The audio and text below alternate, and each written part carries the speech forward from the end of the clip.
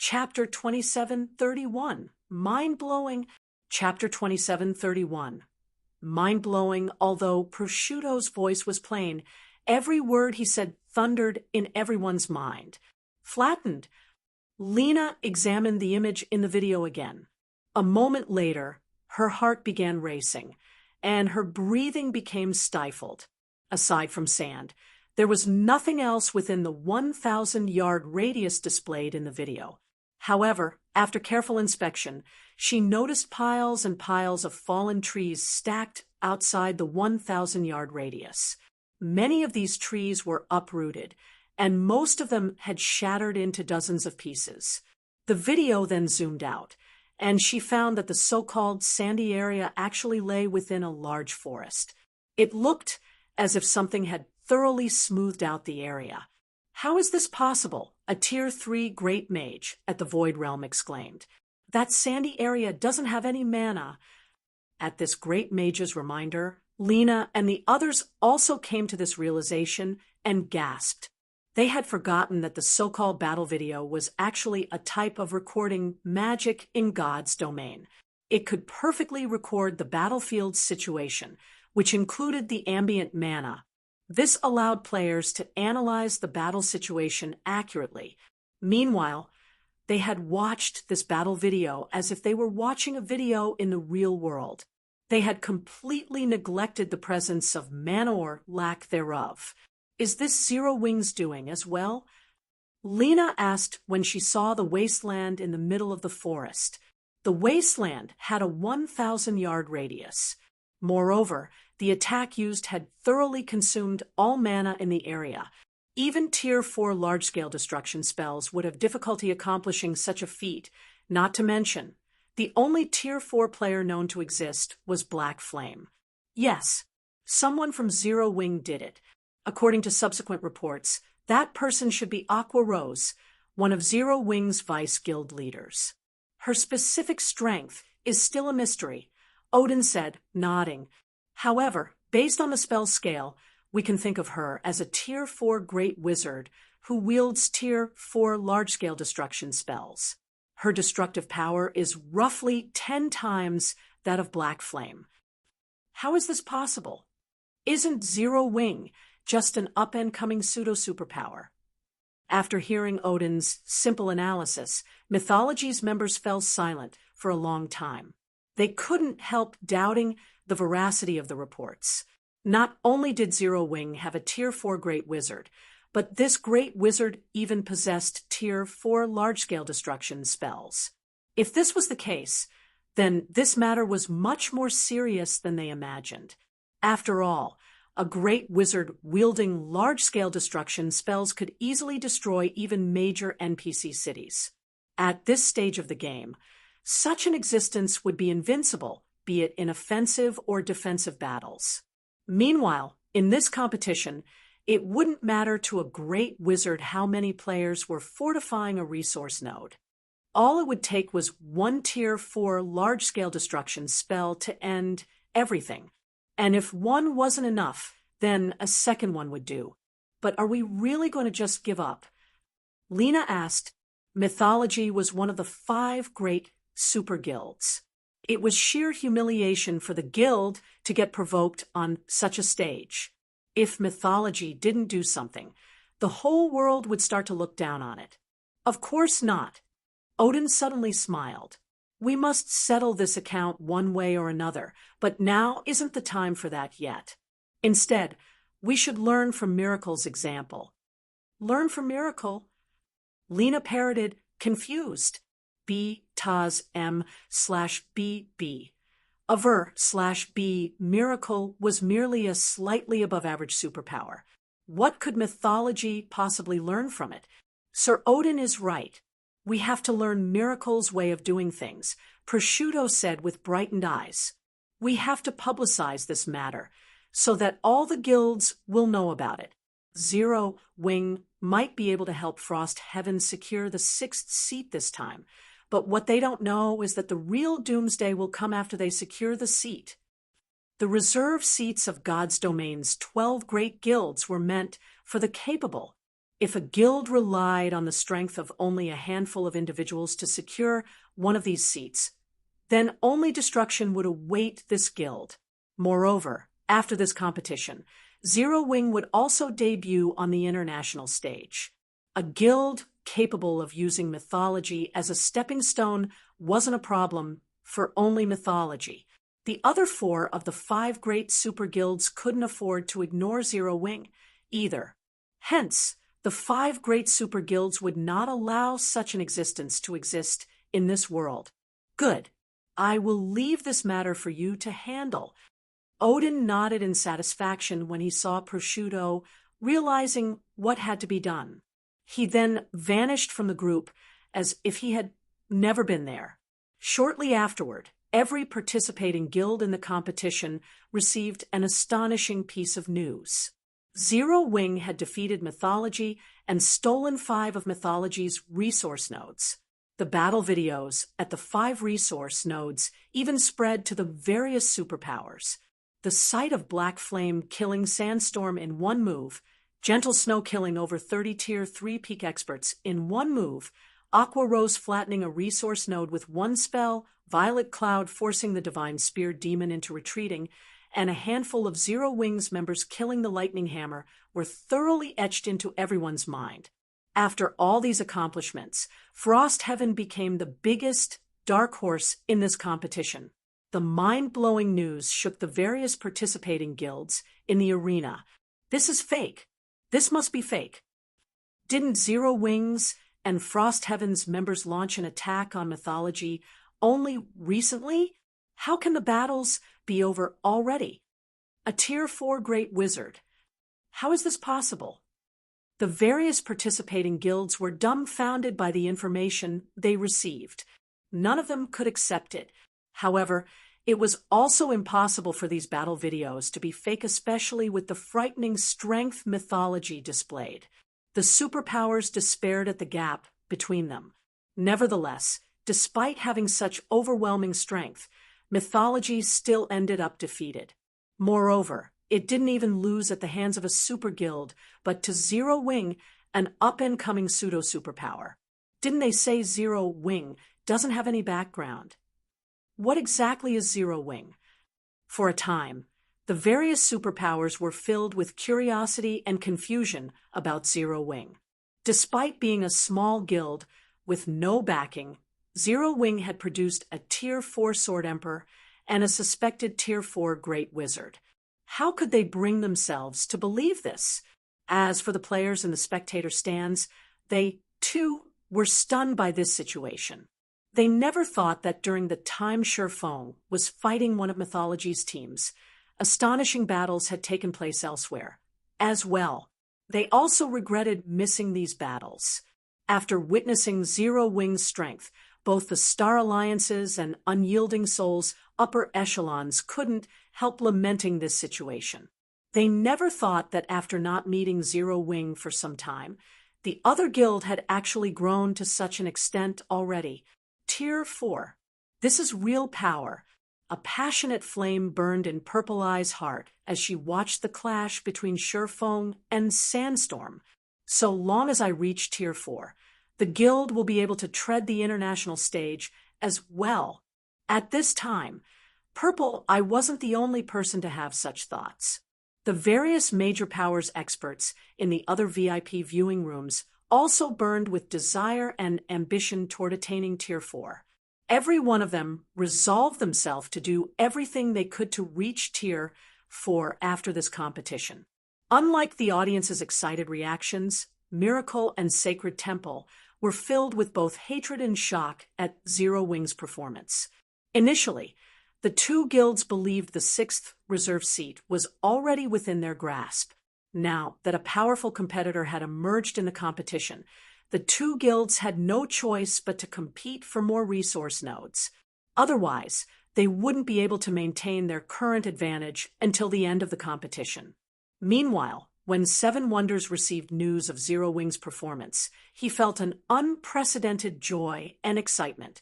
He truly had not expected the helpers Hong Xinyuan recruited to be powerful enough to pull Frost Heaven out of its hopeless situation and give it a chance to win a reserve seat. To ensure Frostheaven secured the 6th reserve seat, after Frostheaven became one of the top 5 ranking guilds on island number 17, Seven Wonders led a team to other islands to compete for more resource nodes. For a time, Miracle, Sacred Temple, and Frostheaven frantically fought all over the arena. Despite suffering immense casualties, the 3 guilds continued fighting until the bell signaling the end of the competition rang. Meanwhile, after the competition ended, huge holographic screens appeared on top of every island, the screens listing the total points accumulated by the participating guilds one after another. Mythology, 12,610 points. Pantheon, 3,920 points. Sky Dragon Family, 4,550 points. Netherworld Empire, 13,350 points. Miracle, 5,230 points. Sacred Temple, 5,180 points. As the names of the participating guilds appeared one after another, Frostheaven's members grew increasingly nervous.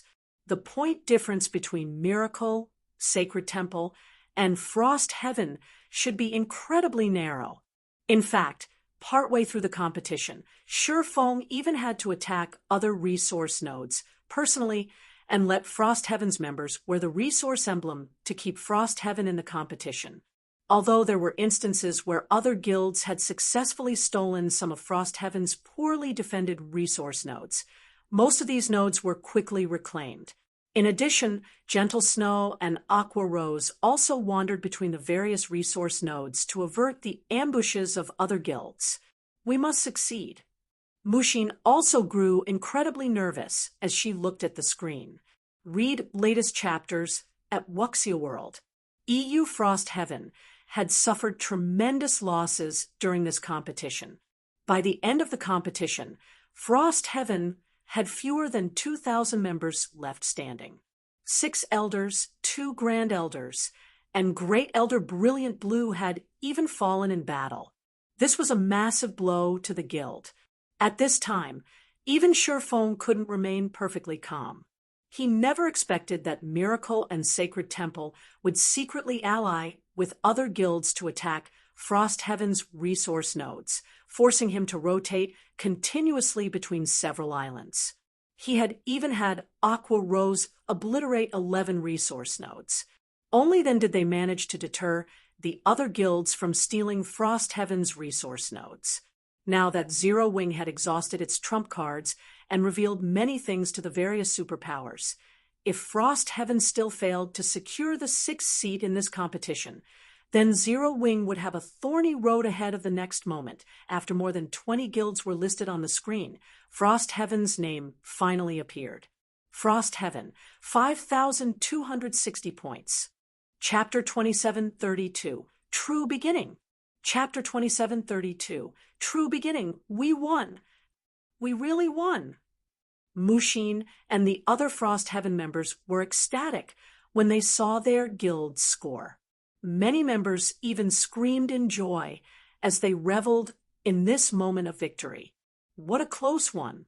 Shurfong couldn't help a sigh of relief. In the end, Frostheaven had beaten Miracle by only 30 points, which was just 1 hour's worth of points for an advanced resource node. If not for some of the other guilds giving up on competing for Frostheaven's resource nodes, Miracle might have won the 6th seat instead. Shurfong had to admit that Miracle's foundations were much stronger than many super guilds. Fortunately, everything went according to plan. Now that Frostheaven has secured the 6th seat, we won't have to worry about getting slots to enter the upper zone. We'll also gain the privilege of garrisoning a city in a kingdom. When Shurfong saw the guilds listed on the screen being reorganized based on their points, and Frostheaven officially ranking 6th, he began considering the next step of his plans. In his previous life, the arrival of the first major update had brought about a complete change in God's Domain's power structure. Because of the NPC Forces Edition, the superpowers competitors were no longer limited to just the major powers. The NPC forces also became huge competitors. These NPC forces were no ordinary organizations. Before God's Domain underwent its first major update, the NPC population in God's Domain had been minuscule. However, after the major update, the NPC population would increase crazily. Along with the increase in NPC population, the NPC forces normally only mentioned in books or conversations between NPCs would make their debut in the game. In fact, in a few more days, the various major powers would discover a frightening matter. Despite how massive God's Domain's player population was, players made up only a small minority of God's Domain's inhabitants. Yes, despite the game's current player population being over 10 billion, players were only a minority in the world of God's Domain. B/B in the future, any random kingdom would easily have over 2 billion NPCs. The current player population could, at best, match the total NPC population in 5 or 6 kingdoms, which was roughly equivalent to the standard of one empire. However, God's Domain's players were scattered across the various kingdoms and empires on the 2 main continents. There were also a large number of players in the many other worlds. Hence, in the future, the native powers would become the strongest forces in the various kingdoms and empires. Moreover, after this major update, a severe problem would pop up: the disappearance of the protection mechanism for players. At this point, most players weren't even aware of this protection mechanism's existence. This was because this so-called protection mechanism only prevented NPCs from actively targeting players. Hence, most players wouldn't notice its existence and true purpose. They merely took its benefits for granted. However, all of this would change in the world of God's Domain in the future. So long as players left the city, they would no longer enjoy this protection mechanism. What did this mean? Ordinary players would most likely have a difficult time imagining the consequences of such a change. However, this would be a disaster for the growing guilds of God's Domain. This was because NPCs would become capable of taking the initiative to attack players. Highway robbery, launching ambushes when players were killing monsters, killing players because of a random mood swing. Such incidents would become normal occurrences in the future. In fact, Shi Feng himself had been robbed by Tier 4 NPCs on numerous occasions in his previous life. Of course, powerful NPCs wouldn't rob just anyone they saw. They would focus on stealing incredibly valuable items. Ordinary items would hardly arouse the interest of these powerful NPCs. This change in the game was highly unfavorable for Shi Feng. After all, he carried too many valuable items. As he had the game's rules protecting him before, he hadn't worried about NPCs attacking him.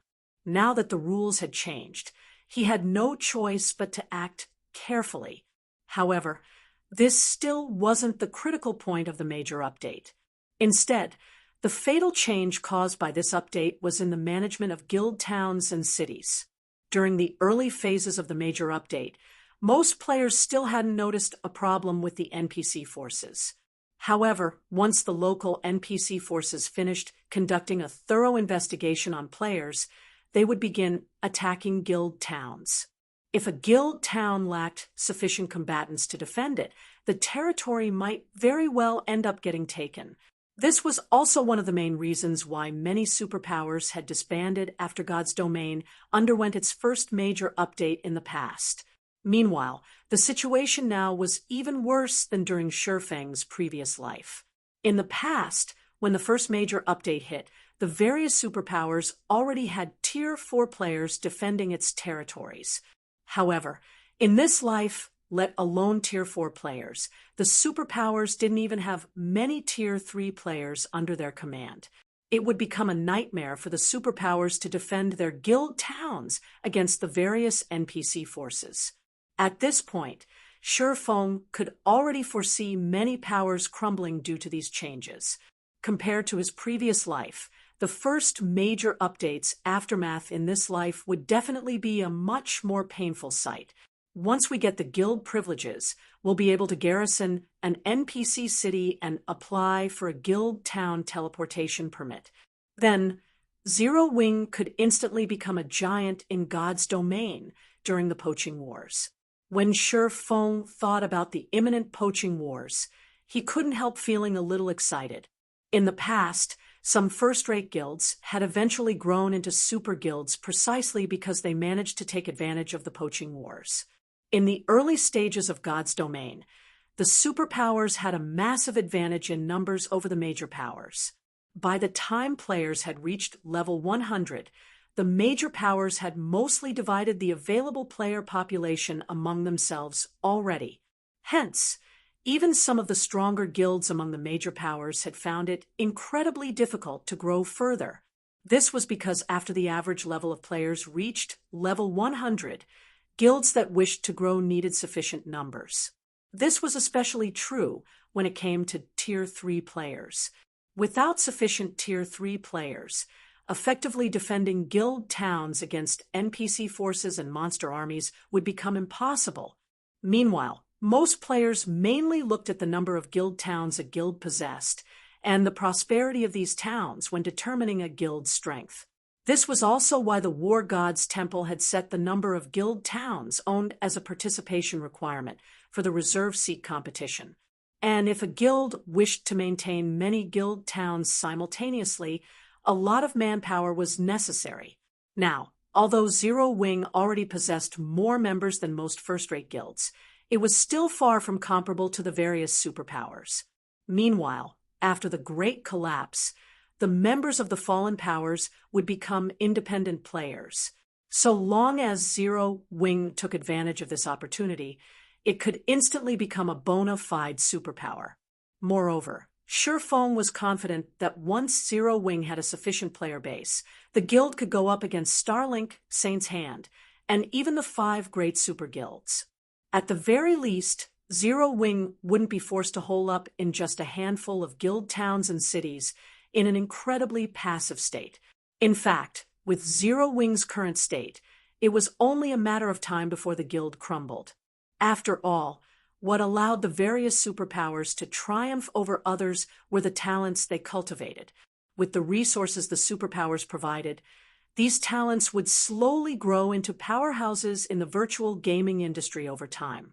If Zero Wing did not make sufficient preparations, with the guild's current scale and talent count, the guild would be fortunate to keep itself alive in the future.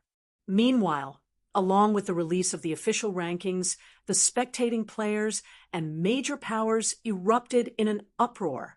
Crap! Frost Heaven actually got a seat. Frost Heaven really is lucky. It actually found a dark horse like Zero Wing. With this, Frost Heaven really is going to rise to prominence. Zero Wing, is it? While the spectating players and major powers found Frost Heaven's victory surprising, they didn't feel particularly surprised by it either. After all, the Tier 4 combatants Zero Wing possessed were simply too terrifying. They were not opponents Tier 3 players could hope to contend with. The major powers paid more attention to Zero Wing than to Frost Heaven. Frost Heaven can consider themselves lucky. After looking at the guild rankings, Cold Shadow glanced at Shi Feng's information and sneered. However, Zero Wing won't be as lucky afterward. The nail that sticks out gets hammered. This held especially true for a prominent guild like Zero Wing. The various superpowers were greatly limited in the forces they could bring out during this competition. This was especially true for the 5 great super guilds. After all, Tier 3 was the minimum standard for players to participate in the competition. However, there was no such restriction in the outside world.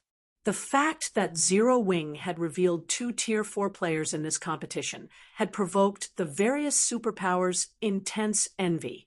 Zero Wing was merely a pseudo-superpower, yet it had actually produced 2 Tier 4 players. If someone were to say that there wasn't a secret behind this achievement, nobody would believe them. After this competition, She could easily foresee that both ordinary powers and superpowers would hound Zero Wing until the guild gave up its secret to completing the Tier 4 promotion. Otherwise, only death would await Zero Wing. As the various superpowers began to plot against Zero Wing, Shifeng remained wholly unaware of the matter. After the War Gods Temple announced the winners for the 6 reserve seats and awarded Zero Wing with a War Gods Temple official guild certificate, Shifeng promptly disbanded his team and bid goodbye to Mushin. He did not stay behind to take part in Frost Heaven's celebration banquet, but quietly left the Fire Dragon Empire instead. This caused Seven Wonders and Hong Xinyuan to lament the missed opportunity to thank Shifeng properly. Black Flame really is an unfathomable person. After watching Shifeng's figure disappear into the distance, Seven Wonders turned to Mushin and said earnestly, "Mushin, you'll be the first vice guild leader from now on. You'll be responsible for the matter regarding the upper zone slots, S-rank nutrient fluids, and subsequent affairs relating to our alliance with Zero Wing. I believe you can handle them well. Read latest chapters at Wuxia World. EU, guild leader, please rest assured. I will definitely handle them well," Mushin answered ecstatically. Meanwhile, after Shifeng left the War Gods Temple, he did not hurry to return to Zero Wing's residence to preside over the changing situation. Instead, he made his way to the Twin Towers Kingdom, a dilapidated country on the brink of destruction, which would also become one of the most brilliant kingdoms in the future. Twin Towers City, City Hall. "Sir, how may I be of service?" a level 180, Tier 3 male administrator asked when he saw Shifeng enter the building. "If you wish to purchase land, I will have to apologize in advance. We are no longer selling land to the public." "No, I'm not here to purchase land," Shifeng said, shaking his head. He then took out the official guild certificate from the War Gods Temple and said, "I am Zero Wing's guild leader. My guild wishes to officially garrison this city. May I know if that's possible?" Chapter 2733, Garrisoning Twin Towers. Chapter 2733, Garrisoning Twin Towers. Vico, the level 180, Tier 3 male administrator, looked at the certificate in Shifeng's hand and carefully inspected it. "Yes, this is indeed an official guild certificate from the War Gods Temple." Vico nodded, his gaze turning respectful as he looked at Shifeng. He then added slowly, "Lord Guild Leader, there is nothing wrong with your guild certificate. However, I'm afraid that, as an ordinary guild, your guild does not qualify to garrison our kingdom's capital. You can only choose to garrison another of the Twin Towers Kingdom cities." Sure enough, the guild still can't garrison the capital city. Shifeng was not particularly surprised by Vico's rejection.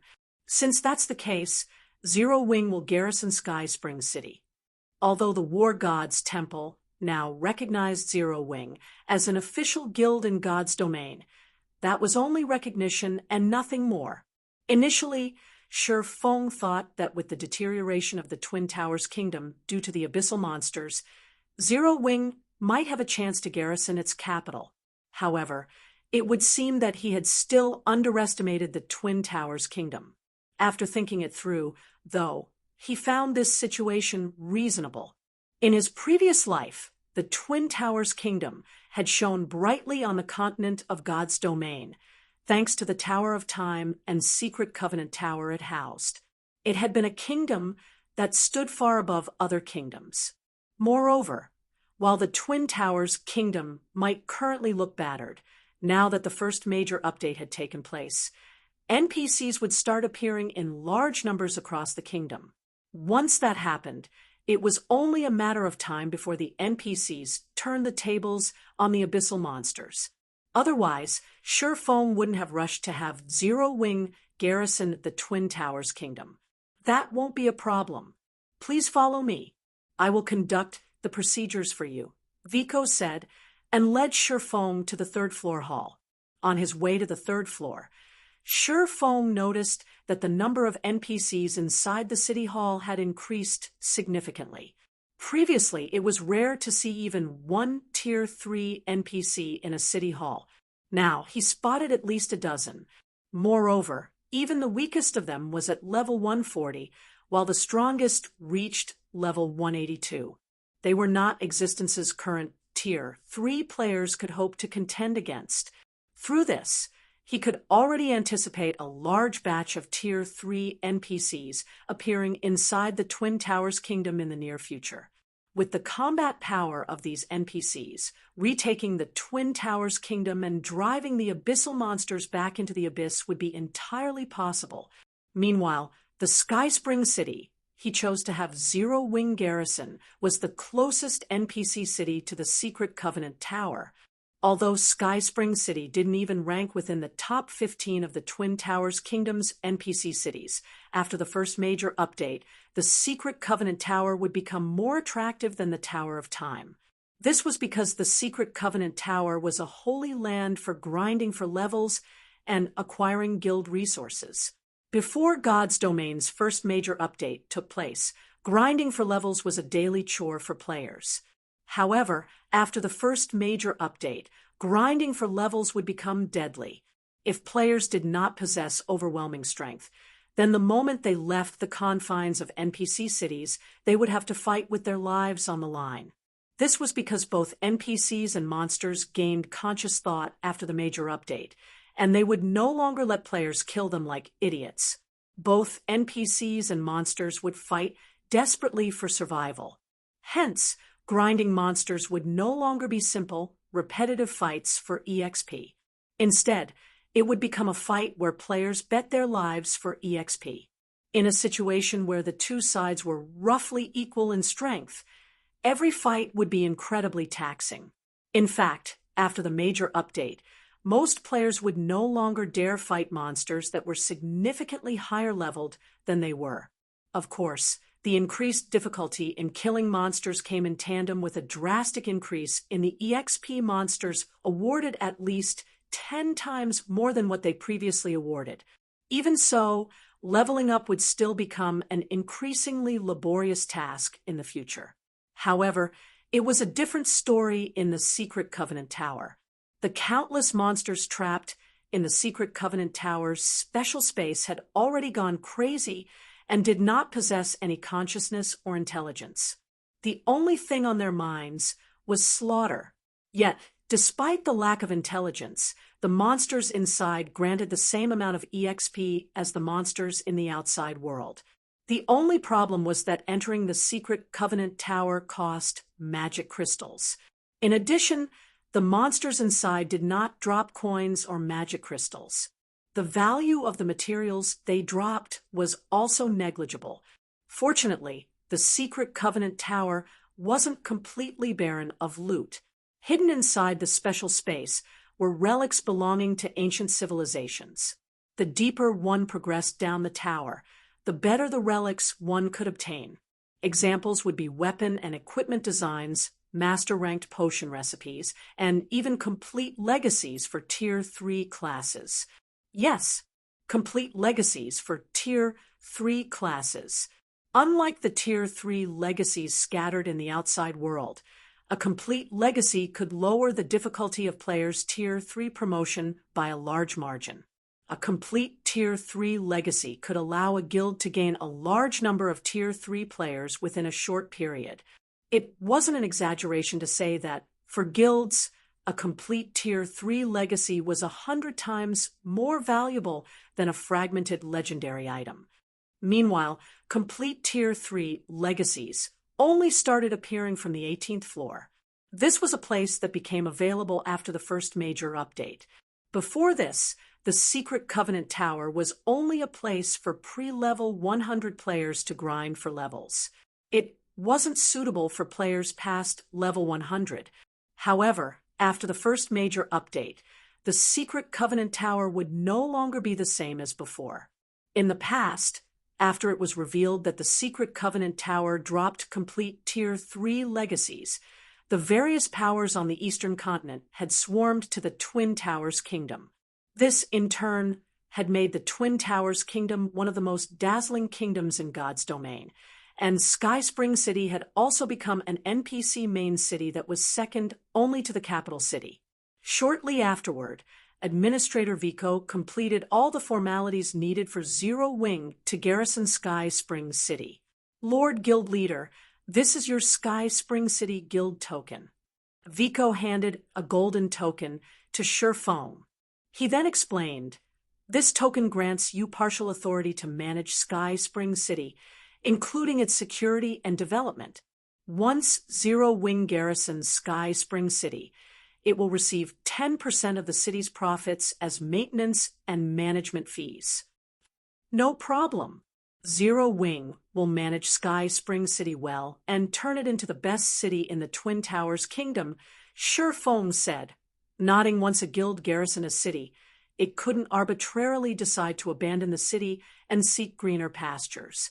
One could say that the guild and city were bound together for good or ill. Thus, even after guilds obtained the qualifications to garrison an NPC city, they still had to be careful with their choice. Fortunately, Shurfeng didn't have to concern himself with such a problem. Sky Spring City was bound to become one of the important hubs in the Eastern continent.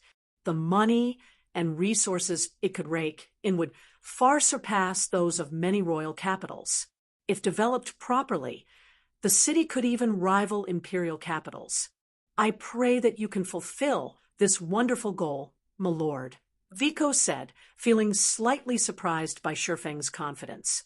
Now that Zero Wing has officially garrisoned Sky Spring City, can we enable Sky Spring City's city teleportation network? Shurfeng asked.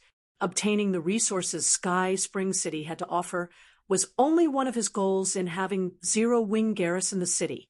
What was more important for Zero Wing was the city teleportation network that came with garrisoning a city. This was also the main reason the various superpowers had frantically fought to secure a reserve seat. Certainly, however, your guild will have to handle the cost of binding with Sky Spring City's teleportation magic array, Vico said with a hint of joy in his voice.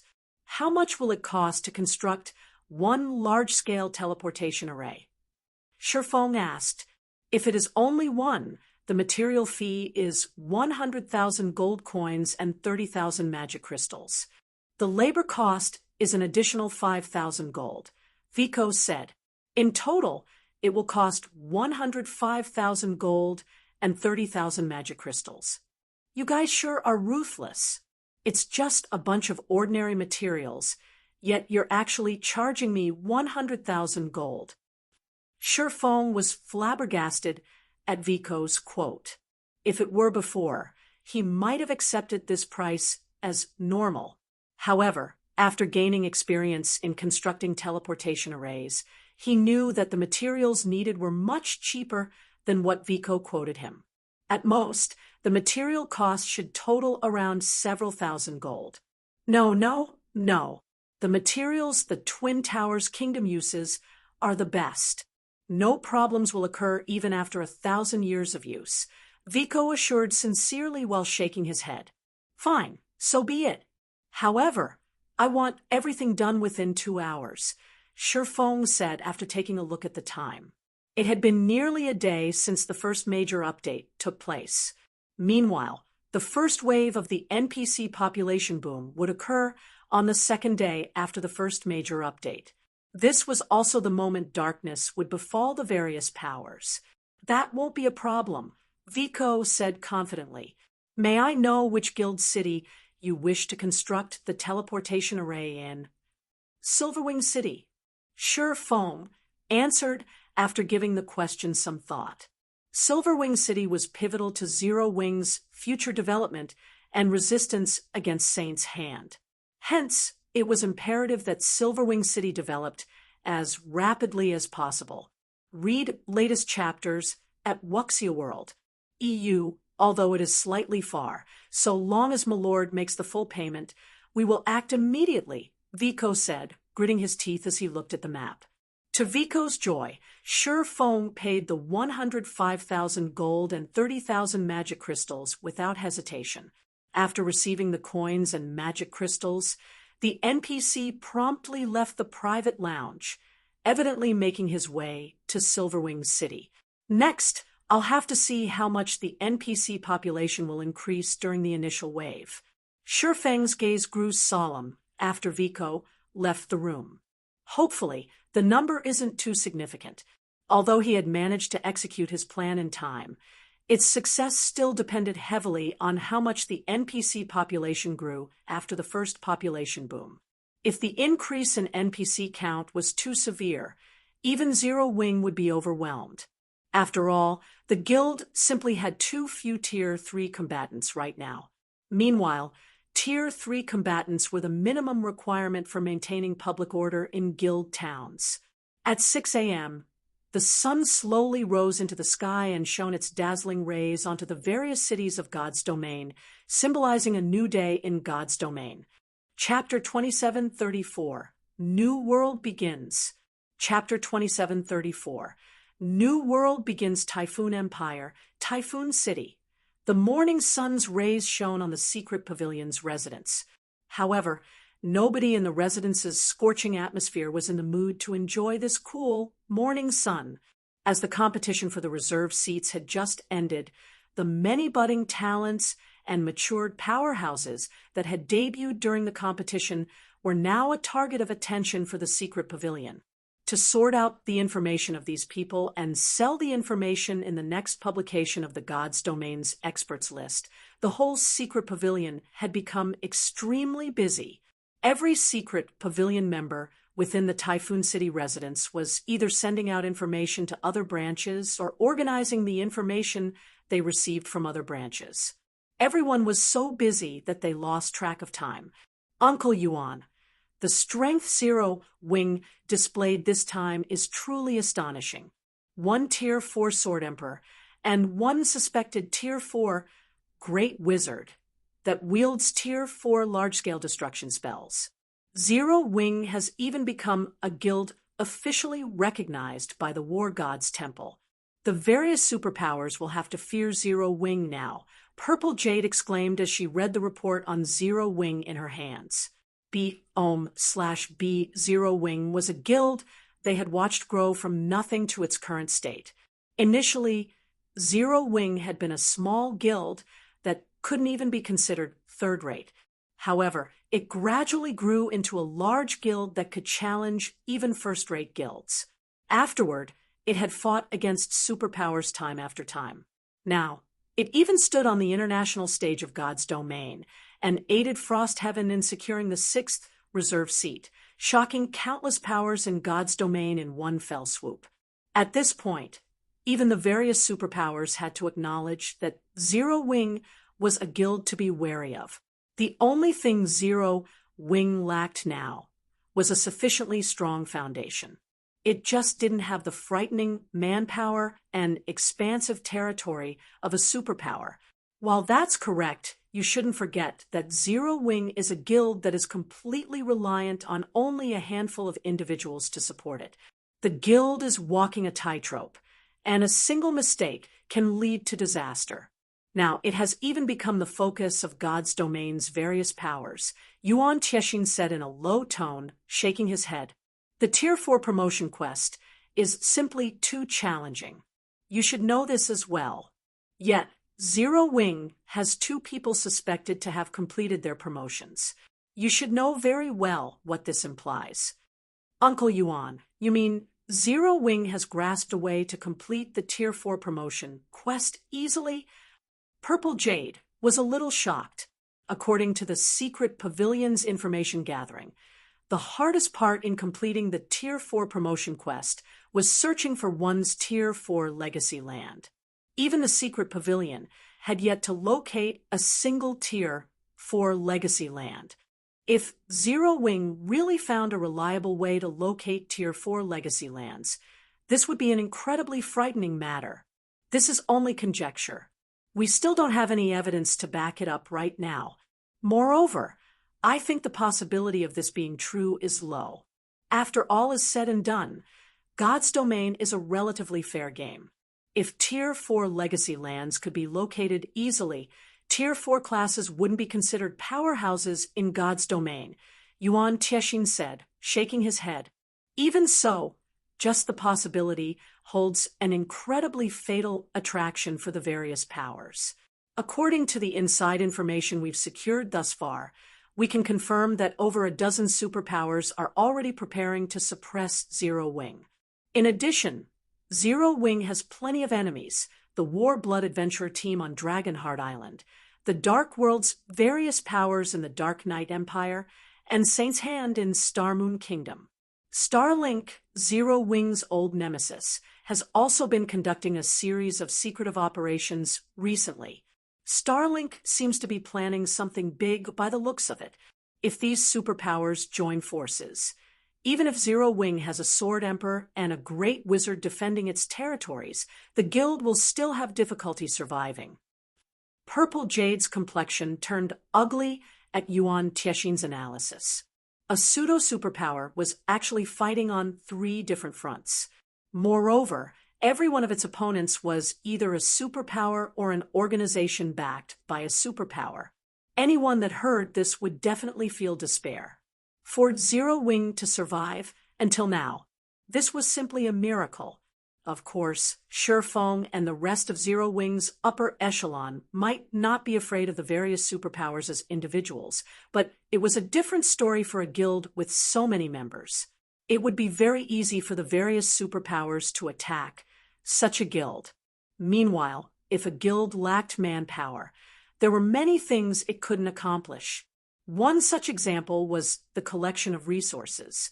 Just this point alone would be sufficient to make Shifeng and the others crumble.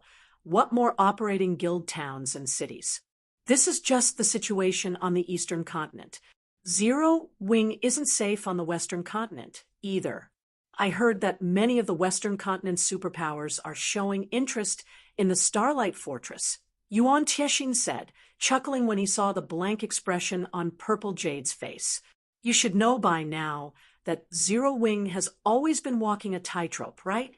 What happens next will depend on what kind of decision Black Flame makes. If Black Flame handles this properly and avoids disaster, with Zero Wing's current foundations, it is definitely possible for the guild to progress further. If it's mishandled, then Zero Wing will be eternally doomed. When Yuan Tiexin stated his last sentence, his voice was filled with confidence. That was because, unlike most people, he knew that mythology was most likely the driving force behind the various superpowers' decision to act against Zero Wing this time. Mythology was a behemoth. It had an unfathomable foundation in both the virtual gaming world and the real world. It was an existence that even the current secret pavilion feared greatly. As Yuan Tiexin and Purple Jade conversed, the sound of hurried footsteps suddenly came from outside the office door. The next moment, a level 114 Tier 3 ranger barged into the office, which made Yuan Tiexin frown in obvious dissatisfaction with this Tier 3 ranger's panicky actions. "What's the matter? Why are you in such a rush?" Yuan Tiexin questioned in a low tone. "It's bad. Elder Yuan, something big happened," the Tier 3 ranger reported hurriedly as he wiped the sweat off his forehead. "Just a while ago, our branches sent in news that a large number of NPCs have appeared on the streets of the various cities. So what if NPCs appeared? What's there to be surprised about?" Yuan Tiexin reacted nonchalantly. In God's domain, as a town or city developed, the number of NPC residents would increase. This was a normal occurrence. Moreover, players and NPCs practically lived in 2 completely different worlds. The interactions between the 2 sides were few and far between, but the numbers are far too massive, the Tier 3 ranger insisted anxiously. "How many?" Yuan Tiexin asked, his curiosity piqued. "Too many. I don't know how many appeared, either." Gulping, the Tier 3 ranger pointed at the nearby window and said, "I think you should look for yourself, Elder Yuan. This matter has already caused an uproar among the players in the city." Uproar. Yuan Tiexin couldn't help his puzzlement. Read latest chapters at Wuxia World. EU, however, he felt that the ranger before him shouldn't be lying. He immediately stood up and approached the window. When the view outside the French window entered his sight, Yuan Tiexin froze on the spot in stupefaction. "Uncle Yuan?" Purple Jade grew puzzled as well when she saw Yuan Tiexin standing stock-still. She then walked toward the window to take a look as well. NPCs thronged the main street outside the residence, talking and laughing in groups. Many were adventurers clad in exquisite equipment. Even the lowest leveled among them was level 120, while the strongest one reached level 194.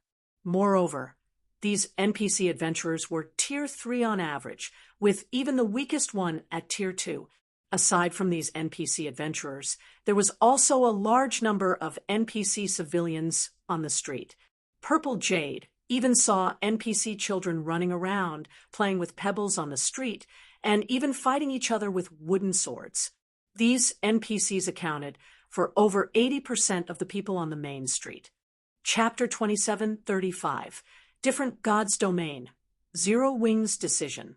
Chapter 2735, Different God's Domain, Zero Wings Decision.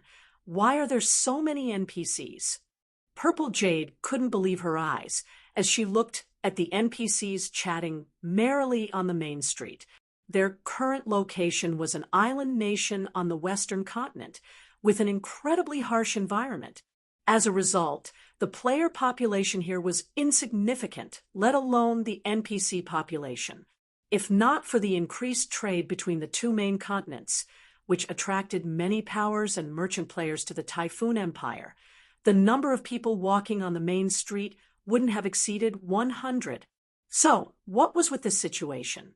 With just a casual glance, she already spotted more than 1,000 NPCs, many of them NPC adventurers. Players were only a small group of unremarkable existences. After pondering for some time, Yuan Tiexin turned around and asked the Tier 3 Ranger, "Have you investigated the origins of these NPCs yet?" "We've investigated already. However, we don't know where these NPCs came from. The only thing we know is that these NPCs seem to have appeared directly inside the various NPC cities," the Tier 3 Ranger replied, shaking his head. Anxiously, he continued, "The appearance of these NPCs has caused a sharp drop in the number of quests available in the Adventurers Association. The number of quests players can pick up is continuously decreasing. Moreover, what else is there?" Yuan Tiexin asked curiously. According to reports, many players have been killed after coming into conflict with NPCs outside the cities. However, this still isn't the most important part. In an uneasy tone, the ranger continued, "Now, many NPCs have also flooded into the various guild towns and cities, and some NPCs with bad behavior have caused a lot of incidents. Most importantly, according to our observations, various NPC forces are actually secretly investigating us." "How is this possible?" Purple Jade goggled in shock. She never thought that there would come a day where the NPCs who only knew how to give quests would secretly investigate them. She got goosebumps at the thought of this. It was as if the dolls they were playing with had suddenly gained life and began secretly observing their every action. At this time, the secret pavilion wasn't the only one shocked by the sudden influx of NPCs in the game. The various powers and players of God's Domain were similarly horrified by this situation. What's going on? Why are so many NPCs competing with us for quests? That's nothing. I feel that these NPCs are looking at us players as if they are looking at aliens. Some bars in the city are actually refusing entry to players. You think that's surprising? Wait till you go out to the fields. Right now, the NPCs out in the fields far outnumber us players. Some of these NPCs are even stealing dungeons from us. For a time, independent players had heated discussions over the sudden changes in God's Domain. Everyone felt as if they had truly arrived in a different world. Now, in addition to other players, they also had to compete with NPCs. Moreover, These NPCs were even more difficult to deal with than players. Not only were these NPCs powerful, but they also had an overwhelming advantage in numbers over players. The only advantage players had was their inability to die a permanent death. However, as if understanding this point, the NPCs generally didn't forge irreconcilable feuds with players. Most of them would only teach the players that offended them a lesson. Only the Dark Forces, NPCs, disregarded this matter, compared to the independent players, though the various powers were the ones that had a truly big headache. Damn it! Why did all these NPCs come from? Instead of staying in NPC cities, they actually came to make trouble in our guild towns and cities. Many of our businesses can't even operate normally thanks to them. That's not all. Some NPCs are even robbing our mines and transportation teams. Along with the sudden influx of NPCs, the various powers suddenly found that the difficulty of maintaining the security of guild towns and cities and completing large-scale transportation quests had increased drastically. Some superpowers had even tasted getting bullied for the first time since entering God's domain. However, the current players were simply no match for these NPC forces. Even the superpowers had no choice but to abandon many of their development plans and focus on protecting their territories. As for the major powers, they even began abandoning some of their guild towns to concentrate their forces on defending their crucial territories. For a time, the various player forces in God's domain shrank rapidly. Simultaneously, they also began recruiting members desperately to defend against the NPC forces' assault. Silverwing City, Zero Wing's residents. Due to the sudden increase in the game's NPC population and the many incidents subsequent to this change, Zero Wing's upper echelon had gathered to discuss how to deal with these NPCs. Guild leader. The major powers are frantically recruiting members to consolidate their power. They are also spending a lot of money to hire Tier 3 NPCs from the Adventurers Association to guard their guild towns. If we don't act now, I'm afraid the more powerful Tier 3 NPCs will be snatched up by others, Liang Jing said anxiously to Shifeng after reading the latest report. The sudden influx of NPCs had caught every player off guard.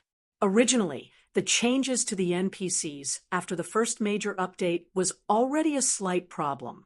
Now that the NPC population far surpassed the player population, this change was no longer just a problem, but a disaster. Zero Wing's 3 guild cities held strategic locations and also had incredible growth potential. Meanwhile, according to the information Liang Jing's subordinates sent her, many NPC forces had already set their sights on Zero Wing's guild cities. These NPC forces refrained from taking action only because they were still investigating Zero Wing's strength. However, once they completed their investigation, they would most likely take action immediately. If an NPC force took action, it could create much more trouble than a player force. While the possibility of a frontal confrontation was low, it wasn't exactly impossible. And even if the various NPC forces did not directly assault Zero Wing's guild cities, they could still dispatch NPCs to lurk around the guild cities' trade routes and ambush susceptible targets. That would be a nightmare for Zero Wing. Hence, Zero Wing had to increase its defenses as soon as possible. That's right. Guild leader. If we act slowly, the various major powers will steal all of the powerful Tier 3 NPCs. The other management personnel present nodded in agreement with Liang Jing. In the current situation, even the various superpowers had to lower their heads and hire NPCs from the Adventurers Association. If Zero Wing didn't act now, it would soon be too late. After all, there was a limited number of Tier 3 NPCs available for hire at the Adventurers Association. If the other powers got to pick first, nothing would be left for Zero Wing. Although Zero Wing also had many powerful Tier 3 personal guards, these personal guards were still far from enough to maintain the security of 3 cities. Moreover, The difficulty of directly recruiting Tier 3 personal guards was incredibly high. At best, players could only recruit Tier 2 NPCs with good growth potential. In addition, personal guards cost a lot of money to nurture. On the off chance these personal guards died in combat, Zero Wing would suffer a major blow. However, the Adventurers Association's NPCs wouldn't pose such a problem. Even if these NPCs died, it was none of Zero Wing's concern. The guild wasn't obligated to pay a huge price to resurrect these NPCs. That won't be necessary. Shifeng shook his head. While hiring the Adventurers Association's Tier 3 NPCs is indeed a solution, it isn't a long-term one. The cost to hire these NPCs is excessive. Any random Tier 3 NPC will cost at least 100 gold per day to hire, and the defense of a small city will require at least 500 Tier 3 NPCs. That's an expenditure of 50,000 gold per day. Only the superpowers could afford to pay a daily maintenance fee of 50,000 gold for one guild city. However, it was a different story for Zero Wing. Zero Wing originally already spent a lot of coins every day. In fact, the guild was reliant on selling coins for credits to maintain the operation of its headquarters in the real world. Hence, it couldn't afford to hire Tier 3 NPCs to safeguard its guild cities at all. But quite a number of NPCs have begun making a ruckus in our cities. Fortunately, we have Tier 4 NPCs defending our cities, so those NPC forces are still cautious when causing a scene. However, if those NPC forces take action against us outside our cities, we'll have a difficult time managing the situation, Yulan said worriedly. Previously, as their opponents were only players, they could still deal with the situation. However, now that their opponents were Tier 3 NPCs that ranged between level 130 and level 160, Zero Wing was in an incredibly unfavorable situation. Of Zero Wing's combatants, the only ones capable of fighting the hostile NPCs were the guild's personal guards. However, these personal guards were necessary for maintaining order in the guild cities. Let's just stop caring, then, Shifeng said, chuckling. Yulan was stunned by Shifeng's response. Stop caring? At this moment, let alone Yulan, the other Zero Wing executives present were also stunned. What did Shifeng mean by that? If they stopped caring about the situation, how would the 3 guild cities generate income? If the guild cities lost their trade routes, the items sold by NPCs would disappear from the cities. If that happened, the cities would lose a significant portion of their attraction for players. Moreover, the taxes collected from NPC merchants made up a large portion of the guild city's income.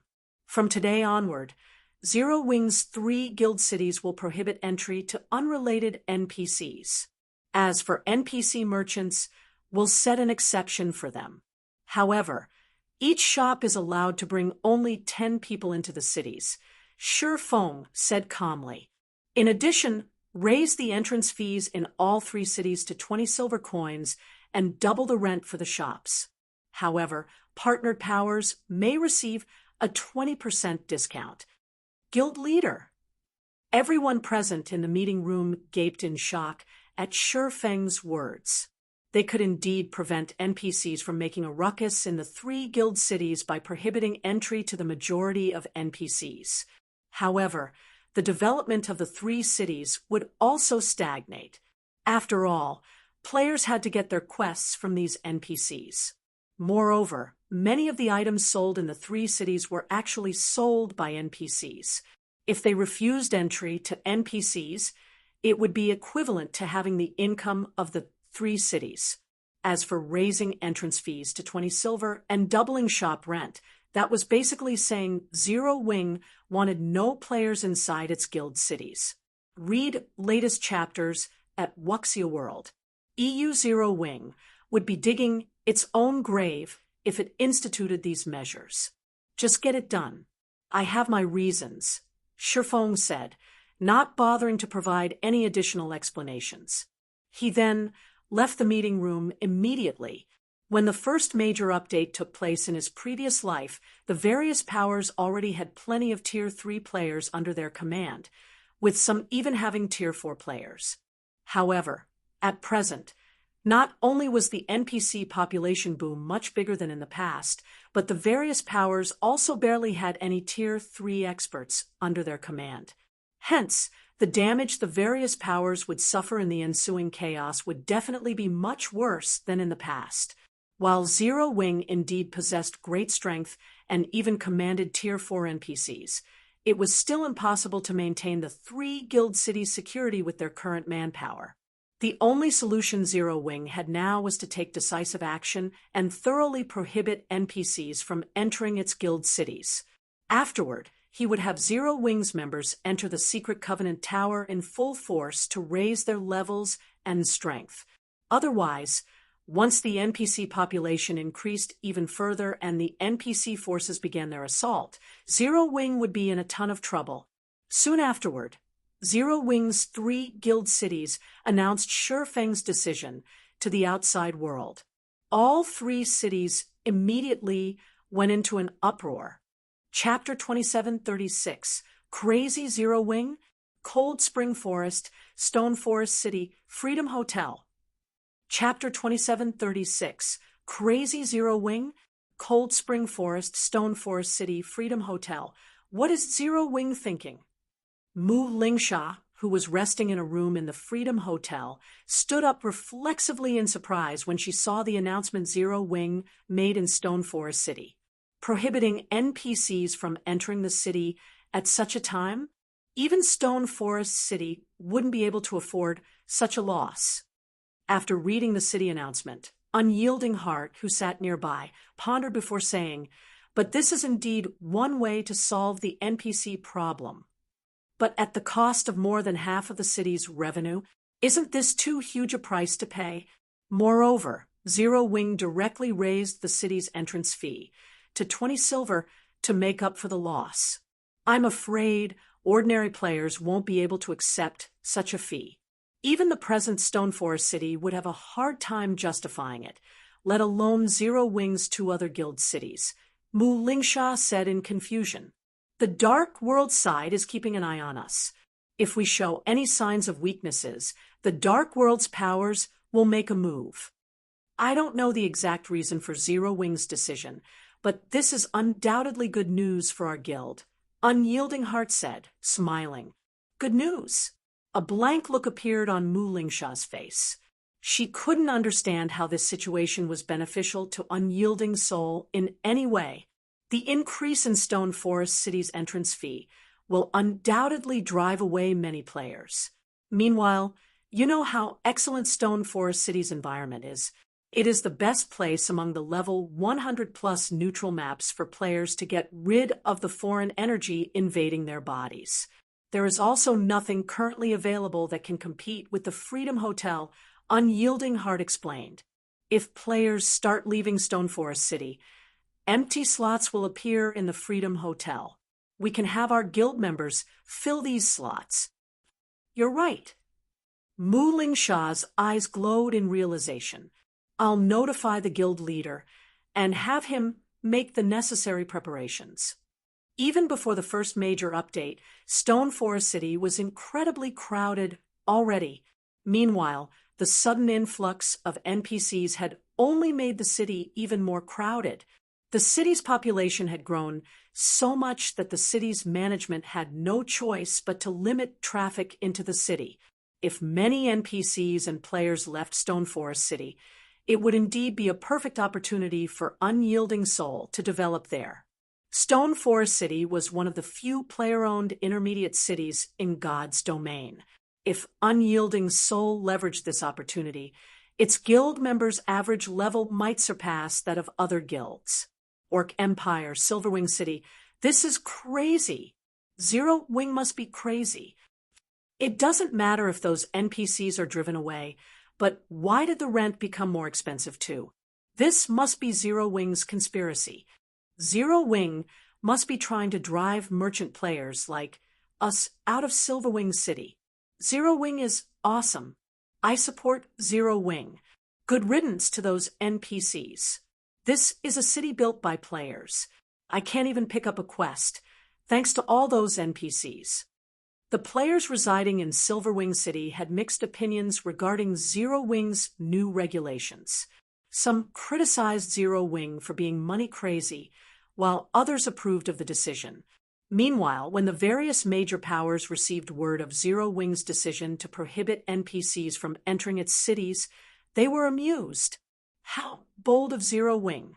I want to see how it's going to continue operating its 3 guild cities. While everyone else is frantically recruiting members and thinking about how to keep themselves alive, Zero Wing is chasing people away. It seems Zero Wing has grown arrogant after helping Frost Heaven become one of the 12 reserve guilds. Now that Silverwing City has taken the initiative to step back in the Orc Empire, it's a good opportunity for our guild to grow. Relay my orders immediately. We'll have our guild town's entrance fee. We'll also lower the membership requirements for our guild. When the various major powers saw Zero Wing driving players away from its cities, they promptly took advantage of this opportunity to increase their market share in the Orc Empire. In less than half an hour, the number of players entering Zero Wing's 3 guild cities decreased significantly. Many ordinary players operating in the Orc Empire opted to visit other guild towns instead. The income Zero Wing generated from NPCs also fell sharply. Guild leader, this really won't do. In less than half an hour, our 3 cities have lost more than 20% of their traffic.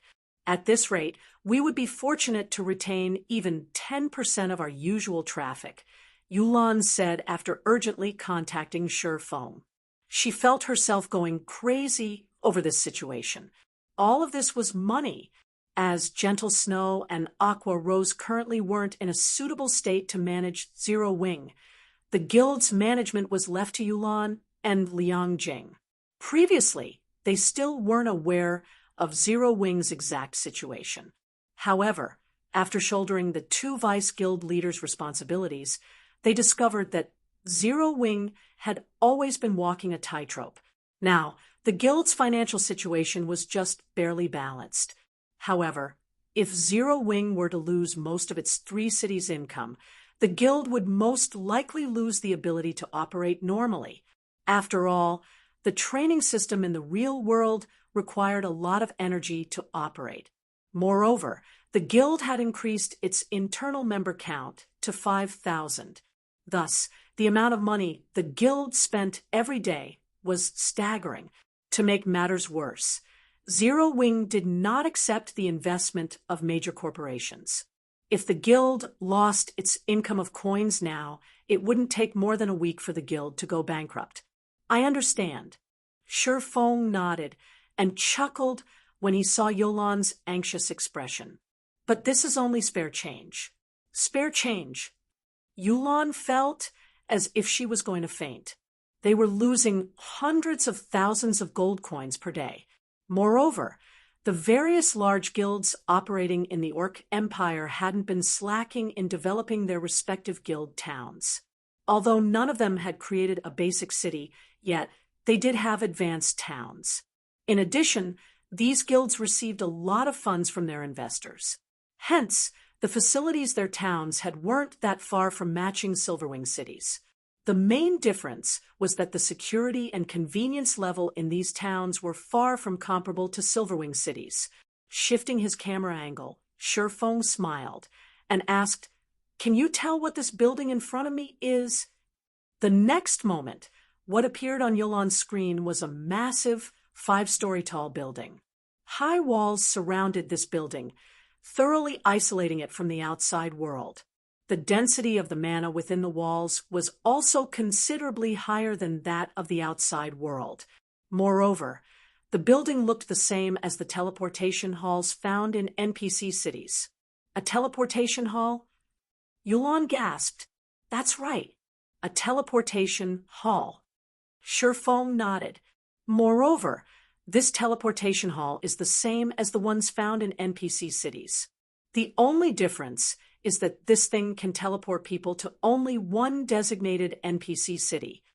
But even if it can teleport players to an NPC city, I'm afraid the teleportation fee isn't something ordinary players can afford, Yulan said after calming down. It was indeed a great convenience for a guild city to have a teleportation hall. That way, players seeking to travel to Silverwing City or NPC cities could do so within a short period. However, this convenience did not come for free. The cost of teleporting between countries was incredibly high, ranging from several dozen silver coins to several gold coins. This was the reason most players opted to travel by mount or by airship. If players were merely using Silverwing City as a teleportation hub, they wouldn't save themselves much trouble. As for teleporting from the Orc Empire to NPC cities, they could use return scrolls. What you say is correct, but this teleportation hall is linked to a somewhat special location, Shifeng said, smiling. He fully understood what was going through Yulan's mind. Isn't the destination an NPC city? Yulan asked, puzzled. Even if Silverwing City's teleportation hall were connected to an empire's capital, it wouldn't be of much help to the current Zero Wing. The target destination is indeed an NPC city, but this NPC city is somewhat different from others. Shifeng nodded. He then added slowly, "You won't understand even if I explain it to you. The teleportation hall is already constructed. Contact Unyielding Soul and Crimson Emperor and have them send representatives to Silverwing City. Tell them I have a business proposition for them." "Are we inviting them over now?" Yulan asked in confusion. Read latest chapters at Wuxia World. The various superpowers were currently shrinking their spheres of influence, and none of them were having a good time. Even if Shifeng invited Unyielding Soul and Crimson Emperor for a discussion, the two guilds would most likely be incapable of solving Zero Wing's predicament. Yes, right now. I'm afraid this is something Zero Wing will have difficulty monopolizing, so we'll need some helpers, Shifeng said, nodding. Guild leader, what are we going to do? Yulan couldn't help asking out of curiosity. The Zero Wing of today was no longer the same as before. It already possessed incredible strength. Yet, Shifeng intended to ask two superpowers for help. This was undoubtedly going to be a huge operation. Moreover, he had even chosen such a precarious time to carry it out. Any mistake could easily lead to huge problems for the guild. Hearing Yulan's question, Shifeng chuckled and said casually, "It's nothing. It's just an operation to turn Zero Wing into a true giant in God's domain." Chapter 2737, Wealthy Shifeng. Chapter 2737, Wealthy Shifeng, Silverwing City, Southern District. On a sparsely populated street, for players wearing black cloaks walked slowly into an alleyway. They would also occasionally observe their surroundings to guard against being followed. After the four of them walked a certain distance into the alleyway and verified that there were indeed no players following them, they breathed out a sigh of relief. What is this black flame trying to do? Why must we act so secretively and not let others notice us? A female guardian knight with shoulder-length hair demanded in dissatisfaction. Blue, illusory words, the cleric in holy white robes, glared at the female knight standing beside her. "I made an exception and brought you here this time. You'd best pay attention to your words and actions." Blue Gown was the vice commander and lead MT of the main force under Illusory Words' command. She ranked third among the guild's new talents and was also Illusory Words' confidant, who would succeed Illusory Words as vice guild leader in the future. Unfortunately, Blue Gown had a common failing, one that plagued all newcomers trained by superpowers. She did not place anyone outside of super first-rate guilds and super guilds in her eyes. After Illusory Words' scathing reprimand, the beautiful female knight dared not continue with her complaints. "Big Sis Illusory, I won't talk about this anymore, so you mustn't forget to bring me along for future matters," Blue Gown said pitifully. Pay attention next time, Illusory Words said, as she gave Blue Gown a pampering look. She then turned to Unyielding Soul and Mu Lingsha and said, I apologize for letting you see such a joke. It's normal for newcomers to be a little arrogant. You can't achieve anything if you don't have such arrogance. You don't have to mind us. Vice Guild Leader Illusory, Unyielding Heart said. He had long since gotten used to similar sights in any other virtual reality game. Being one of the top-ranking newcomers of a super first-rate guild was indeed something worth boasting about. After all, a single super first-rate guild, or super guild, was more than enough to rule an entire virtual reality game back then. How could the top talents of such guilds not be a little arrogant? Hence, it was only natural that these newcomers looked down on up-and-coming guilds. However, the situation was different now. At this point, God's Domain was practically a unique existence, already a game that even international corporations poked their hands into. The influence the various powers in God's Domain held was thousands of times greater than what they held in other virtual reality games. One couldn't use common sense to judge the powers operating within the game at all. Meanwhile, when Blue Gown heard Unyielding Heart's words, although she didn't say anything in response, her eyes held a hint of dissatisfaction. However, I wonder why Guild Leader Black Flame called both our guilds over this time. He even instructed us to keep our visit a secret, Mu Lingsha said. The current Zero Wing was like the midday sun. Its current problems had a very easy solution. Let major corporations invest in the guild. So long as Zero Wing possessed sufficient capital and background, maintaining its current sphere of influence would be a piece of cake. However, Shifeng did not do so. Instead, he had asked their two guilds over to discuss business. Mu Lingsha couldn't help her puzzlement over Shifeng's solution to Zero Wing's current predicament.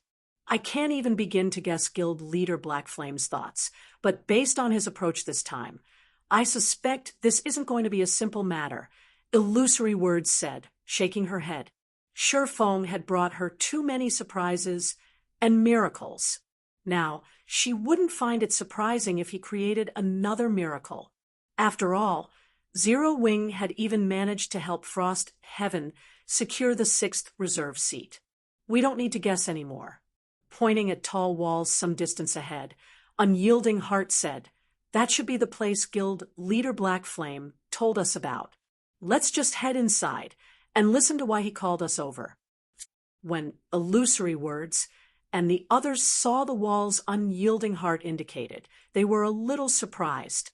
They never thought that the depths of this small alley would conceal such a massive structure. Although the walls were only around a dozen meters in height, the area they occupied was significant. The enclosure they formed could easily fit a football stadium. Based on the enclosure's size, the building inside should be, at the advanced construction standard, at the very minimum, yet nobody had discovered its existence. Even now, when the group of 4 arrived before the steel gate in one of the tall walls, they were dumbfounded.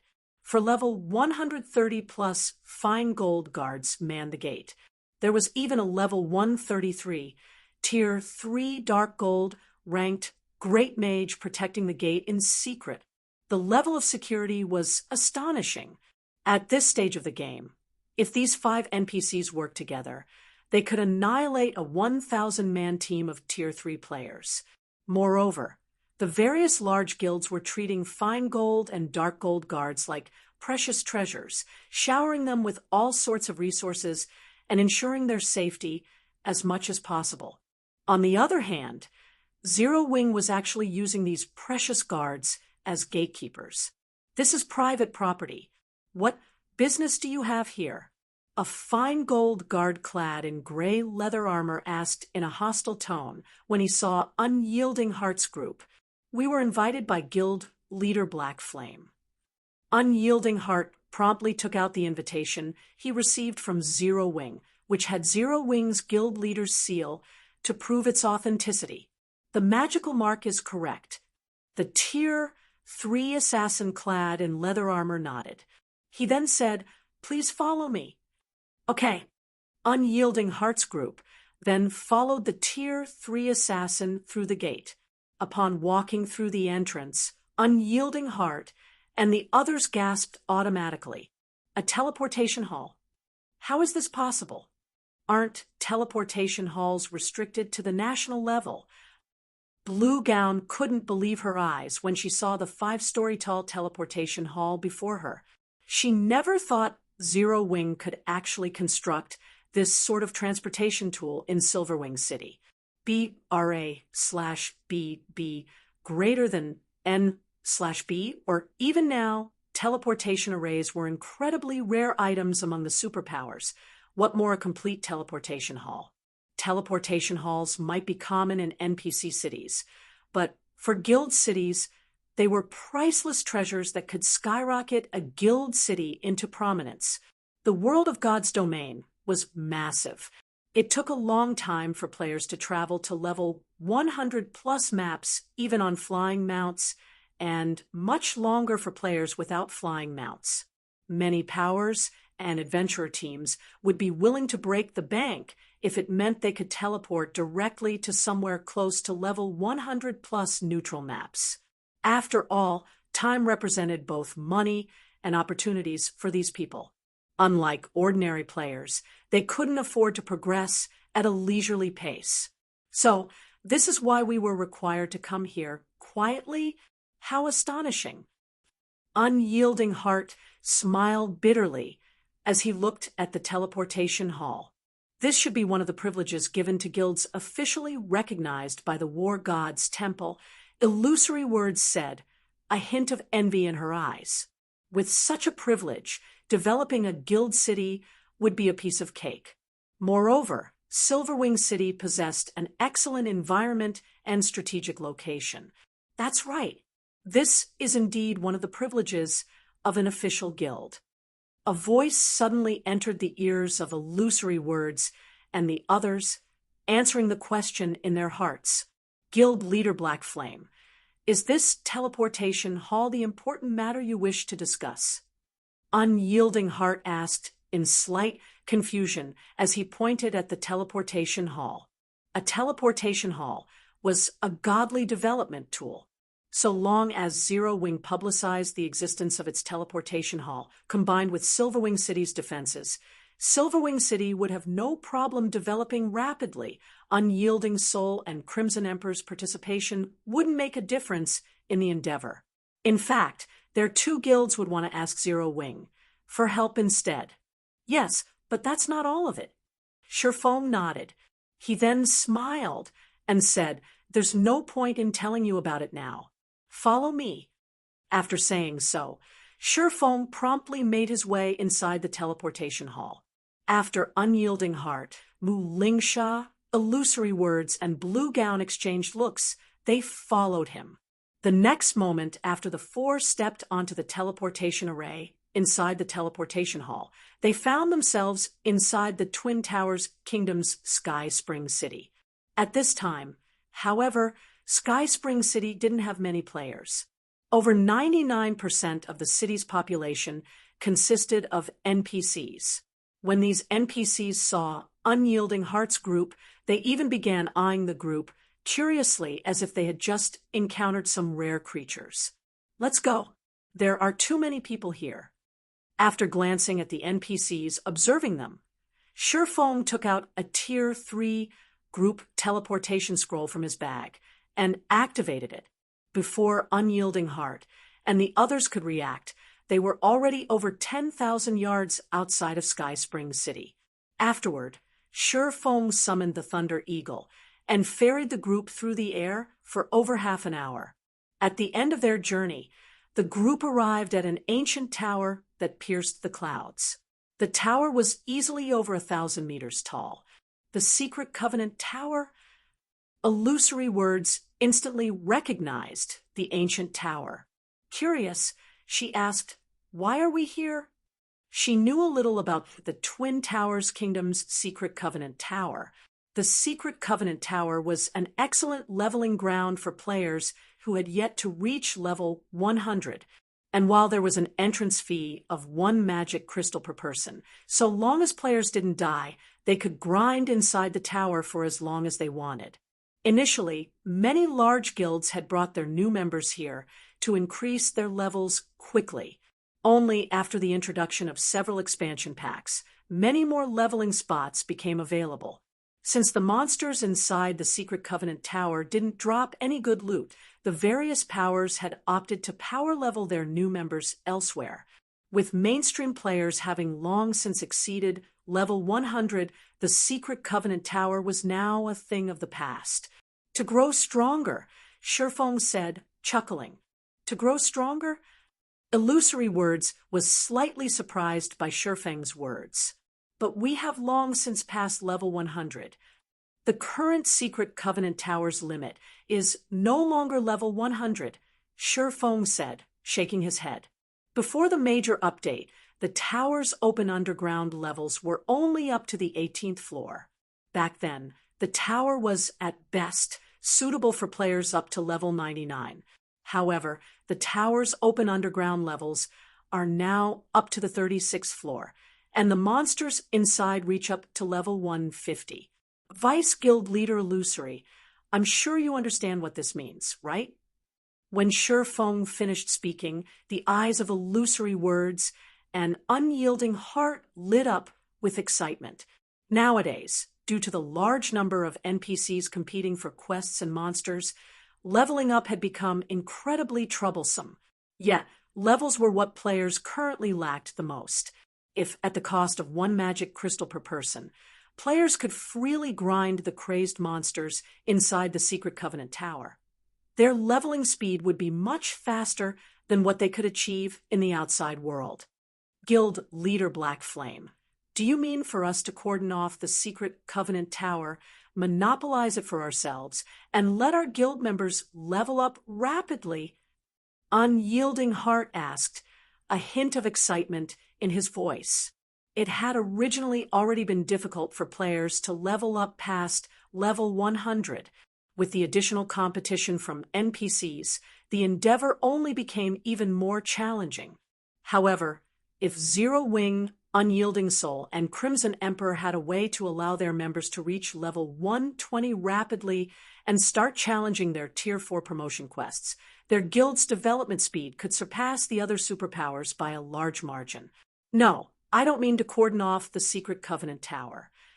Shifeng shook his head. Read latest chapters at Wuxia World. You then? Unyielding Heart prompted, confused by Shifeng's answer. I want to thoroughly seal off Sky Spring City. Shifeng's eyes gleamed with a manic light at this proclamation. Aside from the members of our 3 guilds, we will prohibit all outsiders from setting foot in Sky Spring City. Cordon off the entire Sky Spring City? Unyielding Heart was stunned. Guild Leader Black Flame, isn't that a little overboard? Illusory Words asked in confusion. While the Secret Covenant Tower can indeed provide faster leveling, the manpower required to thoroughly cordon off an NPC city is too much. With the current state of the game, it will be incredibly taxing for our 3 guilds to do so. Due to the NPC population boom, the various superpowers were short on manpower. Meanwhile, even if Sky Spring City was in decline, its player population still exceeded 100,000. The manpower required to chase away all these players from the city was no laughing matter. Not to mention, their 3 guilds would also have to station many players in the city long term. If we were doing this only for levels, it would indeed be a waste to cordon off the entire city, Shifeng said. He then walked to the Secret Covenant Tower, pointed at the 2nd floor teleportation array that led to the 19th underground floor, and looked at Illusory Words and the others. He then smiled and continued, but what if the Secret Covenant Tower contains complete legacies for the various Tier 3 classes? Chapter 2738, Tripartite Partnership. Chapter 2738, Tripartite Partnership, complete legacies for the various Tier 3 classes? Illusory Words, Blue Gown, Unyielding Heart, and Mu Lingsha couldn't help staring at Shifeng in shock and disbelief. This was especially true for Crimson Emperor's talented rookie blue gown. She found Shifeng's words fantastic. In the current era of God's domain, the various kingdoms and empires already had a lockdown on Tier 3 legacies. They treated Tier 3 legacies as priceless treasures, and outsiders like players shouldn't even think of referring to these legacies. The only option players had for reaching Tier 3 was to search for the lost and fragmented Tier 3 legacies hidden in level 100+ neutral maps. Yet, Shifeng was telling them that they could get their hands on complete Tier 3 legacies. How could she possibly believe this? Is what you say true, Guild Leader Black Flame? Illusory Words had to ask if the Secret Covenant Tower were only good for providing players with a faster leveling speed.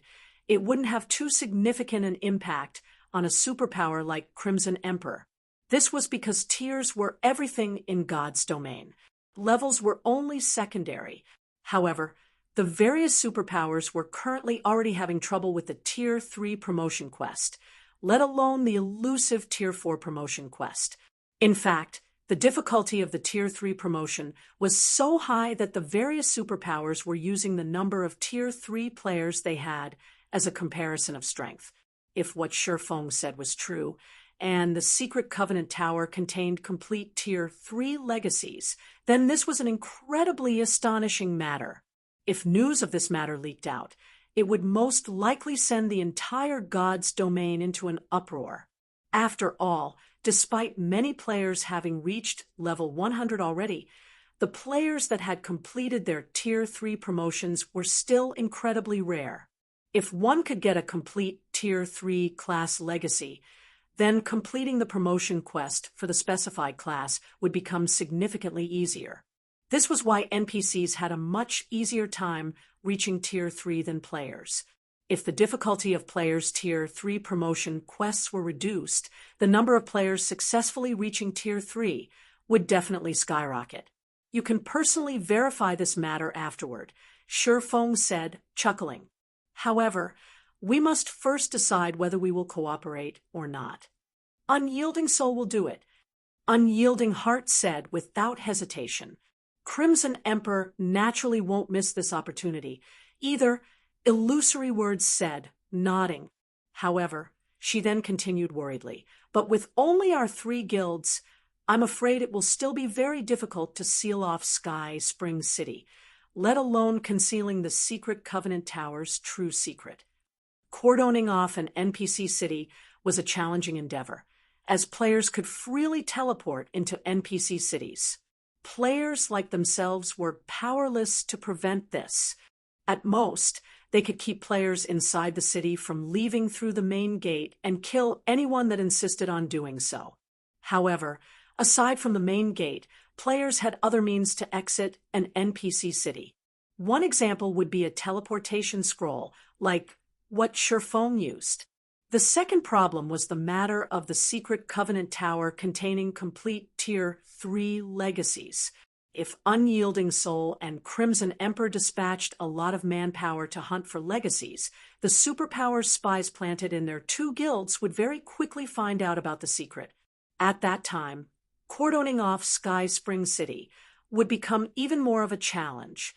In fact, it might even become impossible. Tip, you can rest assured on this point. Since you agree to cooperate, what follows next is simple, Shifeng said, chuckling. He then took out a pale gold token and explained, this is Sky Spring City's guild token. Zero Wing has already garrisoned Sky Spring City and gained a portion of the city's management rights. A portion of the city's management rights.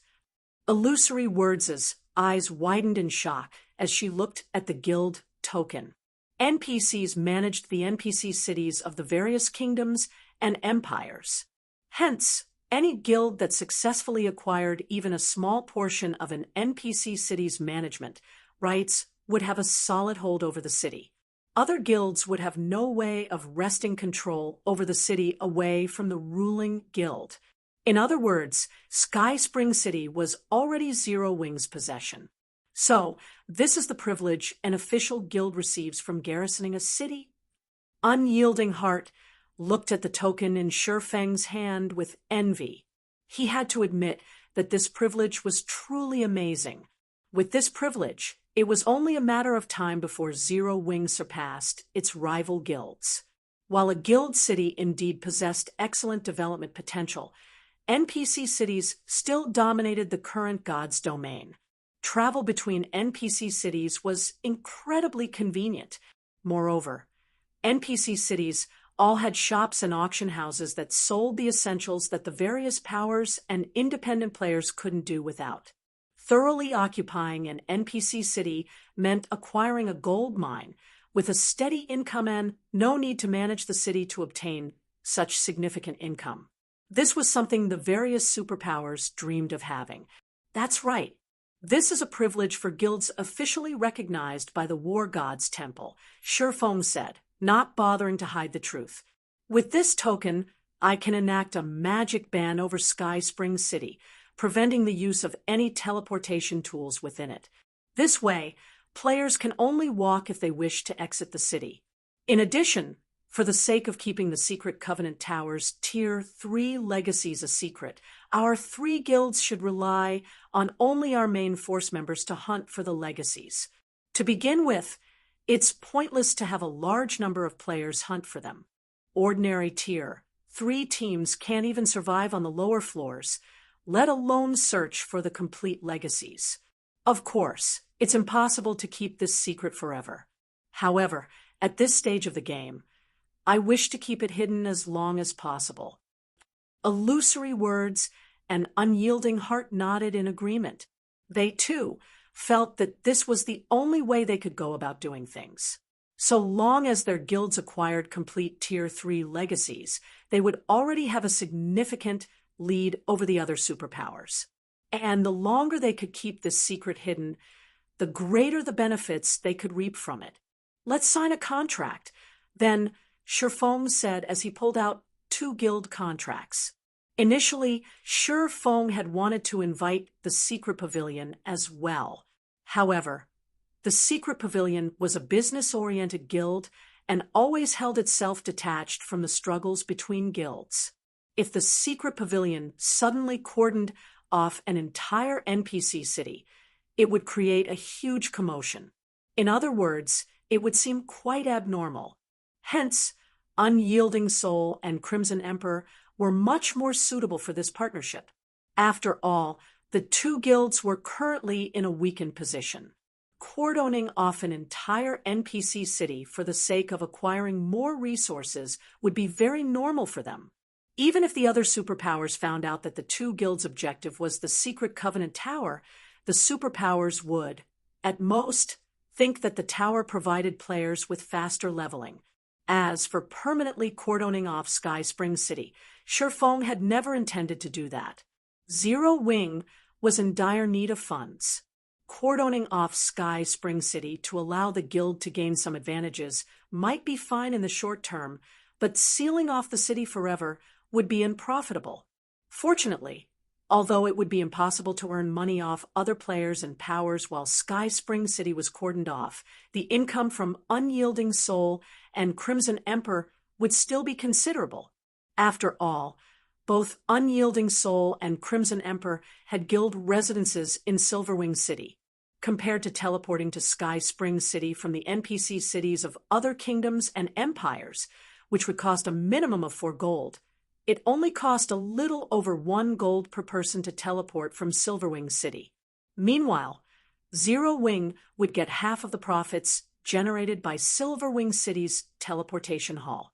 At that time, Zero Wing would earn a bunch in teleportation fees and entrance fees from Unyielding Soul and Crimson Emperor. After all, the 2 guilds would be sending a lot of players to the Secret Covenant Tower to level up. This income would easily offset the loss Zero Wing suffered from barring NPCs from its guild cities. Nevertheless, raking in money from the 2 guilds wasn't a long-term plan, as both guilds had limited players and coins. Afterward, Illusory Words and Unyielding Heart signed a guild contract with Shifeng on behalf of their respective guilds. The terms of the contract were simple. Unyielding Soul and Crimson Emperor would help with cordoning off Sky Spring City from the outside. And aside from their main force members, the two guilds' other members were prohibited from visiting the secret Covenant Tower's 30th underground floor and beyond until the tower's secret had been discovered. Unyielding Soul and Crimson Emperor would also share the magic crystal cost of maintaining Sky Spring City's magic ban. This condition was incredibly disadvantageous for the two guilds. They were basically contributing both manpower and resources. However, Unyielding Heart and Illusory Words did not voice any opinions about this condition. After all, Shifeng had given their two guilds an opportunity to surpass the other superpowers. Moreover, Zero Wing could still partner with other superpowers. On the other hand, their two guilds had only Zero Wing. After the three signed a contract with each other, Illusory Words and the others promptly returned to their respective guilds to brief their guild executives. At the same time, they also began making the necessary preparations to cordon off Sky Spring City and send personnel into the secret Covenant Tower. This matter was of utmost importance to their two guilds, so they had no choice but to be incredibly careful in their actions. It would also take some time to fully cordon off Sky Spring City. Likewise, Shifeng had Fire Dance, Yulan, and the others prepare for the secret Covenant Tower. After seeing that there was nothing left for him to do, he chose to go offline to rest. Although staying logged into the game for more than 24 hours wouldn't cause him any harm, he still had to do his daily exercises. Zero Wing's headquarters, top floor lounge. By the time Shifeng returned to the real world, the sun outside was already illuminating the entire room. It was close to noon. "Guild leader, you're finally out." Liang Jing suddenly contacted Shifeng. In a slightly joyful tone, she said, "Miss Mushin has been waiting in the reception room for quite some time now. She says she's here to deliver all the things agreed upon previously. Moreover, she is also going to give Zero Wing a 300 million capital injection at no cost. 300 million credits. Read latest chapters at Wuxia World. EU, with this much money, Zero Wing could survive for quite some time even without selling coins for credits. She sure came quickly." Shifeng was startled by the speed. He had anticipated having to wait for a few days. After all, the remuneration Frost Heaven promised Zero Wing was significant. The 3 upper zone reserve slots aside, just the 50 bottles of S-rank nutrient fluid should take Frost Heaven quite some time to gather. "Do you want to meet her now?" Liang Jing asked. "Of course." Shifeng nodded. "Let me clean up first. I'll head over as soon as I'm done." Chapter 2739, Upper Zone. Chapter 2739, Upper Zone Zero Wing's headquarters, top floor lounge. After Shifeng finished tidying up, he made his way to the lounge. Upon entering the room, he noticed 2 girls sitting by the window and enjoying the scenery outside. Of the 2 girls, the elder one was Mushin, whom Shifeng had met quite a few times now. Mushin wore a purple cyan one-piece dress. Like the summer sun, she exuded an indescribable warmth. Her aura in the real world was quite unlike the solemn aura she had in God's domain. The younger girl, sitting beside Mushin, wore a white sweatshirt and a pair of jeans. Although the younger girl gave off a sense of purity and sassiness, her petite figure only made her look like a little girl pretending to be an adult. This younger girl was someone else Shifeng had met in God's domain before. She was Kurue, Mushin's younger sister. "Shifeng, you finally decided to show up. Do you know how long you made us wait here?" Kurue said, her face full of resentment as she looked at Shifeng. "Don't listen to her. We didn't wait very long," Mushin said, shaking her head. "My sister and I can also take advantage of this time to relax and appreciate the city's scenery in the outside world. And from what I've seen thus far, I have to say that this is quite an enjoyable feeling. Mushin's words confused Shifeng a little. Appreciate the outside world city scenery? Oh, right. I haven't told you about it yet. Noticing the confusion on Shifeng's face, Mushin smiled faintly and said, My sister and I have always lived in the upper zone, and we very rarely come out from there. I see. Shifeng nodded. However, Mushin's answer only served to confuse him further. Miss Mushin, is there no urban landscape inside the upper zone? All upper zones were established in first-tier megacities. Logically, urban landscapes should be very common in such cities. In fact, the scenery these megacities offered should be much more spectacular than what was visible from Zero Wing's headquarters. You'll understand once you visit the upper zone, Mushin said, a friendly smile appearing on her face.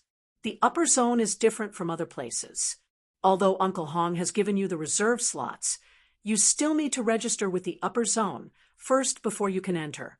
However, you're probably unfamiliar with the upper zone, so Uncle Hong sent me to escort you so that you can avoid any unnecessary troubles. That's right. If you don't have the guidance of veterans like us, you'll face a lot of trouble once you enter the upper zone, Kuei said delightedly. You might even get kicked out of the upper zone because of a single mistake. Mushin did not refute Kuei's words. Looking at Mushin, Shifeng said, I'll have to trouble you, then. It's no trouble. Mushin shook her head. She then continued softly, It is only thanks to you that Frost Heaven has managed to become a reserve guild. After saying so, Mushin picked up the black briefcase beside her seat. There are 50 bottles of S-rank nutrient fluid here. You should store them well, Mushin said after opening the briefcase. She then warned, However, while the S-rank nutrient fluid is indeed an excellent product, it's best to avoid overusing it, as it is still incomplete. It isn't a finished product. Shifeng was surprised by this revelation. The S-rank nutrient fluid was something countless people fought to obtain. Just the fact that it could maintain a person's youth was already unbelievable. Yet this drug wasn't actually a finished product. That's right. It isn't a finished product, so you should drink as little of it as possible, Kuei said, nodding. She then continued in a surprisingly soft voice, As you're about to enter the upper zone, there are some things you are allowed to know now. The S-rank nutrient fluid is only a defective product.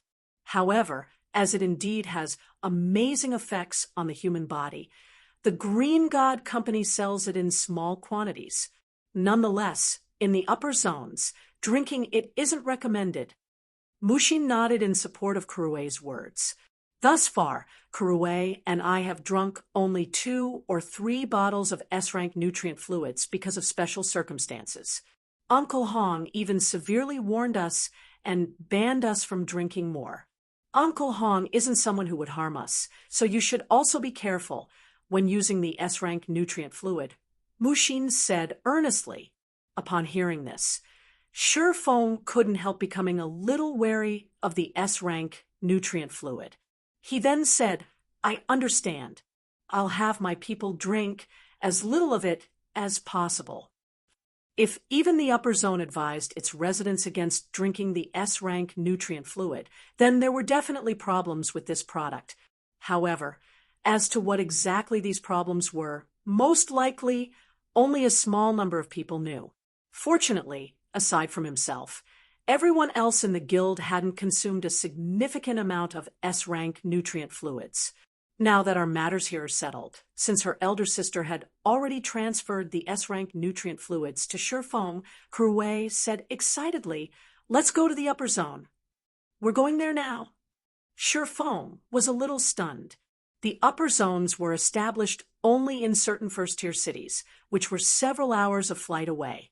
At this time, half the day had gone by already. Of course, we have a supersonic jet ready, Kuei said nonchalantly. If we miss today's opportunity, it'll be very troublesome to schedule another appointment. Kuei is right. Although Uncle Hong has given you the status required to enter the upper zone, entering it isn't easy. Since our matters here have been concluded, we should head over immediately, Mushin said in agreement. Okay, I'll make some arrangements here and go with you afterward, Shifeng said without much hesitation. After all, he, too, wanted to visit the upper zone. Not to mention, Gentle Snow and Aqua Rosa's situation wasn't exactly optimistic. If left alone for too long, they might even fall into a coma.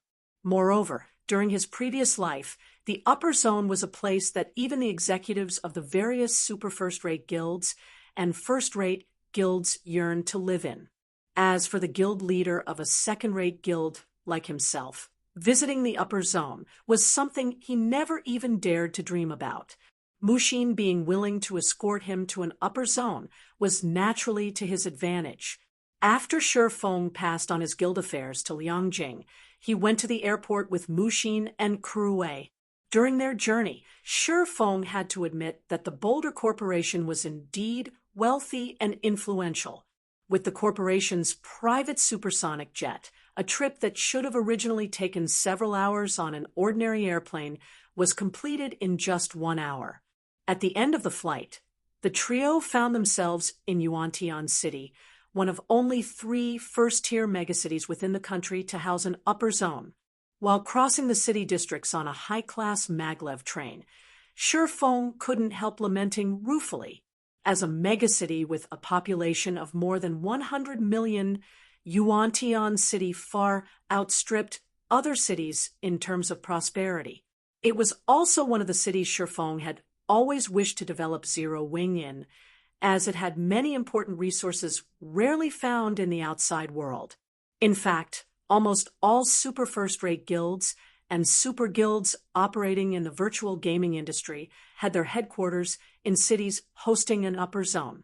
This was because the upper zones would occasionally release some of its resources to the outside world. The various corporations based in the megacities hosting the upper zones would quickly divide these resources among themselves, and very rarely would any of these resources leave the city limits. It wasn't an exaggeration to say that only corporations that had set roots in an upper zone city could be considered a truly top-tier corporation. The road before Zero Wing was still very long. Meanwhile, after traveling inside the city for close to an hour and passing through many tunnels, Mushin parked the car in a vast area surrounded by steel walls. She then pointed at a huge door nearby and said, "We're here." After saying so, Mushin got out of the car and led Shifeng to the huge door. B/B, the upper zone is beyond this thing? Shifeng was amazed as he took in the 50-meter-tall stone door and the energy walls that enveloped the space above the enclosure. In his previous life, he had only ever heard about the upper zone, and the information hadn't been much. Now that he was looking at one himself, he could only describe the upper zone as a titanic building made entirely of steel. "Let's go in," Kuruwei said to Shifeng, as she pointed at the passageway underneath the huge door and a line of several dozen people entering it.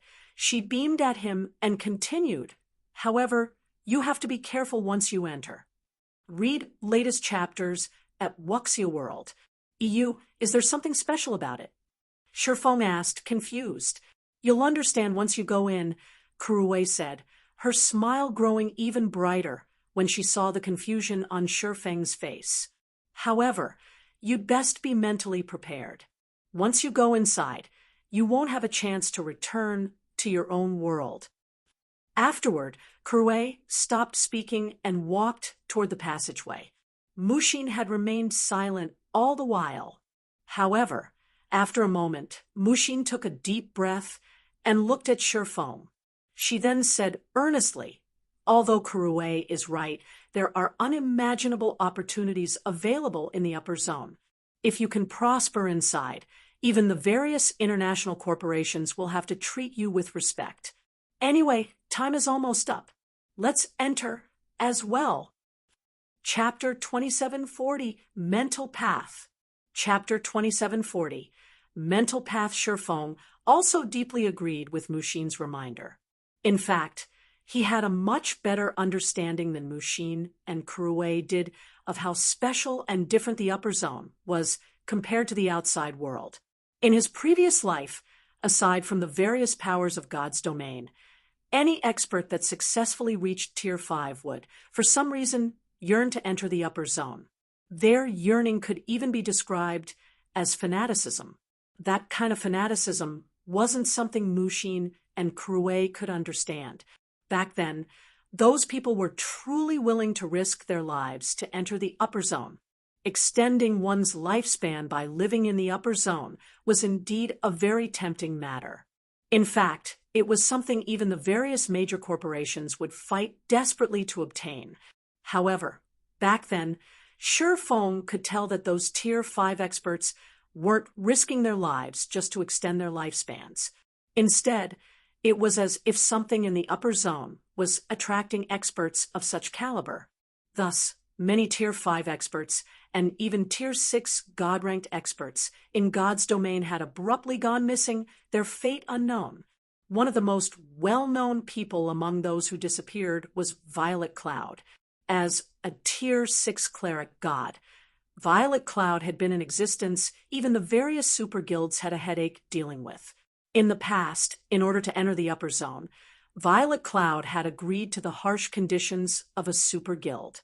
After completing these conditions, she had entered the upper zone. However, she had also disappeared from God's domain from then on. Hence, whether it was Kuruwei's warning or Mushin's reminder, Shi Feng still wished to take a look at what exactly the upper zone was. When Shi Feng arrived before the entrance of the dark passageway, there were already several dozen people lined up there. These people were equally split between genders, and none of them looked to be over 20 years old, with the youngest one looking to be only 16 years old. Meanwhile, despite the arrival of beauties like Mushin and Kuruwei, these people practically ignored the two. Instead, they all focused on Shi Feng, who was wearing casual sportswear. Another newcomer arrived. Judging by his appearance, he didn't come prepared at all. He's definitely another one of those despicable bastards that got in through connections. Sure, don't let him hear you. We can't afford to offend such people. When Shi Feng overheard the conversation of the teenage boys and girls with his sharp senses, he was rather baffled. Meanwhile, Kuruwei, who stood beside Shi Feng, nearly laughed at his situation but managed to restrain herself in the end. However, her lips still formed a shallow arc. "You don't need to mind them," Mushin said to Shi Feng as she glanced at the teenagers. "They're here to participate in the assessment for entering the upper zone." Assessment for entering the upper zone. Shi Feng was slightly surprised. This was his first time to hear of this. As far as he knew, the only reliable way for an outsider without connections to enter the upper zone was through recruitment by the Green God Company as a talent. MHM. Unlike what you would expect, the upper zone isn't limited to just people with authority, Mushin explained. The upper zone is also where the Green God Company nurtures its internal talents. These youngsters are all talents who have passed the Green God Company's preliminary tests. So long as they pass this assessment, they will also gain entry into the upper zone. However, this assessment is only available to talents under the age of 20. Talents past this age can only work outside. As for the assessment's content, it is simply to get through this passageway and enter the upper zone. Pass through this passageway? Shi Feng asked in confusion as he pointed at the dark tunnel ahead. That's right. This passage is nicknamed the mental path, and it tests and tempers a person's mental strength. The mental path is normally closed, so it doesn't have any significant effect on people. However, when the mental path is activated, only 3 to 5 people get through it every year. Very few among those who participate in the Green God Company's test actually pass it, Mushin said, nodding. However, so long as one passes the test, not only will they receive priority training from the Green God Company, but they will also receive a significant reward. Kurue nodded in agreement with Mushin's words. She then said pridefully to Shifeng, I passed this mental path last year. Big Sis is even more of a genius, and she passed it at the age of 15. She caused quite a sensation in Yuantian City's upper zone back then. While Mushin was giving Shifeng an explanation, a young man walked out of the passageway. This man wore a tight-fitting t-shirt that thoroughly revealed his skeletal structure and muscles. His physique was elegant and full of power, like a cheetah's. However, despite his apparent youth, his aura suggested that he had experienced the vicissitudes of life. It was evident he wasn't as young as he looked. Upon noticing this man's arrival, the teenagers, Mushin and Kurue, promptly tensed up. Huh, another newcomer? The young man was slightly surprised when his gaze fell on Shifeng. Supervisor Luo, you misunderstand. He is here to register. He's not an examinee, Mushin explained. Oh, so Hong Xinyuan gave his reserve slot to him. Suddenly, a trace of disgust flashed in the young man's eyes as he took a second glance at Shifeng. What a lucky kid. However, the Green God Company is conducting an assessment today. If you want to enter, you'll have to go with these youngsters. I don't have the time to shut down the passageway again. Mushin frowned when she heard the young man's words. It was no secret that Luo Hanbing and Hong Xinyuan were rivals in the upper zone. However, she never thought that Luo Hanbing would use this opportunity to publicly retaliate against Hong Xinyuan. One needed to make an appointment to register with the upper zone. Normally, waiting several months for an appointment wouldn't be strange. This time, it was only thanks to Hong Xinyuan's connections that Shifeng could get registered so soon. However, if he didn't register today, he would have to wait for several months for another opportunity to do so. Meanwhile, those unregistered with the upper zone wouldn't be able to live there. Supervisor Luo, he is someone with a reserve slot. He has the right to freely enter the upper zone. Mushin said in a low tone to express her dissatisfaction. I never said I was stopping him from entering. Luo Hanbing sneered. He can enter whenever he wants. If he can't enter now, he can just enter tomorrow. As soon as Luo Hanbing finished speaking, the teenage examinees nearby nodded in agreement. That's right. The passageway is always open.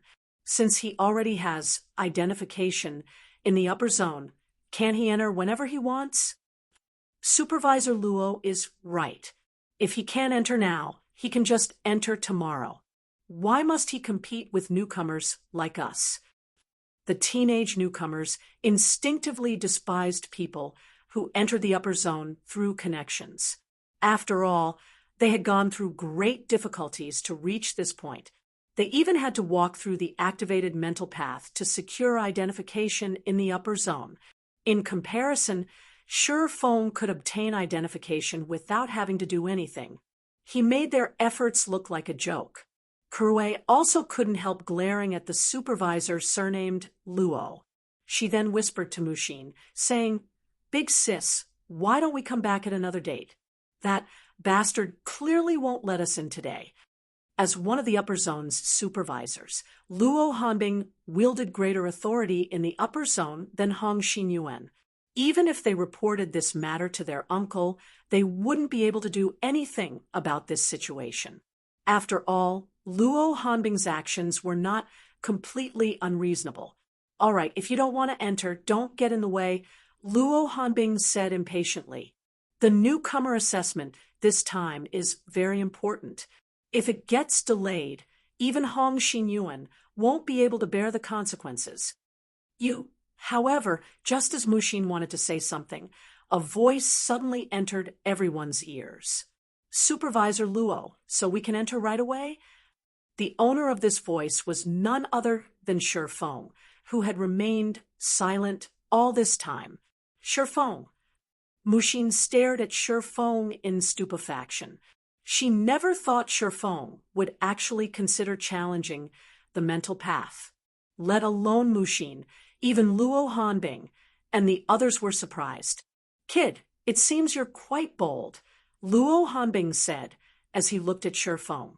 Chuckling, he continued, "Go on in, then. However, let me give you a warning. You're not an examinee, so even if you lose consciousness inside, nobody will come to rescue you. If you stay inside for too long, it wouldn't be strange if you end up hospitalized for a few months. Don't mess around, Shifeng. The mental path has a limit. It's several times more difficult for those over the age of 20. This is why the Green God Company has set the assessment's age limit at below 20 years old," Mushin said hurriedly. Not many people knew this, but the Green God Company had previously allowed people over 20 years old but under 25 years old to participate in the assessment as well. However, not a single person from this age group had managed to pass the assessment. As a result, the company limited the assessment to only people under the age of 20. Meanwhile, Luo Hanbing also knew this point, which was why he was certain they wouldn't be able to enter the upper zone today. "Relax. If it doesn't work out, I'll give up and come back immediately," Shifeng assured, chuckling. Tests of mental strength were considered fortuitous opportunities in God's domain. After all, the promotion quests for Tier 4 and above set an incredibly high requirement for players' mental strength. Meanwhile, after Shifeng's concentration had reached the Tier 4 standard, he had hit a bottleneck and failed to make further progress. With such an opportunity before him, he naturally had to give it a try. After saying so, Shifeng walked straight into the dark tunnel, leaving behind Mushin, who remained in a daze. "All right, you newcomers head in as well. Remember, you have only 1 hour." At Luo Hanbing's words, the newcomers promptly took deep breaths. Only after adjusting their mental state to its peak condition did they enter the passageway, one after another. Read latest chapters at Wuxia World. "EU Big Sis, what should we do?" Kurue was also at a loss in this situation. She never thought Shifeng would be so courageous. Previously, when she told Shifeng to be careful when he entered the upper zone, she meant for him to be careful of the mental path. After all, even when inactive, the mental path significantly affected people older than 20. If he wasn't careful, he might end up fainting. Yet, now, Shifeng was walking straight into the fully activated mental path. "The mental path is too dangerous for me," Mushin said anxiously. After giving the matter some thought, she said, "You should go after him. If it looks like he can't hold on any longer, bring him back immediately." "Huh, what a troublesome guy. Does he think he is still in God's domain?" Kurue grumbled somewhat unhappily. However, in consideration of the overall situation, Kurue still entered the passageway. Chapter 2741, Steel Mind. Chapter 2741, Steel Mind inside the dark passageway. Shifeng walked for 5 minutes before he finally arrived at a brightly lit hall. The hall was the size of a basketball court and undecorated. The fluorescence from the walls brightly illuminated the entire hall. When walking into this hall, Shifeng felt as if he had just entered a white space. Is that the mental path they were talking about? Shifeng was slightly stunned when he saw the staircase leading downward at the other end of the hall. The reason for his surprise was the niggling feeling of familiarity this staircase gave him, yet he couldn't remember where he had seen it before. The staircase was made entirely of white jade, like stones. It evoked a sense of sanctity and comfort that resembled the winter sun and the summer breeze. Moreover, this sensation grew increasingly stronger the closer he got to the staircase. He even had the urge to dash toward it. The moment Shifeng set foot on the white staircase, an indescribable comfort spread throughout his body. For a moment, he felt as if he had been reborn. However, immediately afterward, he felt as if someone had just smashed a hammer straight into his brain. His thoughts became paralyzed momentarily, and he felt as if his soul was about to leave his body. He even staggered as he briefly lost control over his body. So, this is the mental path. After backing up into the hall, Shi Feng stared at the white staircase in disbelief. The strength of its mental assaults is even more frightening than Light-Forged City's divine statues. No wonder the Green God Company set the age limit to below 20. If the divine will of Light-Forged City's divine statues were equated to a storm that attacked one's whole body, then the white staircase's mental assault was a hammer that struck accurately and ruthlessly at the deepest part of one's brain. The penetrative power of the white staircase's mental assault was far above that of the divine will. During the time Shi Feng was marveling at the staircase's mental assault, the Green God Company's newcomers had entered the hall one after another. That person is still here as expected. Of course. Does he think the mental path is so easy to traverse? If it were that easy, there wouldn't only be 3 to 5 people gaining identification in the upper zone every year, but thousands instead. I wonder how far I can get this time. When the newcomers saw Shi Feng standing idly before the mental path, they didn't find his reaction surprising at all.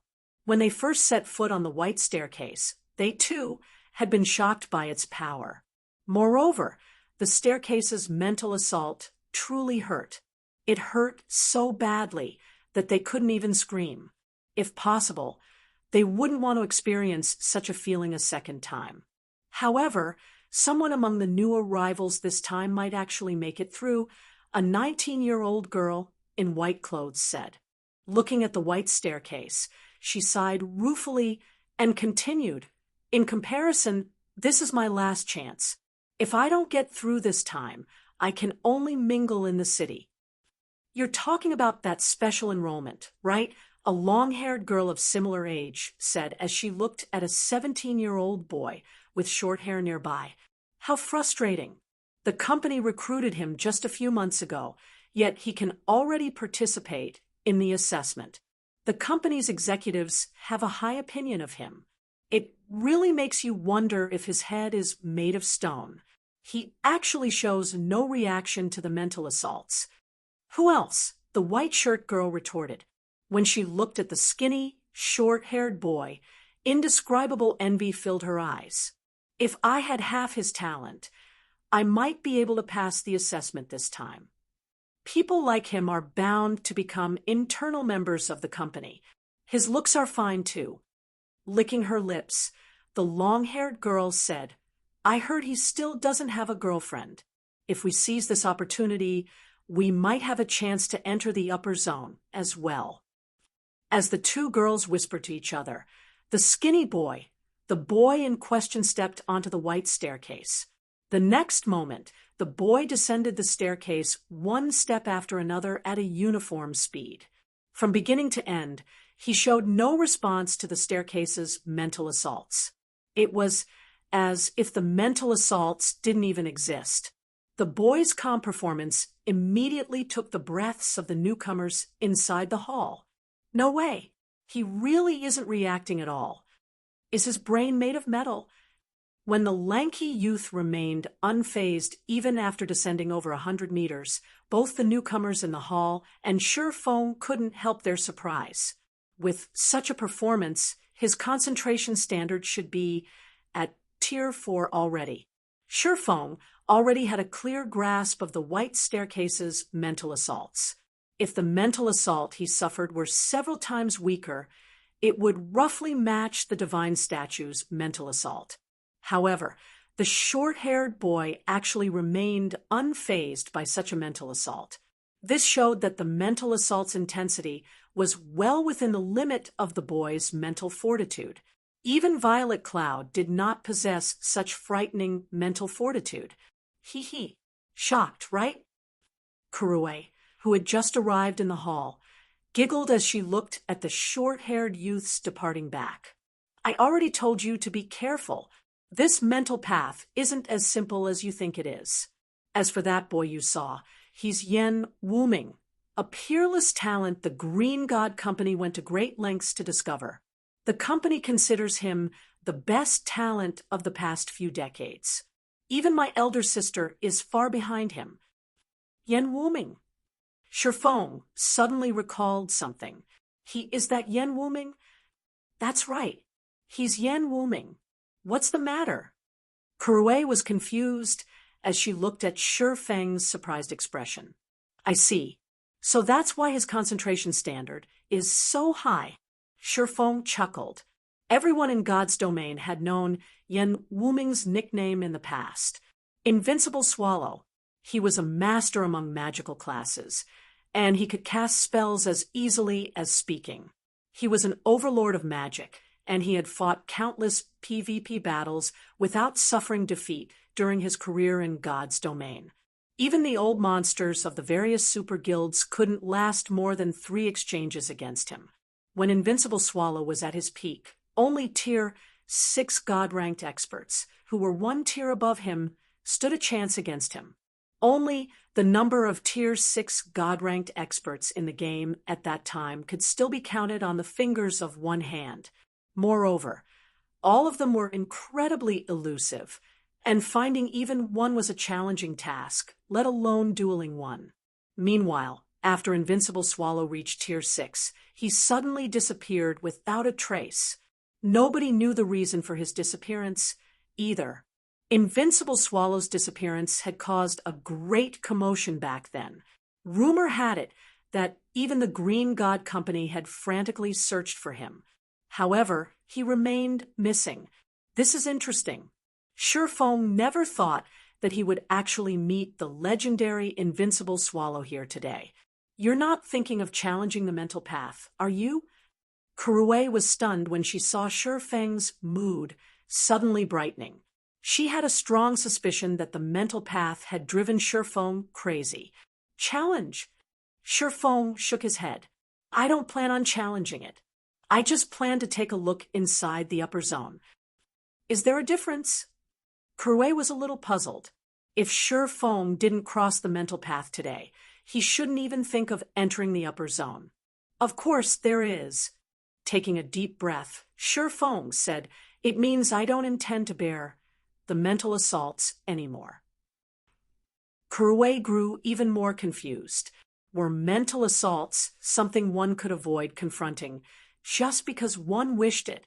However, Shifeng did not make any additional explanations. He immediately stepped onto the white staircase. Previously, he had used a trick to absorb the divine will of the divine statues to improve his concentration. This time, he also planned to use a similar trick. Only, the white staircase's mental assault had also given him some new ideas, and that was how to enhance his mental control. Since the white staircase's mental assaults possessed great penetrative power, he would gather all his focus into a single point instead of elevating his control over his whole body. He would turn his mind into steel and defend only the deepest part of his brain. The next moment, Shifeng took his first step on the white staircase and paused. However, unlike before, his expression did not change at all. There was no dissonance in his body, either. He simply stood there quietly. Success. Shifeng's eyes widened in delight. However, this state also deprives me of all control over my body. It seems that I still have to retain a small part of my focus to control my body and concentrate the rest on shielding my mind from these mental assaults. Afterward, Shifeng took another step forward. Clang! A faint jangle echoed in Shifeng's mind. However, not only did the hammer-like mental assault fail to shake the depths of his mind, but his body didn't even twitch in the slightest. It works, but adapting to this state isn't going to be easy. Shifeng couldn't help smiling bitterly at the heaviness of his body. This was his first time using only a small amount of mental power to control his body. Right now, he felt as if he was hovering between consciousness and unconsciousness. His body also felt incredibly ponderous. However, after taking several steps, Shifeng began to have a better grasp of this state. Read latest chapters at Wuxia World. EU, meanwhile, From an outsider's perspective, Shifeng looked as if he was descending an ordinary staircase. He showed no reaction whatsoever to the white staircase's mental assaults. Moreover, his speed of descent was even increasing as time passed. In less than a minute, Shifeng overtook Yan Wuming. The distance between the two even kept growing afterward. How is this possible? Kurui's eyes nearly fell out of their sockets when she saw Shifeng practically flying down the staircase. Is he immune to the mental assaults, similar to how Yan Wuming is? As for the other newcomers in the hall, they were even more dumbfounded by this situation. None of them dared believe their eyes. In the end, Shifeng spent less than 15 minutes traversing the mental path. When he reached the goal, melodious bells rang and echoed throughout the upper zone. Chapter 2742, Grade 1 Authority. Chapter 2742, Grade 1 Authority Upper Zone, outside the mental path. Upon hearing the peal of melodious bells, both Luo Hanbing and Mushin revealed surprised looks on their faces. It's been less than 20 minutes since they went inside, yet someone's already passed the assessment. Mushin's surprise at the sound of the bell was inevitable. The mental path was an incredibly important aspect of the upper zone. Whenever someone successfully passed the activated mental path, bells would be rung to notify everyone in the upper zone of the achievement. The mental path's bells peal proved that someone had cleared it already. However, the speed at which they cleared it was simply unbelievable. Usually, it would take a person over 30 minutes to traverse the mental path. After all, the staircase's length wasn't exactly short. Even a person walking at a normal pace would take 30 minutes to descend it. Not to mention, every step a person took on the mental path would trigger an intense mental assault. Good. A clear time of less than 20 minutes. It seems the higher-ups were right about that kid. He really is a monster. Luo Hanbing grinned in satisfaction. The price I paid to become the guide for this assessment was truly worth it. As the invigilator for the assessment, the more excellent the newcomers that appeared under his watch, the higher his evaluation with the higher-ups. Moreover, as the guide for the assessment qualifiers, he would have a much easier time recruiting the qualified newcomers. If he could rope a peerless genius like Yan Wuming to his side, his status in Yuantian City's upper zone would also rise. Meanwhile, Mushin, who similarly realized this matter, revealed an ugly expression on her face. If Luo Hanbing enlisted a mental monster like Yan Wuming to his side, his status in the upper zone would most likely surpass Hong Xinyuan's. After a few more minutes went by, the mental path spells rang once more. Another person passed. Mushin was stunned when she heard the bells. Simultaneously, her complexion darkened even further. The bells of Yuantian City's upper zone rang only a handful of times each year. Yet, the bells had rung twice today. This was a situation that didn't occur even once in a decade. Yet, Luo Hanbing had actually chanced upon this day. Ha. Amazing! The newcomers this time are truly amazing. Luo Hanbing burst into laughter. He then glanced at Mushin and said, Mushin, you're one of the famous geniuses in Yuantian City's upper zone. You won't have a future if you keep following old Hong. How about you join me? You might even raise your mental strength by a rank in the next 1 or 2 years if you join me. At that time, your authority in the upper zone will also be elevated to grade 1.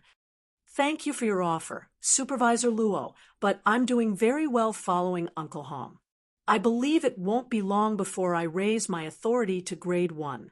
Mushin rejected Luo Hanbing's offer without hesitation. Luo Hanbing was not at all surprised by Mushin's refusal. He said nonchalantly, once behind, always behind. I hope you don't regret your decision today. What the upper zone prioritized the most was a person's mental strength. In fact, mental strength determined a person's status in the upper zone. The stronger one's mental strength, the greater the authority one would enjoy in the upper zone, hence the more the resources one could obtain. However, developing one's mental state was incredibly difficult. Moreover, the older one became, the slower one's growth would be. Take Mushin, for example. She had cleared the mental path at the age of 15. Back then, she was judged to possess advanced mental strength. However, as she wasn't an internal member of the Green God Company, she was only granted Grade 2 authority, which was one level lower than that of internal members with the same mental strength standard. Back then, the other individuals unaffiliated with the Green God Company who had passed the mental path had been granted only Grade 3 authority. Unfortunately, even after so many years, Mushin's mental strength had not improved by much. As a result, she remained at Grade 2 authority even today. However, if Mushin could improve herself and reach Grade 1 authority, her status in the upper zone would undergo a qualitative transformation. Fewer than 200 people held Grade 1 authority in Yuantian City's upper zone. Even Luo Hanbing, a supervisor in the upper zone, only held advanced rank authority, one rank higher than Grade 1 authority. After that exchange, Luo Hanbing stopped speaking to Mushin. In Luo Hanbing's opinion, Mushin was basically deadwood. With Hong Xinyuan's meager resources, let alone raising Mushin's mental strength standard, even helping Krui, Mushin's little sister, to the Grade 2 standard would be challenging. Following which, time passed quickly. Why haven't they returned yet? Did something happen to Krui? Mushin looked at the time, nervously. While Krui wasn't immune to the mental path's effects with her past experiences, she shouldn't have any problem dealing with the mental assaults anymore. The pain inflicted by the mental assaults should be well within her range of tolerance. It's been almost an hour now, yet they still haven't come out. They must have met with an accident, Luo Hanbing said as he glanced at his watch. Sneering, he continued, I warned him that he'd get hospitalized if he wasn't careful. Youngsters nowadays really don't know how to listen to advice. It's a pity, but they'll have to stay in there for a few hours. Did something really happen? Mushin's complexion turned pallid. The mental path's activation and deactivation processes were very tedious. Even someone with special privileges would need 2 or 3 hours to power it down. If Shifeng and Krui collapsed and remained in the mental path for such a long period, they would be fortunate to get away with just 1 month of hospitalization. If their condition was serious, they might end up with their future progress cut short. Just when a wave of panic overwhelmed Mushin, the quantum watch on her wrist suddenly rang, notifying her of a call. Meanwhile, the caller was none other than Krui. Krui, what's the situation on your side? Mushin couldn't help getting angry when she saw Krui's face on the screen. Why haven't you come out yet? Sis, that's not important anymore. A major event happened on the mental path. Krui said excitedly. A major event? What is it? Are you talking about the 2 that passed the mental path? Mushin couldn't help feeling frustrated at Krui's words. She couldn't believe her little sister was in the mood to care about incidental matters in this situation. Yes, Shifeng actually passed the mental path. Krui said, her eyes filled with excitement. Everyone in the hall got a shock. Afterward, I had to hurry through to get to the communication area. I'm dead tired after that trip. Shifeng passed the mental path. Mushin suddenly felt that her brain was somewhat lacking in processing power. Shifeng was undoubtedly over 20. Meanwhile, in the history of Yuantian City's upper zone, no one past the age of 20 and under the age of 25 had ever managed to conquer the mental path. MHM, I knew you wouldn't believe me. Here, take a look for yourself. He's here with me, Krui said as she adjusted the camera angle to capture Shifeng, as well as Yan Wuming, who was glaring at Shifeng with eyes brimming with fighting spirit. Bye-bye. We're going to enter the upper zone now. After Kuruwei finished speaking, she promptly disconnected the call, leaving her elder sister in a daze. Impossible. Luo Hanbing was dumbfounded when he overheard Mushin and Kuruwei's conversation. That kid is already over 20. How can he possibly get through the mental path? No sooner had Luo Hanbing thought this than a notice popped up on his quantum watch. The next moment, his quantum watch projected a holographic table containing the data of the mental path's qualifiers this time. First, Sure Phone Clear Time, 13 minutes 41 seconds age, under 25 years old affiliation, non-member mental strength appraisal, special grade upper zone authority, grade 1 second, Yen Wuming Clear Time, 18 minutes 33 seconds age, under 20 years old affiliation, internal member mental strength appraisal, advanced grade upper zone authority, grade 1 special grade.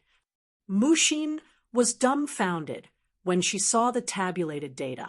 Although Shifeng's performance in God's domain was indeed astonishing, she never imagined his mental strength would be equally astonishing special grade.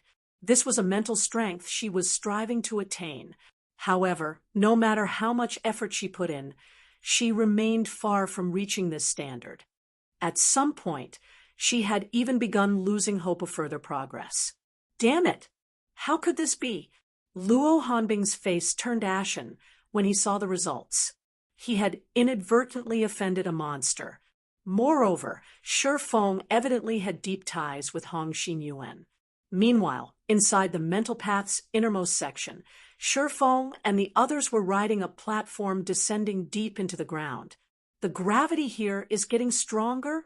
Shifeng discovered that as he got deeper into the tunnel, the gravity his body experienced intensified.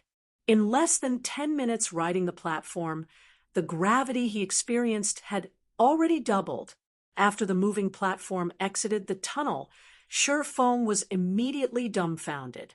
However, his surprise wasn't just because the gravity here was 3 times stronger than that of the outside world.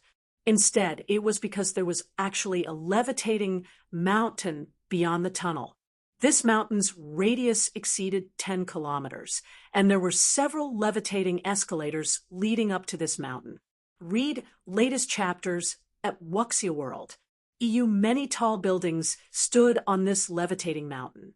Clouds and mist shrouded its peak, preventing anyone from catching a clear glimpse of it. Overall, the mountain looked like a paradise on Earth. Well, stunned, right? The shocked expression on Shifeng's face delighted Kuruwei. Anyone visiting the upper zone for the first time would never think that the upper zone would be underground, much less there being such an unimaginably huge space deep underground. Indeed, it is incredible, Shifeng admitted. He had never heard of or seen such a unique space before. It was no wonder those who knew of the upper zone specifics would be so desperate to live here. Just breathing the air here gave him a refreshing feeling. If he could reside here long-term, achieving longevity indeed wouldn't be a dream. When Kuruwei saw that the moving platform had stopped at the foot of the mountain, she promptly opened the platform's gate and stepped off the platform. However, when she saw that Shifeng remained standing idly on the platform, she urged him excitedly, "Quick, you have grade 1 authority now. Let's go to the registration office and take a look. There might be some good rewards waiting for you." Chapter 2743, Astonishing Upper Zone. Chapter 2743, Astonishing Upper Zone. Shifeng was curious about the upper zone. Hence, he did not hesitate to respond to Kuruwei's urging. However, just as he was about to step off the platform, a voice came from behind him. Wait a minute. The owner of this voice was none other than the short-haired youth, Yen Wuming. What do you want? Shifeng asked, puzzled. Shifeng was relatively curious about Yen Wuming's existence as well. In the past, Yen Wuming had been a high and mighty existence in God's domain, like a god of war that overlooked all life. Yet Now, he was only a boy whose eyes blazed with intense fighting spirit as he looked at Shifeng. "What's your name?" Yan Wuming asked. "Shifeng," Shifeng responded curtly. "Shifeng? I'll remember that." Yan Wuming silently repeated Shifeng's name in his mind several times. He then looked at Shifeng and said earnestly, "Although I lost to you in the mental strength competition today, I will quickly reach the special grade standard. I will challenge you again at that time." "Challenge me?" Shifeng chuckled. He then shook his head and said, "I'm afraid I don't have that kind of time. I'm a busy person." Shifeng did not lie to the boy.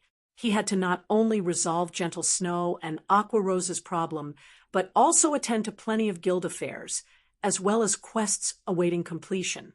Previously, he had still lacked strength. However, now that he had reached Tier 4, there were many problems he could begin tackling. Hence, he did not have time for Yan Wuming's challenge. "This isn't up to you." Yan Wuming ignored Shifeng's thoughts. In a sonorous and forceful tone, he said, "One of my goals is to be number 1 in Yuan-Tian City's upper zone, and you're my first obstacle. Only after defeating you can I get closer to my goal. It seems you like challenges." Shifeng wasn't particularly surprised at Yan Wuming's declaration. After giving the matter some thought, he said, "How about this? I'll give you one chance to challenge me. So long as you meet my condition, you can challenge me at any time. What do you think?" "Say it," Yan Wuming said confidently. "Do you play God's Domain?" Shifeng asked. "I've been playing it for some time now." Looking at Shifeng strangely, Yan Wuming asked, "Are you telling me to defeat you in God's Domain?" Kurue, who stood nearby, heard Yan Wuming's words and couldn't help snickering. "You must be confident in yourself." "Huh? You even know who he is? You want to defeat him in God's Domain?" Kurue scoffed at Yan Wuming. "No matter who he is, I will win." Yan Wuming did not waver in the slightest. Although he started having some doubts about Shifeng's identity, these were all trivial matters. What was most important to him was defeating Shifeng. "No, you misunderstand." Shifeng chuckled. "I'm not requiring you to defeat me in God's Domain. You just need to beat a friend of mine." "Sure." Yan Wuming nodded. "Tell me their name. Once I reach Tier 3, I'll beat that friend of yours in no time. Then I'll come to challenge you." "Her name in God's Domain is Violet Cloud." Shifeng inwardly breathed out a sigh of relief when he heard Yan Wuming agree to his suggestion. "You can head to Silverwing City to look for her. So long as you defeat her, I'll accept your challenge." Since a talent like Yan Wuming had come knocking on his door, Shifeng naturally wouldn't let this opportunity slip by. If he could rope Invincible Swallow into Zero Wing, it would be akin to adding wings to a tiger. The overall strength of the guild's top combatants would soar. "No problem. I'll seek her out afterward." Yan Wuming responded without hesitation, his expression still as confident as before. However, after hearing Shifeng's suggestion, Kurue looked at Yan Wuming with slightly different eyes. Now, there was a hint of pity in her gaze. "I hope you don't despair too much when you meet with Violet Cloud." Kurue silently prayed for Yan Wuming. Kurue had witnessed Violet Cloud in action. Even the old monsters of super guilds couldn't outmatch her. In fact, even mythology's divine spear demon only managed to fight her to a draw. At this time, there were most likely only a handful of people capable of defeating Violet Cloud. "Let's go."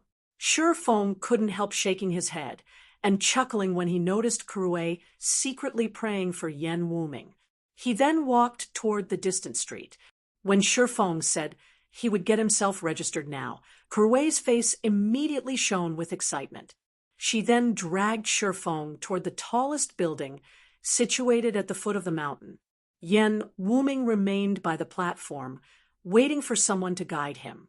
As Shifeng walked along the streets, on the levitating mountain, he could feel his mind and body being enriched. He also started adapting to the tripled gravity here. So this is the real upper zone. Shifeng couldn't help his shock. Ordinary people would have difficulty even moving their bodies under tripled gravity. Shifeng could shrug off the effects of the higher gravity due to his astonishing physical fitness. Even so, he still felt very uncomfortable in such an environment. However, after stepping onto the mountain, the discomfort disappeared. It was as if there was a special energy source constantly enriching his weakened body. Meanwhile, this steady cycle of exhaustion and replenishment also served to strengthen his physique continually. His arduous physical training regimen in the outside world was basically a joke in the upper zone. If all upper zone residents experienced such strengthening effects, so long as they did not suffer any injuries, they shouldn't have any problems living up to 120 years old. Do you now understand how different the upper zone is from the world you know? Kurue asked, smiling. Everyone living here is growing physically stronger by the moment. Even without intensive training, the physical fitness of people living here can quickly rival that of Honglian masters. According to the rumors floating about in the outside world, the lifespan of people living in the upper zone has reached 150 years. In reality, that is only the lifespan of those living in the upper zone's base layer. You must have noticed the mountainside and summit as well. Those are the middle and top layers.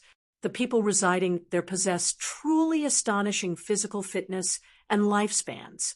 The average lifespan in the middle layer is 180 years, while in the top layer, it's 200 years.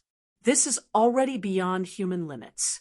In ancient times, 200 years was already enough for a change in dynasties. On the other hand, those living at the top would only be entering their prime after reaching 120 years old. Speaking up to this point, Kurue gazed at the mountaintop, full of yearning. The upper zone's houses are stratified. Shifeng asked strangely, Of course, there is only so much space on this mountain. Even with the Boulder Corporation's wealth and status, we can only live in the base layer. The middle layer isn't a place one can live in just by having wealth and status. Kurue grumbled in frustration.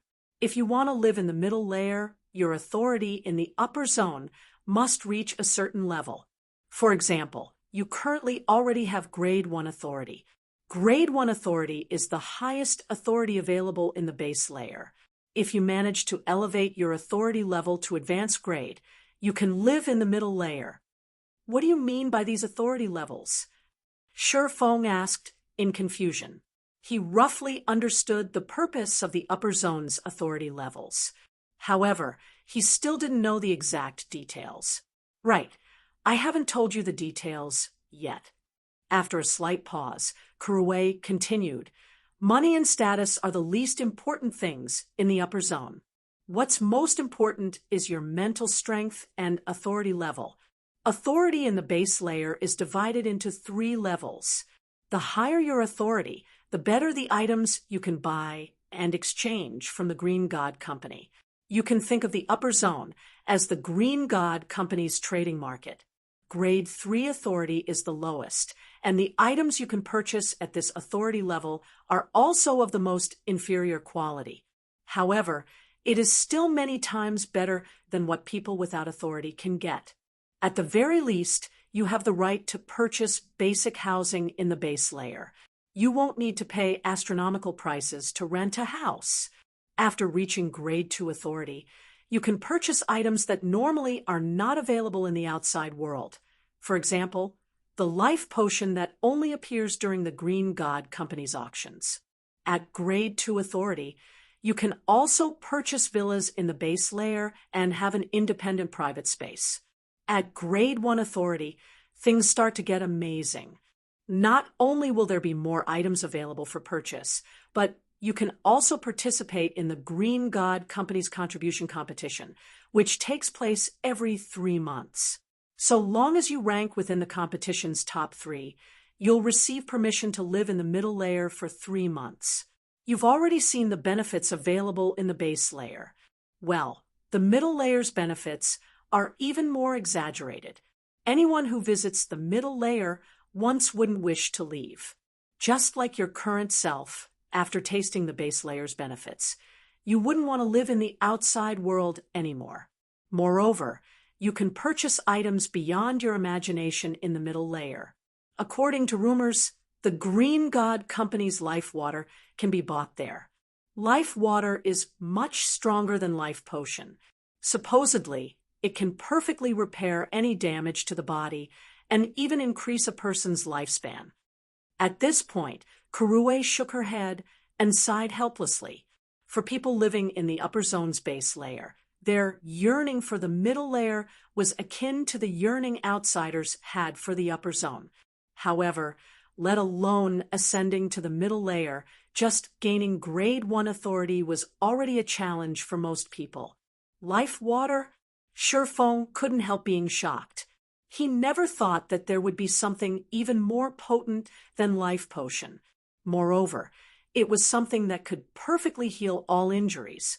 If that's true, healing Gentle Snow's and Aqua Rose's mental injuries shouldn't be a problem. How do I participate in this contribution competition? Shifeng asked Kurue. Initially, he only guessed that the upper zone would have a way to heal Gentle Snow and Aqua Rose. He hadn't been confident before.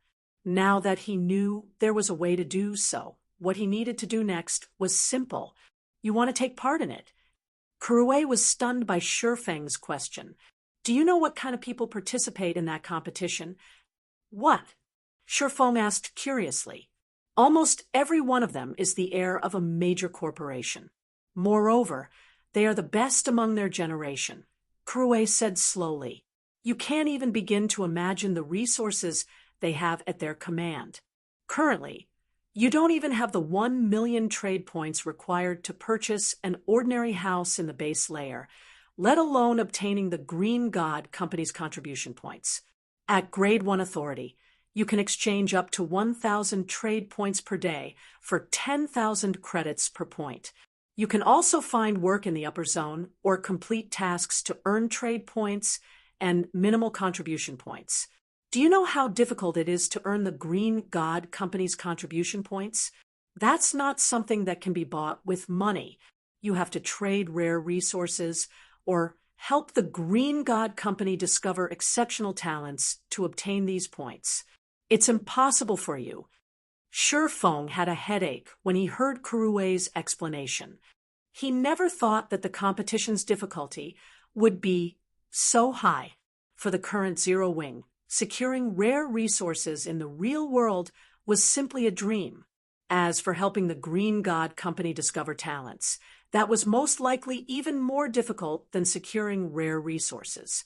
Wait, no, it's not absolutely impossible, Kurue said after something occurred to her. Recently, the Green God Company suddenly began purchasing God's Domain's 7 luminaries crystals in bulk.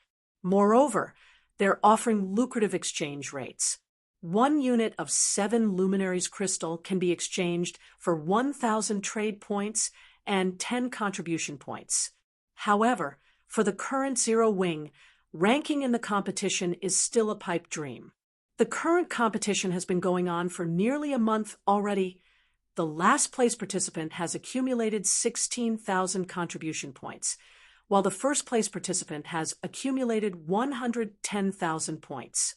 Even if you sold Zero Wing now, you still wouldn't have enough 7 luminaries crystals to rank within the top 3. No wonder so many corporations suddenly decided to enter God's domain. So they did it for the 7 luminaries crystals. Shifeng suddenly had an epiphany and inwardly celebrated this discovery. For the various major corporations, money wasn't a problem. However, money wasn't enough to enter the upper zone's middle layer. Various rare resources were necessary. Meanwhile, God's Domain's 7 luminaries crystals were undoubtedly easier to obtain than the various rare resources the Green God Company required. Read latest chapters at Wuxia World. Upon seeing that Shi Feng still hadn't given up, Kuruwei shook her head and pointed at the 100-story building nearby, then said, "If you are intent on participating, you can register there. The staff at the registration area will tell you how exactly you can acquire contribution points." Shi Feng nodded in response, a plan having formed in his mind already. If it were any other item, he would indeed have difficulty fulfilling the Green God Company's requirement. However, 7 luminaries crystal was a different story. While acquiring 7 luminaries crystals wouldn't be easy for him, he wasn't exactly without options. Afterward, Shi Feng followed Kuruwei into the Green God Company's office building in the base layer. The Green God Company's building had very few people inside. Even after arriving in the second-floor registration area, Shi Feng had come across only 2 other people. One of them was a 26-year-old beauty, while the other was Hong Xinyuan. From the humble way Hong Xinyuan was conversing with the woman, it was evident she held a higher position than Hong Xinyuan. Hong Xinyuan's eyes even carried a hint of respect as he looked at her. "Kuruwei, you're finally here." Hong Xinyuan breathed out a sigh of relief when he saw Kuruwei and Shi Feng enter the registration area. He then asked strangely, "Where's Muxin? Didn't she come with you?" Chapter 2744, Half-Step Master. Chapter 2744, Half-Step Master, my sister? Kuruwei smiled at Hong Xinyuan's question, then answered joyfully, "I'm afraid she won't be able to enter today. She'll have to wait until tomorrow to do so." "She can't enter?" Hong Xinyuan grew even more confused at Kuruwei's words. "Why can't she enter? She has grade 2 authority. Who dares stop her?" Normally, anyone with formal identification in the upper zone could enter and leave the upper zone freely, although some circumstances could result in residents being prohibited from entering or outright banned from the upper zone. Once someone reached grade 2 authority, even the base layer's supervisors wouldn't have the courage to stop them from entering the upper zone. No, nobody stopped her.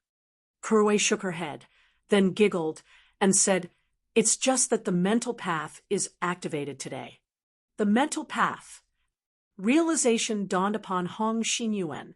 However, he quickly noticed a problem. He then turned to Shi Feng and asked, "How did you come in then?" "He must have cleared the mental path, right?" The woman seated beside Hong Xinyuan said leisurely as she glanced at Shi Feng. "He cleared the mental path. How is this possible?" Hong Xinyuan stared at Shi Feng in disbelief. No matter how Hong Xinyuan looked at it, Shi Feng was definitely past the age of 20. If Shi Feng wanted to conquer the mental path, the young man's mental strength needed to be of a similar grade to his own, which was the special grade. However, in the Yuantian City Upper Zone's history, never had a youngster with such monstrous mental strength appeared before. That's right, Uncle Hong, Shi Feng indeed cleared the mental path. You should have seen it for yourself. Everyone in the entrance hall was dumbfounded. Kuruwei said, nodding with an excited expression on her face. When Kuruwei finished speaking, the seated woman stood up and approached Shi Feng. "Hello, I am Xia Qingying, the general manager of the base layer." The woman introduced herself to Shi Feng. "I didn't expect that the person old Hong mentioned would actually possess special grade mental strength." Xia Qingying's sudden actions gave Hong Xinyuan a fright. Despite being only 26 years old, Xia Qingying was the general manager of this upper zone's base layer. Her authority was among the top 3 in the base layer.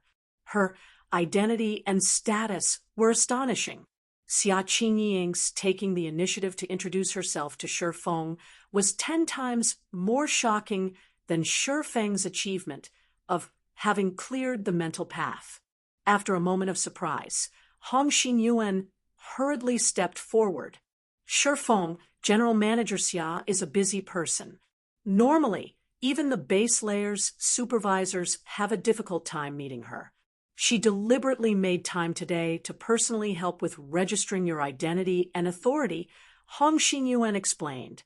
Xia Qingying wasn't an individual, just anyone could meet. Now that Xia Qingying was taking the initiative to befriend Shifeng, Hong Xinyuan naturally had to get him to seize this opportunity. This way, the young man would face fewer troubles when residing in the upper zone. Hello, General Manager Xia, Shifeng said, nodding. I will have to trouble you today. Shifeng naturally understood what Hong Xinyuan meant in his explanation. At the same time, he felt grateful to Hong Xinyuan. It's no trouble. Such matters originally fall within my purview as a general manager. Only, I am usually busy, and there are very few people who come to register. Therefore, I typically have several months' worth of applicants gather on a specific date to conduct an official registration, Xia Qingying said, chuckling as she carefully inspected Shifeng. Your appearance, on the other hand, is truly astonishing. Not only did you clear the mental path under the age of 25, but you also spent only 13 minutes to do so. This is the first time I have seen a talent of your caliber in this upper zone. What? 13 minutes? Hong Xinyuan was shocked once more. Previously, Hong Xinyuan thought that Shifeng's achievement was only getting through the mental path. It didn't occur to him that Shifeng had spent such a short time clearing it.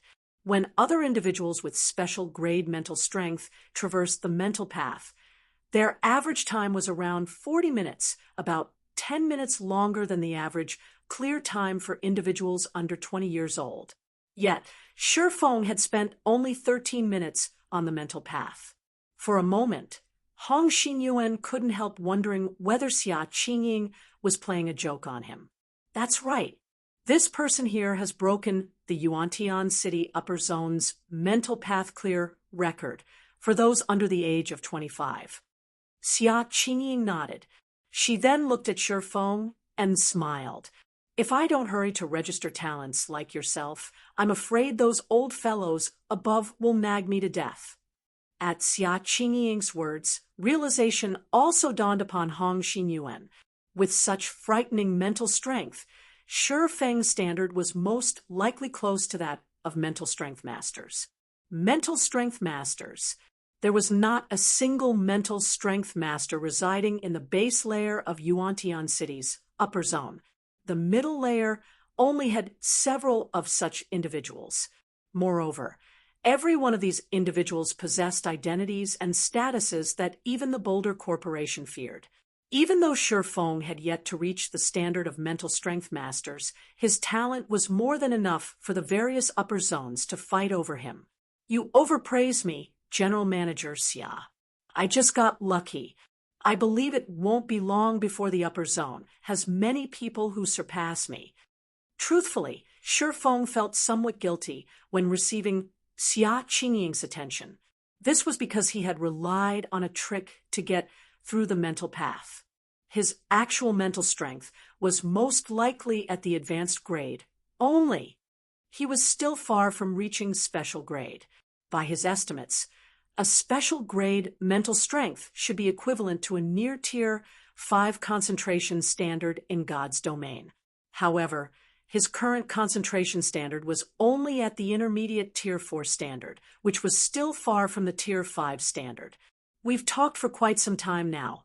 We should get on with official business, Xia Qingying said, changing the topic after seeing Shifeng at a loss in this situation. Smiling, she continued, the formal registration for identification is simple. I only need to scan you with a device, and you'll become an official member of Yuantian City's upper zone. The troublesome part is deciding what rewards should be given to you. Aren't the rewards for clearing the mental path fixed? Shifeng asked curiously. Previously, he heard from Kuruwei that anyone who successfully cleared the mental path would receive 10,000 trade points and 1 life potion from the Green God Company. The life potion aside, just the trade points awarded were already significant. In the upper zone, Trade points were as important as credits in the outside world because all transactions within the upper zone were conducted using the Green God Company's trade points. Moreover, depending on one's authority level, the number of trade points one could exchange for would differ.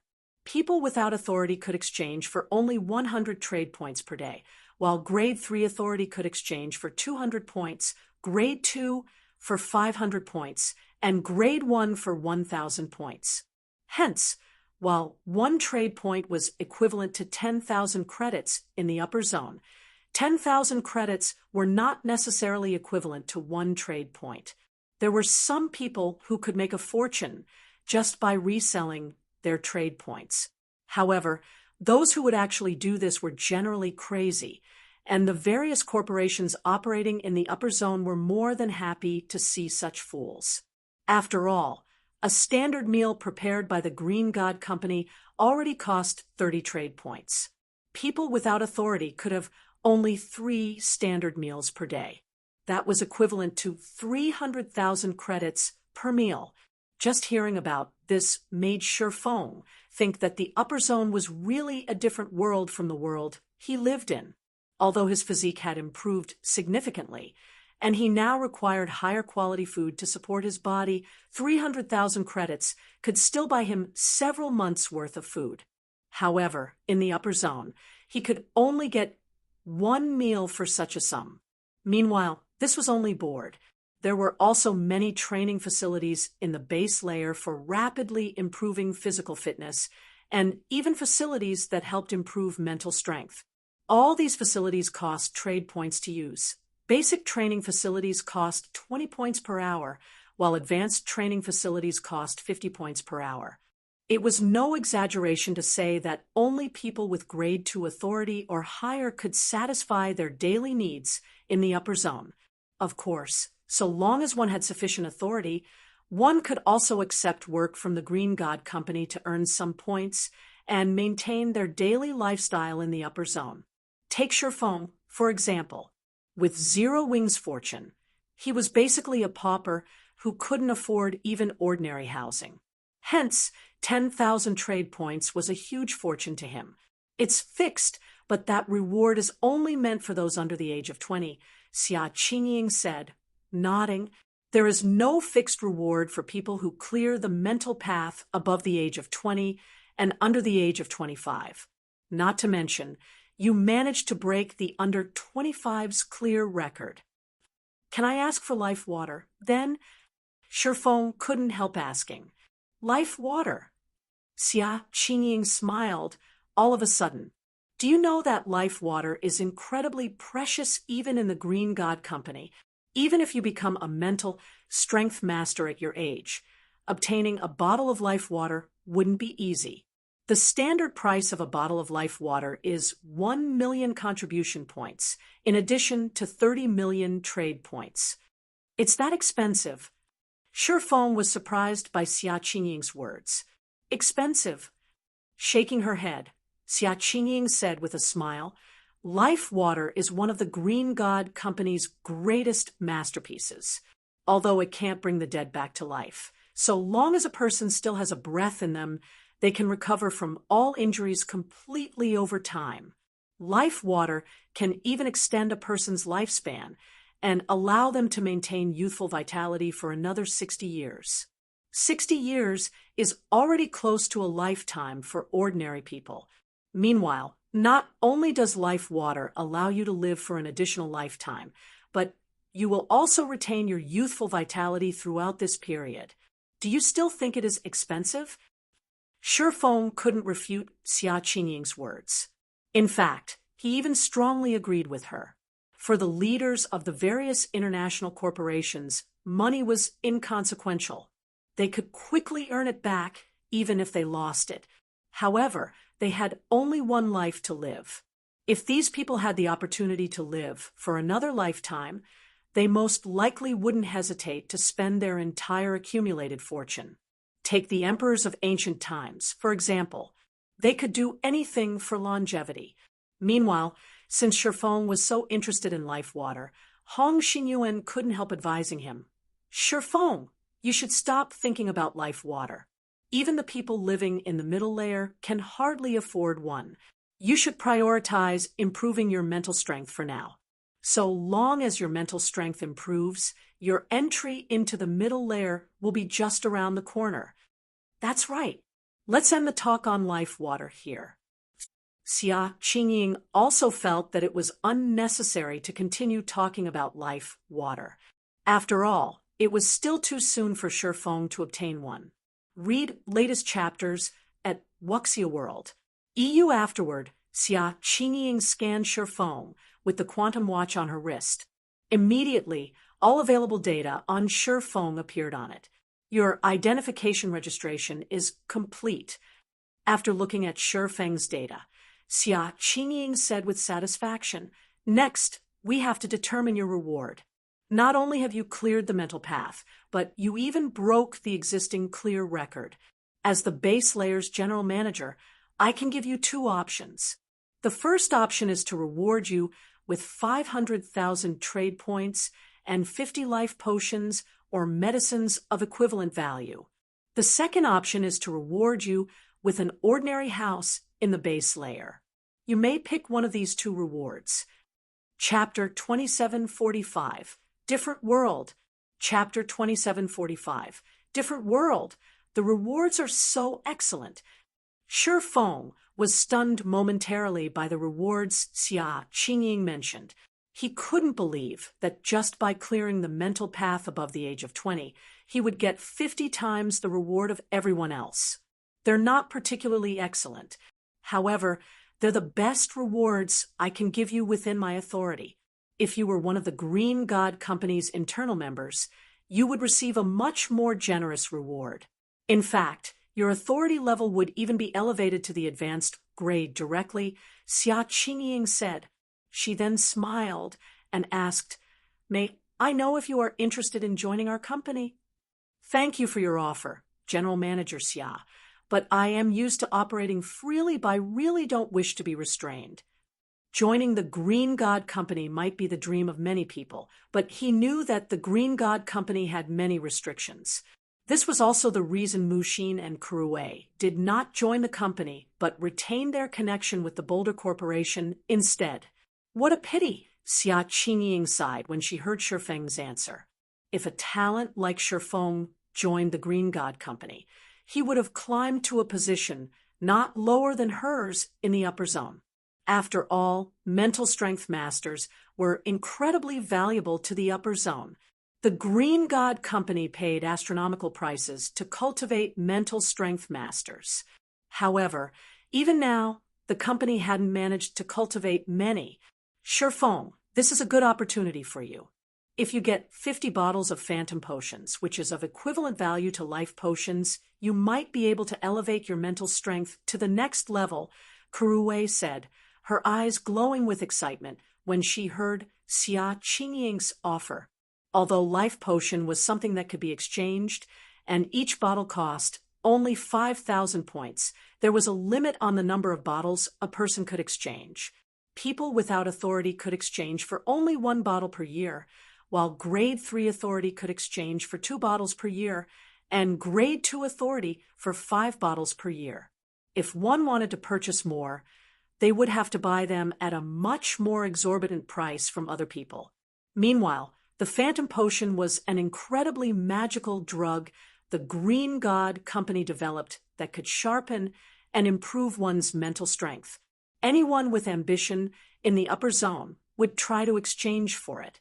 50 bottles of Phantom Potions. She had never even seen so many Phantom Potions in her life before. With that many Phantom Potions, she could definitely achieve a breakthrough within a year and elevate her authority to Grade 2. General Manager Xia, does the Green God Company have any medicine that can heal mental damage? Shifeng asked as he looked at Xia Qingying. Currently, life water was definitely out of his reach. Hence, he could only seek inferior alternatives to stabilize Gentle Snow's and Aqua Rose's mental states temporarily for now. We do, but these medicines are much more valuable than life potion, Xia Qingying answered as she looked at Shifeng strangely. She couldn't understand why Shifeng would want something like this. However, she still explained, out of all the injuries out there, mental trauma is the most difficult to treat. If you wish to purchase such medicine, you can only do so after entering the middle layer. However, you are not qualified to enter the middle layer yet. I can buy them only in the middle layer? Shifeng frowned. He then said, General Manager Xia, I've decided. I will take the ordinary house. When Hong Xinyuan heard Shifeng's decision, he couldn't help looking at the young man in surprise. Hurriedly, he dissuaded Shifeng. You're crazy. It's not easy to get 50 bottles of phantom potion. Even with your grade 1 authority, you'd need 5 years to redeem that many. The Green God Company has a completely different evaluation for those who reach advanced grade authority before and after the age of 25. Before the age of 25, humans would still be in their growth stage. Reaching the advanced grade authority before 25 meant they still had potential for growth. The Green God Company would prioritize nurturing such talents, even if these talents were outsiders. An example of this would be how Xia Qingying was showing so much care for Shifeng right now. However, if Shifeng was already over 25 years old by the time he reached the advanced grade authority, the Green God Company's evaluation of him would plummet. Before Hong Xinyuan could continue trying to dissuade Shifeng, Xia Qingying suddenly extended a hand to stop the older man. She then looked at Shifeng with a strange gaze. It seems you are adamant on restoring mental trauma. You actually gave up the possibility to improve yourself rapidly within a short period and settle for a house that can just barely maintain and heal a person's mental state, Xia Qingying said, seemingly having seen through Shifeng's intentions. She then smiled lightly and continued, Okay, since this is your decision, I won't meddle with it. However, I should still give you a reminder. The upper zone isn't as simple as you think it is. Life here is not easy. If you wish to help someone, the fastest way to do so would be to raise your own authority. Anything else is just futile effort. I understand. Thank you for the reminder, General Manager Xia, Shifeng replied gratefully.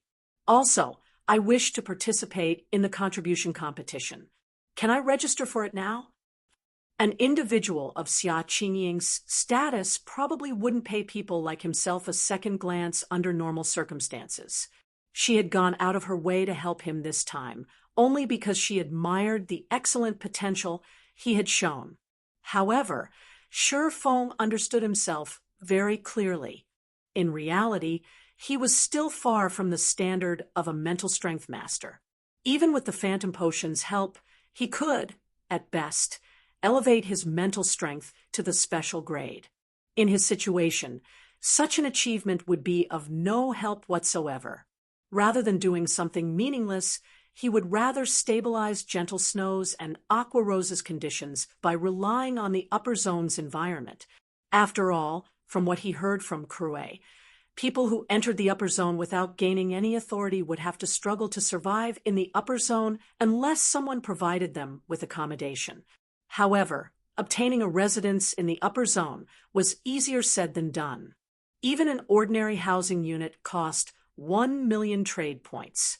1 million trade points. That was equivalent to 10 billion credits in the outside world. Moreover, even if he had that kind of money, it would still take him a very long time to exchange for 1 million trade points. Most importantly, every housing unit had a limited occupancy. An ordinary housing unit could accommodate 5 people at most, whereas the independent villas could have up to 20.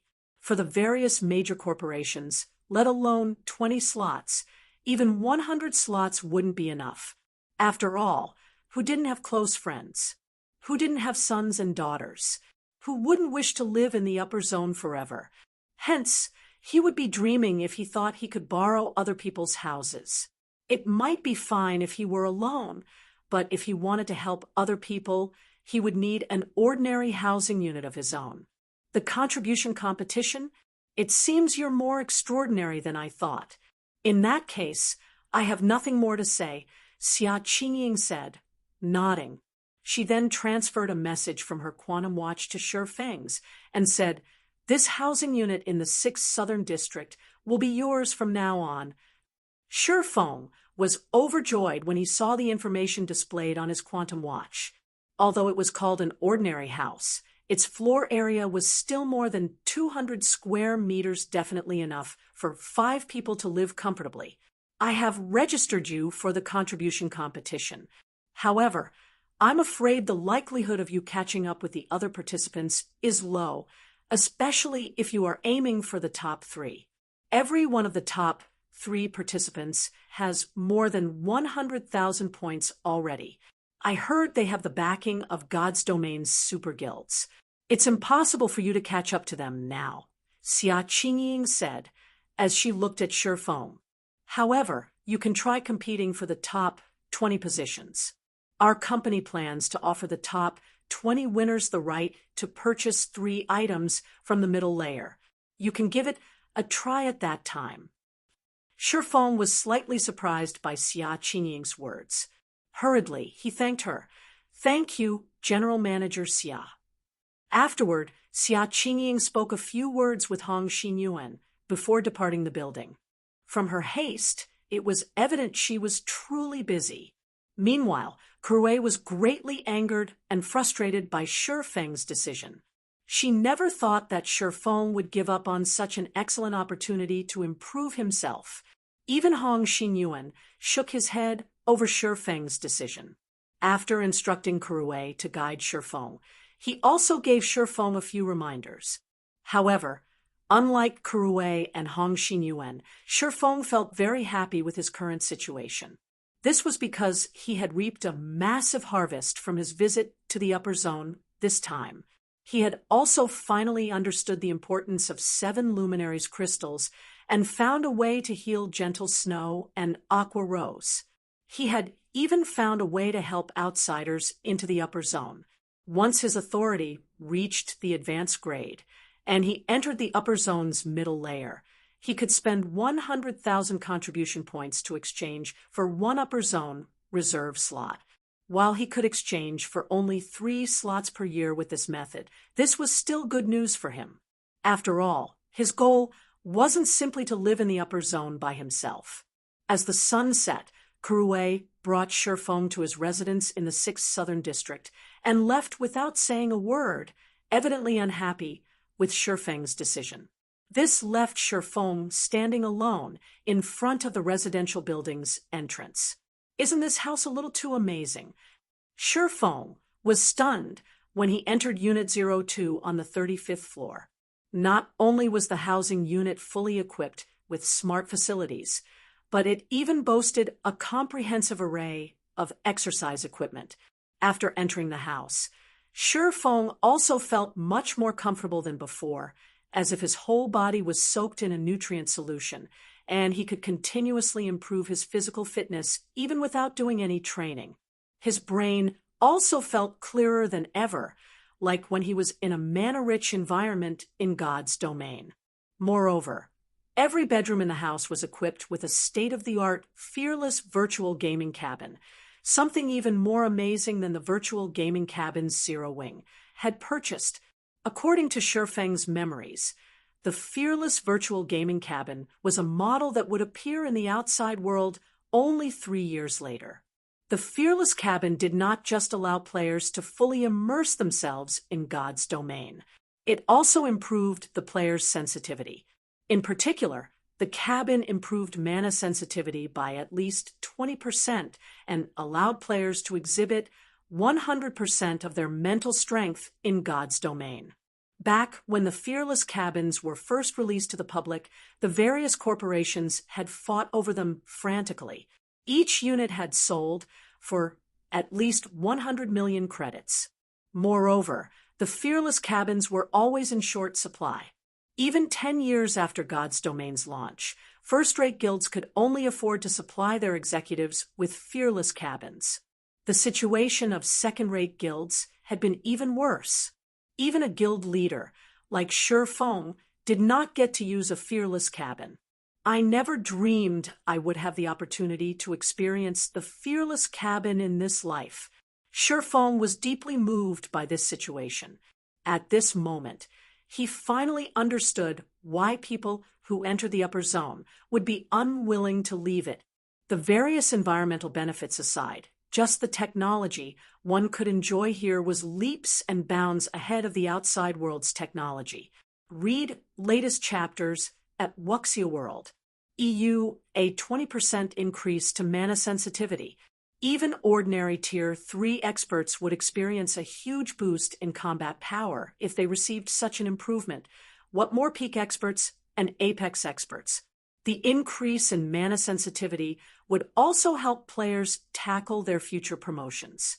After all, mana was the foundation of everything in God's domain. The more one understood about the operation and control of mana, the stronger one would become. It seems I should have gentle snow and aqua rose come over as soon as possible. These fearless cabins alone could increase their chances of reaching Tier 4 by at least 10%. As Sherfong looked at the pitch-black gaming cabin that was the size of a double bed, many thoughts and plans ran through his mind. After he gained a rough understanding of the house's functionality, he hopped into his fearless cabin without hesitation, intending to experience the effects of this legendary gaming cabin properly. Not to mention, it wouldn't be easy for him to return to Zero Wing's headquarters at this time. Once the cabin linked with God's domain's main god system, Sherfong muttered in his heart, log in. Chapter 2746, Fearless Cabins Effects. Chapter 2746, Fearless Cabins Effects, Twin Towers Kingdom, Fiery Ridge. As a level 90 map in the Twin Towers Kingdom, the Fiery Ridge was popular with level 90+ players who would come here to grind for levels.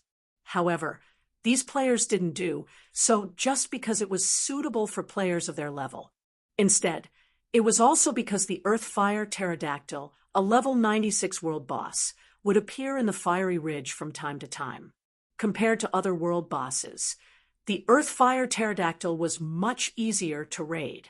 So long as players met the high requirement for fire resistance, even a 100-man team made up of Tier 3 players could take it down. Hence, while grinding for levels in the Fiery Ridge, the various large guilds' newcomers would also check whether the Earth-Fire Pterodactyl had respawned. If the world boss had respawned, they would notify their guilds immediately, and their respective guilds would send a team to raid it. Not only could the players contributing to the world boss's discovery earn a bunch of GCPs, but they might even get a piece of level 100 fine gold equipment if they were lucky. More and more NPCs have been competing with us for monsters recently. Fortunately, this place is quite far from NPC cities, and there aren't any villages or towns nearby. Otherwise, we would lose even this leveling spot, a level 97 Tier 2 Shield Warrior said, as he looked at the corpses of a dozen level 95 chieftains and one level 96 lord before him. He couldn't help sighing ruefully. Ever since the major system update, the good days of grinding as many monsters as they wished were no more. Now, NPCs were frequently seen hunting monsters in groups in almost all leveling maps. Moreover, these NPCs would generally be 10 levels higher than the map they were grinding in. They also boasted enviable weapons and equipment, with even the lowest quality piece being at the dark gold rank. Many of these NPCs even wielded epic weapons. As a result, almost no player would dare mess around with these NPCs. Indeed, we are lucky. According to some of the Tier 3 big shots in the guild, level 100 neutral maps are infested with level 130+ Tier 3 NPCs. There are more NPCs than monsters in some places.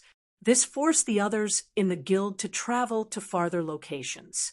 Now, their travel time is twice as long as before, a level 91 Tier 2 Oracle commented. However, this is also our chance. Now that the leveling speed of players under level 100 is much faster than of players above level 100, if we catch up to the average level of the mainstream players and get promoted to Tier 3, "We'll be set for life," a level 95, Tier 2 ranger said, excitedly. Although God's Domain had been popular since its early stages, it wasn't as popular as it was now. At present, almost nobody in the real world did not know of God's Domain's existence. Meanwhile, the competition in God's Domain was intensifying by the day. Now, reaching level 100 and entering level 100 neutral maps was akin to going from a normal mode dungeon to a hell mode dungeon. The difficulty of leveling up increased drastically. Although this was bad news for mainstream players, it was undoubtedly good news for newcomers like themselves. As they had joined God's Domain much later than mainstream players, they had missed out on plenty of opportunities during the game's early stages. Now was the perfect opportunity for them to catch up. At present, the various guilds were frantically recruiting Tier 3 experts, with some guilds even promising a considerable monthly income. Some students that played God's Domain were currently earning more money than society's white-collar elites. This situation drew more and more working-class members and elderly people into joining God's Domain to earn extra income, to subsidize their living expenditures. As the members of this six-man party were conversing among themselves, a sudden shockwave swept over them. Boom! The intense shockwave made the surrounding trees sway and shake. Even the earth shuddered, slightly. What's going on? The level 97 Guardian Knight looked toward the shockwave's source in astonishment. However, before anyone could react to the situation, a high-pitched noise forced the six players to shield their ears. "This is definitely the Earth-Fire Pterodactyl's screech," the young ranger said, his eyes glowing. So long as they reported this piece of news back to the guild, they would make a great contribution. "The Earth-Fire Dragon should be in that location," the Guardian Knight said, pointing toward a valley in the west. "Quick! This thing won't wait for anyone." After briefly exchanging looks, the six players dashed toward the valley. Although they didn't know who angered the Earth-Fire Pterodactyl, all they needed to do now was locate the world boss and wait for the guild to send a Tier 3 team to raid it. As for the possibility of other guilds discovering the Earth-Fire Pterodactyl first, that did not matter. After all, the level 96 world boss wasn't such a pushover that Tier 2 players could take it down, especially after monsters in God's Domain gained a semblance of sentience. Now, smarter monsters would even flee for their lives when the situation looked bad for them. The process of chasing these monsters down would be incredibly troublesome and time-consuming. This would give their guild's Tier 3 team more than enough time to arrive.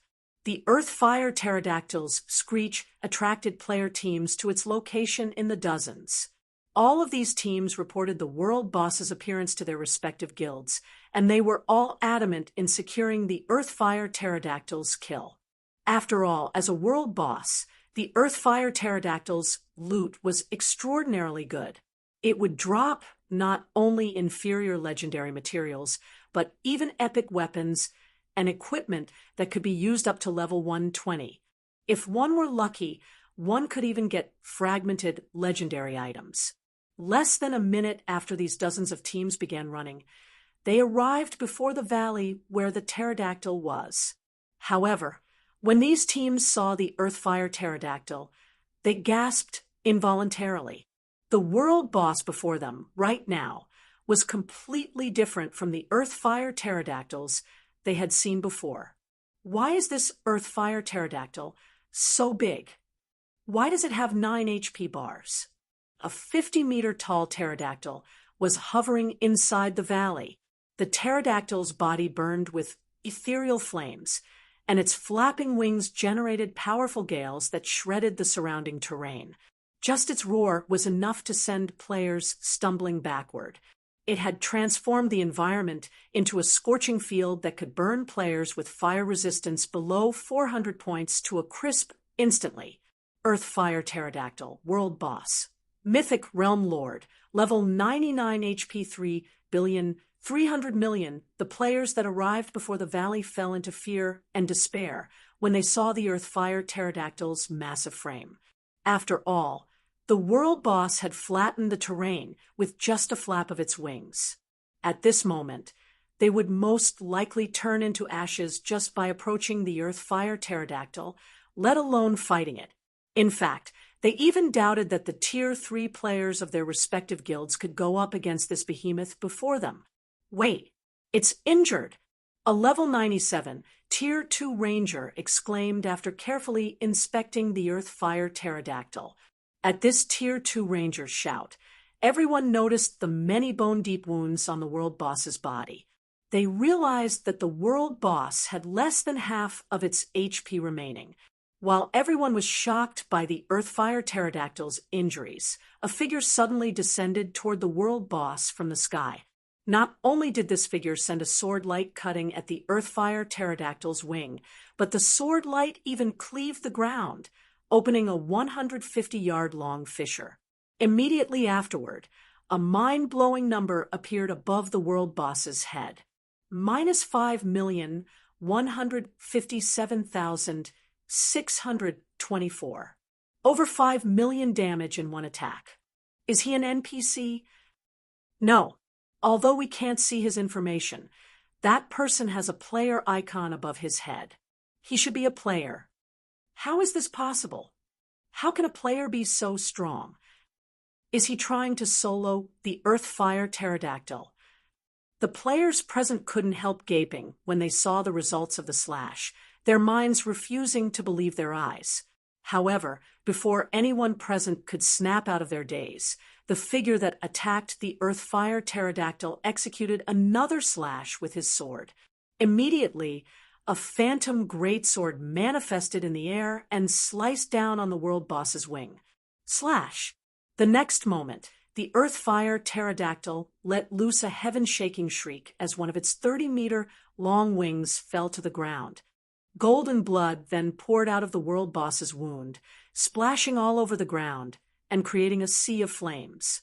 -31,544,734.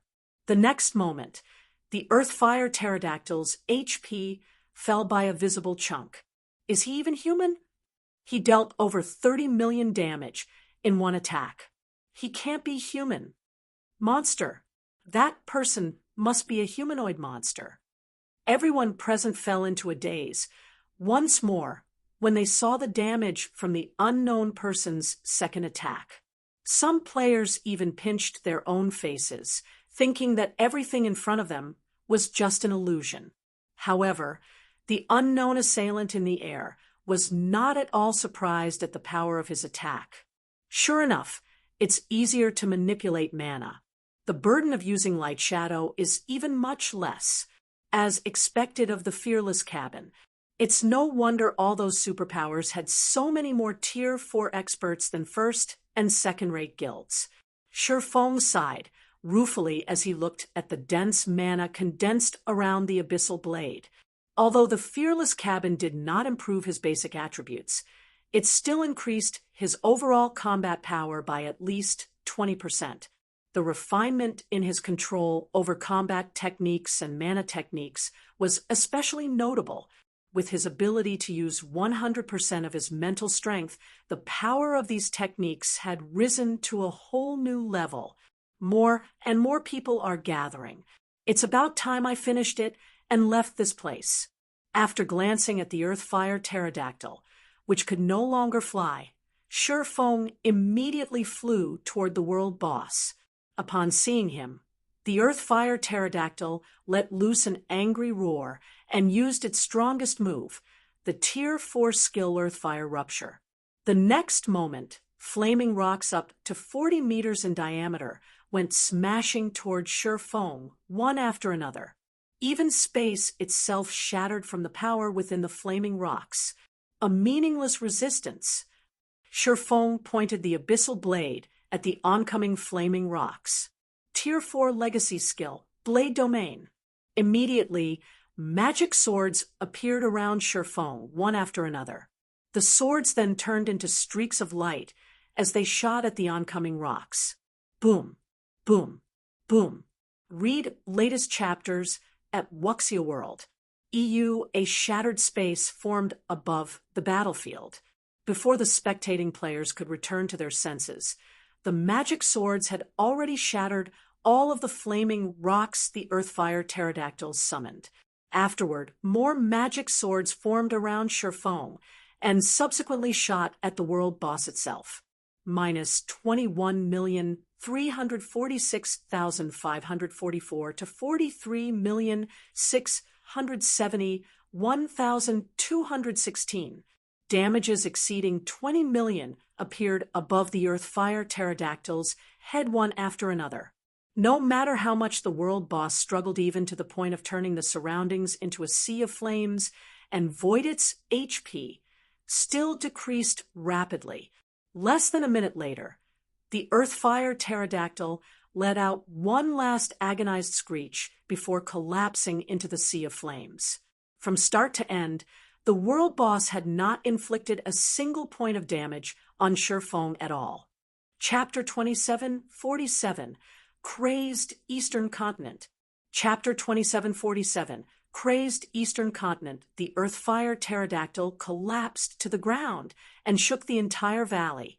However, despite witnessing the world boss's death, none of the spectating players charged forward to try to steal some of its loot. Silence enveloped the valley, a silence so overwhelming that it felt as if time had stopped inside the valley. When the various spectating players looked at the cloaked man wielding the runic black sword, fear and awe filled their eyes. It was as if they had just seen a god.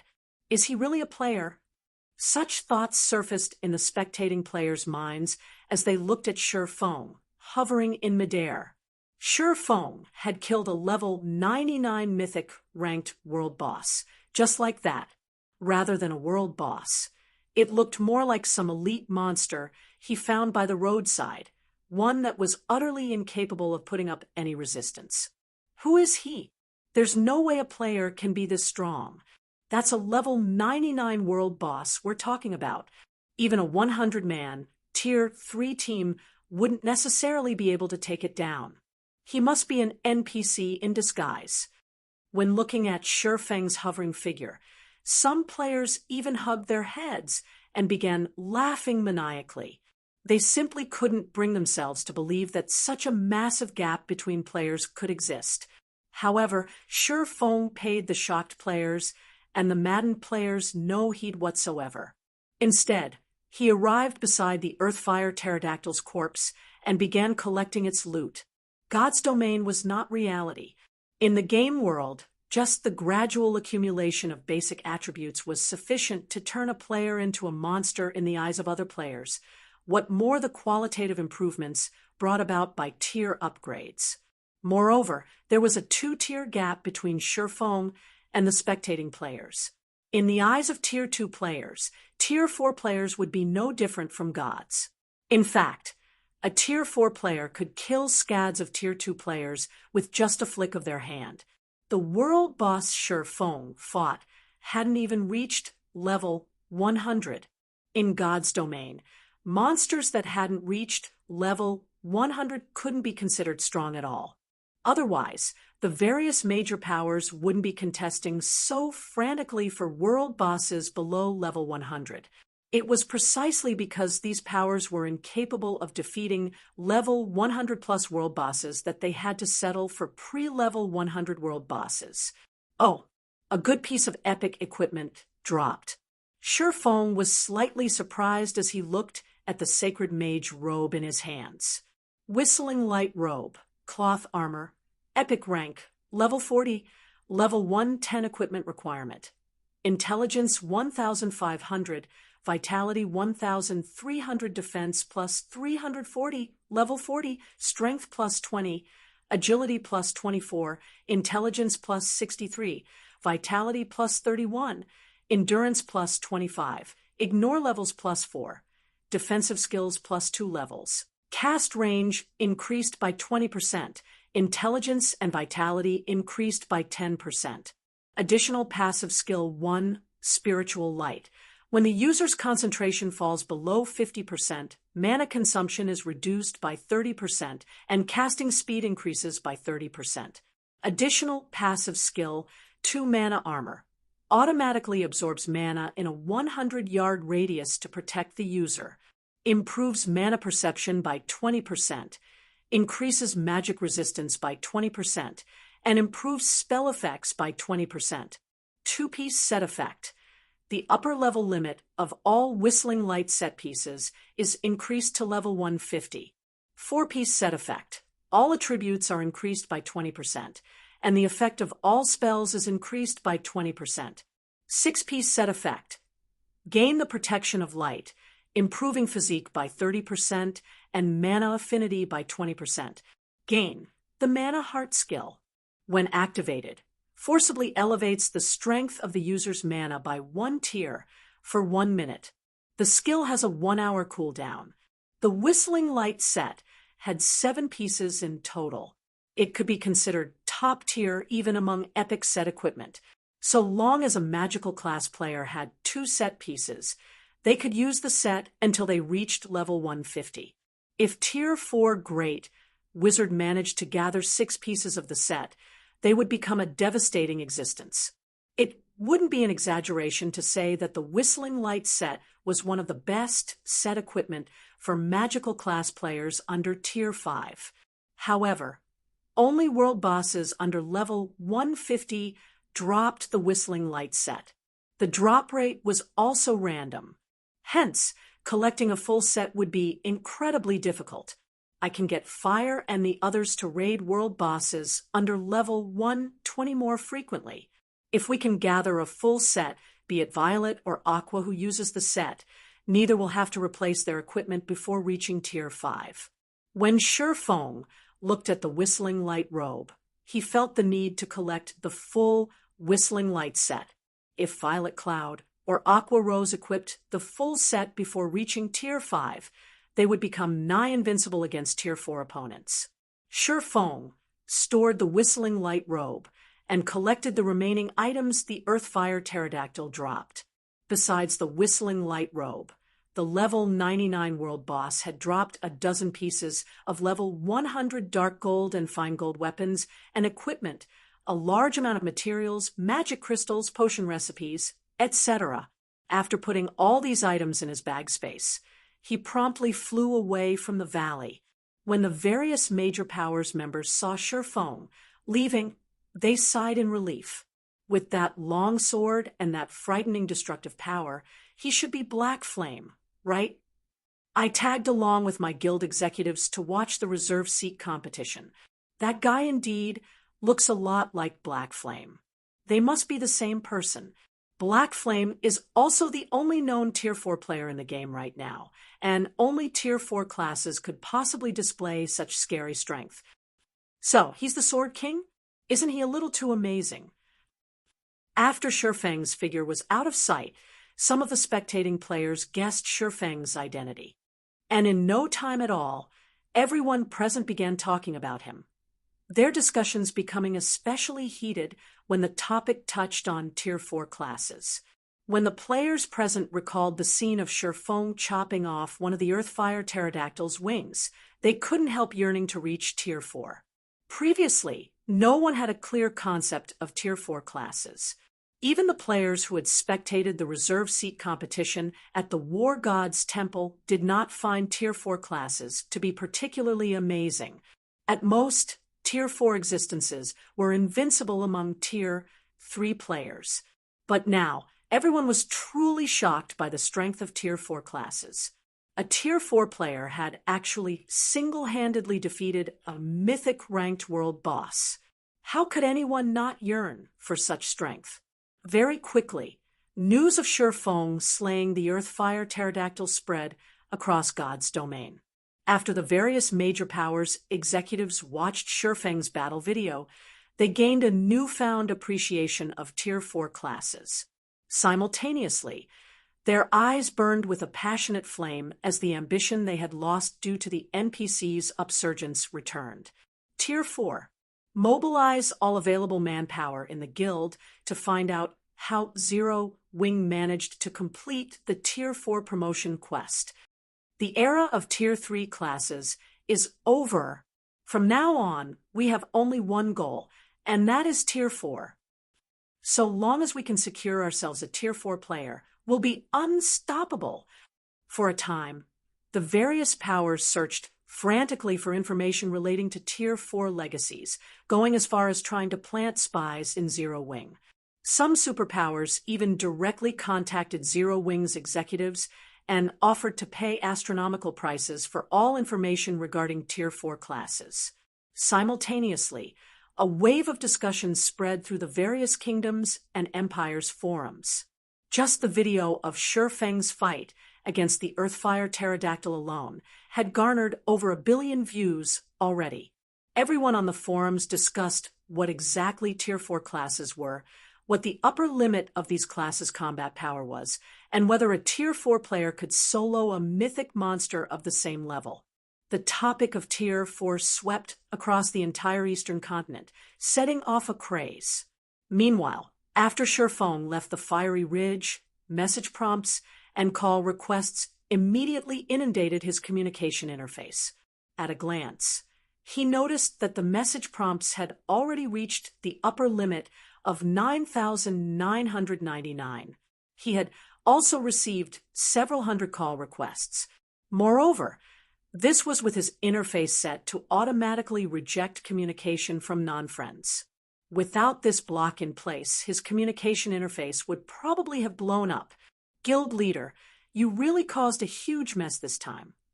When Yulan finally managed to get through to Shifeng, she didn't know whether to laugh or cry.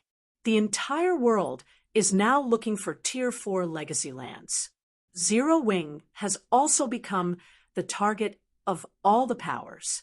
Everyone is trying to get information about Tier 4 legacy lands from us. Currently, all of Zero Wing's executives were being harassed by the various powers. Yulan herself had been contacted by over 20 superpowers, with every one of them offering to purchase information on the Tier 4 promotion quest at astronomical prices. If Zero Wing did not respond to these requests, it would be akin to offending all of these superpowers. At that time, Zero Wing would really be in danger of extermination. An accident. It really was an accident, Shifeng said apologetically. I didn't expect something like this to happen, either. He had only thought to try out the Fearless Cabin's effects. He had not anticipated such a development. Not to mention, from a certain perspective, the Fearless Cabin's effects were truly astonishing. What should we do now? Yulan asked, frowning. If we refuse all of them, we'll make an enemy out of every superpower on the Eastern continent. After giving the matter some thought, Shifeng said, how about this? Announce that Zero Wing is willing to sell information on the Tier 4 promotion quest. However, the price of the information is 5,000 units of 7 luminaries crystals. 5,000 units? Guild leader, isn't this a little? Yulan gaped at Shifeng's price. Read latest chapters at Wuxia World. EU the price tag of 5,000 units of 7 luminaries crystal already went beyond gouging. Shifeng was basically asking the various superpowers to hand over their lives.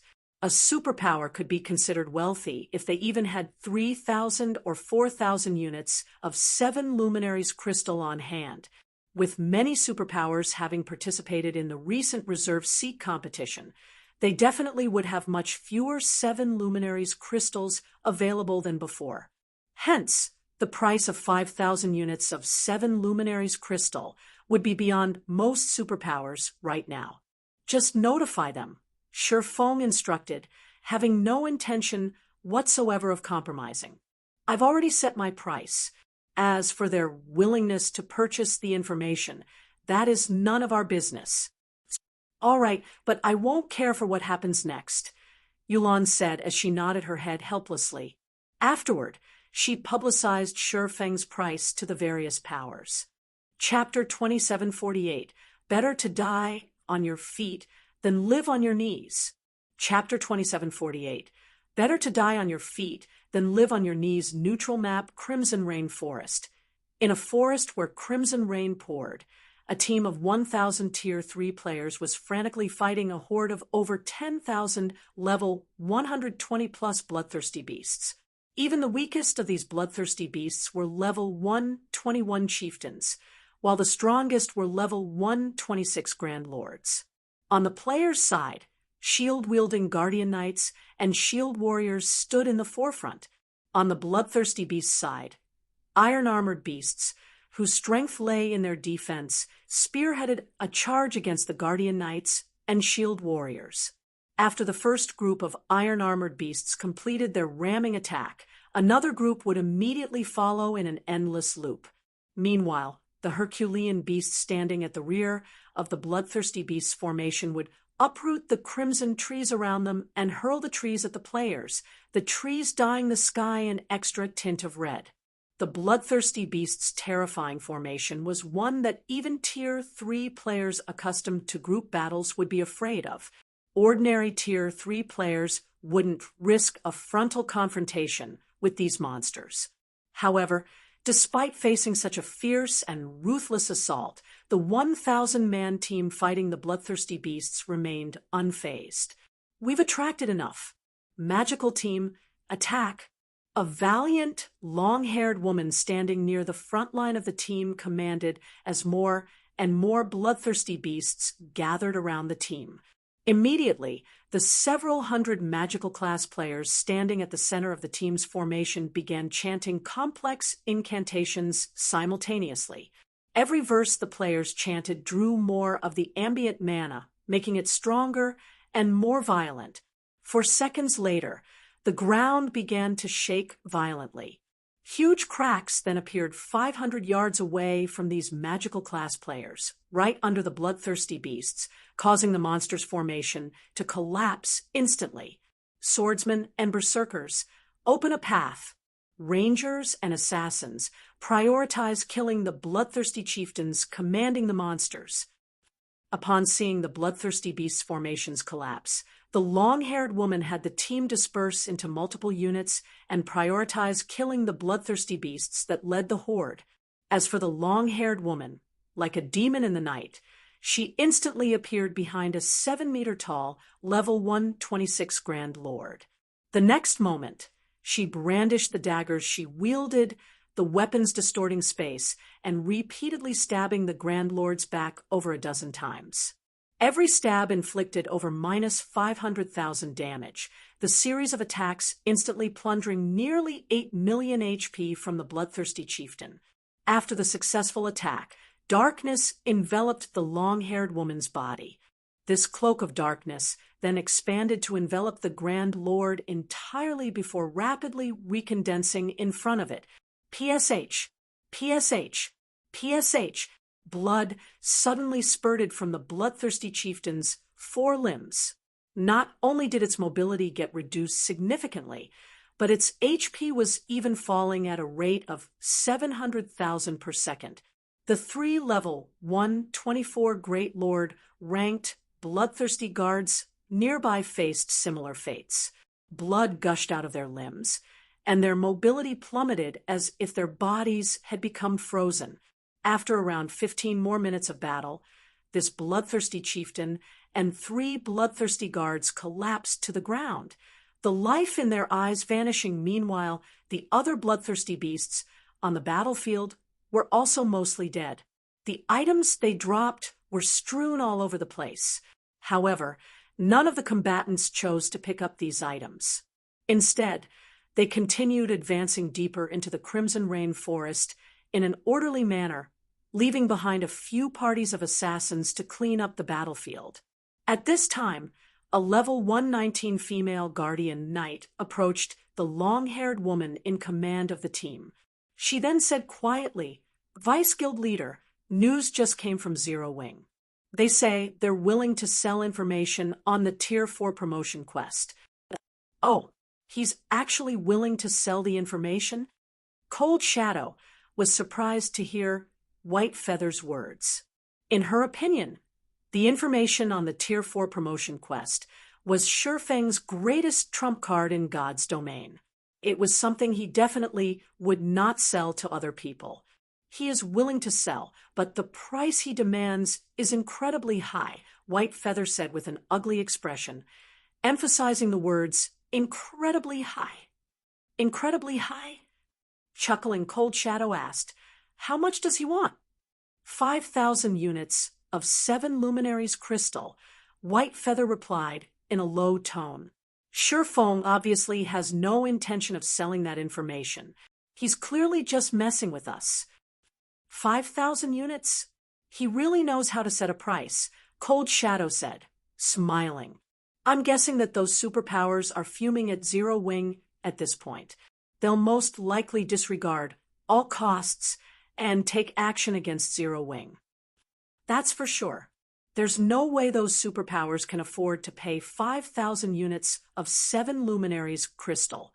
If they want that information, their only option is to work together and declare war on Zero Wing, White Feather said, nodding. Shifeng was basically treating the various superpowers as fools by demanding such an exorbitant price. The various superpowers would be insane to go along with him. Fine. Go and notify Zero Wing that I'm buying it. Cold Shadow said, smiling. You're buying it? White Feather's eyes widened immediately as she stared at Cold Shadow in disbelief.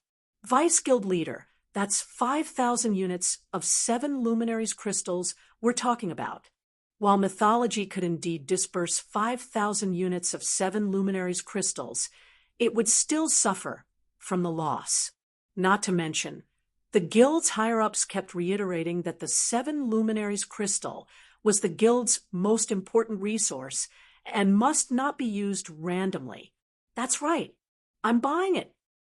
Cold Shadow nodded. She then asked White Feather, do you think Zero Wing's people are fools? After giving the matter some thought, White Feather answered, they shouldn't be, but they're still too arrogant.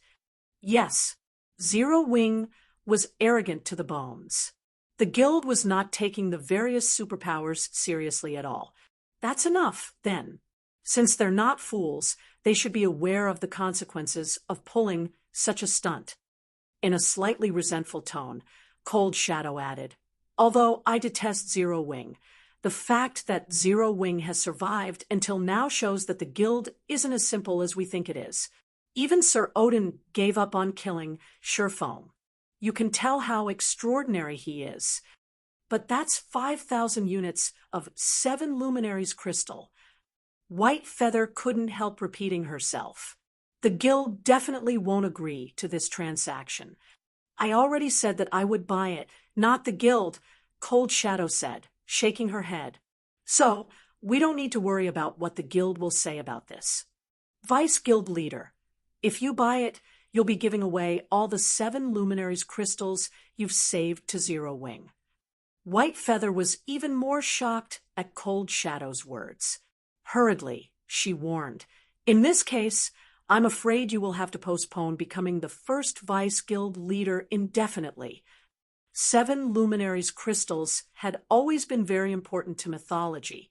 Hence, Cold Shadow had constantly been stockpiling the crystals since early on so that she could contribute them to the guild during a critical moment and have the guild recognize her value. However, if Cold Shadow used up her entire stockpile, gaining recognition would be difficult. While 7 luminaries crystals are indeed important, getting promoted to Tier 4 is much more important right now. Gazing at the endless crimson forest ahead of her, Cold Shadow said seriously, the places Tier 3 players can visit are too limited. Only after reaching Tier 4 can players venture into more valuable locations. Hence, our first priority now is to reach Tier 4. Then, we can easily earn back those crystals. In reality, Cold Shadow felt extremely upset by Shifeng's actions. She wanted nothing more than to give him a few hundred deaths right now. However, in the current God's domain, only Shifeng knew how to get promoted to Tier 4 quickly, and the exact details of the Tier 4 promotion quest. Getting her hands on this information would be equivalent to securing herself an absolute advantage. After all, she had reached level 120 already. With Zero Wing's information, she could undoubtedly reach tier 4 ahead of everyone else in the guild. She could be the first to venture into places that players currently considered taboo and continuously strengthen herself. At that time, even becoming the strongest expert of mythology's younger generation wouldn't be impossible. I understand. I'll make the necessary preparations now. Seeing the determination in Cold Shadow's eyes, White Feather understood that there was nothing she could say to dissuade Cold Shadow from her decision. At present, the various superpowers should already have players at level 120. If Cold Shadow could reach tier 4 ahead of everyone else, her authority in the guild would definitely increase. Of course, Cold Shadow was also making a gamble. She was betting that Zero Wing would not lose to the various superpowers and that Zero Wing could survive the upcoming battle. In that case, she would obtain an absolute advantage. However, White Feather wasn't aware of how crazy Cold Shadow actually was. In Cold Shadow's opinion, it did not matter whether Zero Wing could survive or not. She would be satisfied so long as she could get her hands on this opportunity. Orc Empire, Silverwing City. Damn it! Zero Wing is clearly toying with us. That's right. We are kindly offering to purchase his information on the Tier 4 promotion quest. Yet he's repaying us like this. Let's just join hands. So long as we join forces to hinder Zero Wing's operations, Zero Wing will have to yield to us. Yes, with our combined strength, there's no chance whatsoever that Zero Wing will survive. Many of the superpowers operating in Silverwing City secretly came to an agreement to suppress Zero Wing. They began targeting Zero Wing's members to force Zero Wing into obediently surrendering the information on the Tier 4 promotion quest. Meanwhile, inside Zero Wing's residence, Shurfeng received a call from Yuan Tiexin. Guild Leader Black Flame, you've gone too far this time. Even if you want to sell the Tier 4 promotion quest's information, you could have just asked for 1,000 units. I believe most superpowers would be willing to pay such a price. You will also get to make a big profit. Why must you have Zero Wing make an enemy out of the superpowers? Yuan Tiexin said in exasperation. For the various superpowers, paying 5,000 units of 7 luminaries crystals was akin to forking over their lives. However, a price of only 1,000 units would still be palatable to many superpowers. At that time, not only would Zero Wing earn a bunch of 7 luminaries crystals, but the various superpowers also wouldn't seek trouble with Zero Wing. It would be the best of both worlds. Yet, Shurfeng had chosen to take the worst possible action. Make enemies? Chuckling, Shurfeng said, I never intended to become enemies with them. Also, you're wrong about one thing, Elder Yuan. They are the ones forcing Zero Wing to sell information on the Tier 4 promotion quest. We aren't selling it because we want to. I've given them my price. If they can't afford it, how is it my fault? What you say is indeed correct. Yuan Tiexin naturally understood Shurfeng's take on this situation. However, Zero Wing's circumstances were inferior to the various superpowers. Meanwhile, having wealth without the strength necessary to protect it became a sin. But those superpowers won't share your way of thinking. They will definitely cooperate in secret to target Zero Wing's members. At that time, Zero Wing's members will shed a river of blood. The various superpowers might be incapable of breaking through the defenses of Zero Wing's guild cities right now, but having people target Zero Wing's members out in the fields would be a piece of cake. There was no way Zero Wing's members could avoid going out to grind for levels. There was also no way Zero Wing could have peak experts, escort, and protect every guild member. Once the various superpowers took action, Zero Wing would eventually lose members in large numbers. Read latest chapters at Wuxia World. EU as for Zero Wing retaliating against the various superpowers. The superpowers scheme wasn't going to be something as straightforward as a frontal confrontation. Instead, they would be taking covert action against Zero Wing. In that case, how could Zero Wing possibly determine which superpower was actually taking action against it? Moreover, even if Zero Wing managed to identify the superpowers responsible for the attacks, with there being so many superpowers, could Shifeng possibly win against them all? He would exhaust himself to death just by running about the numerous maps.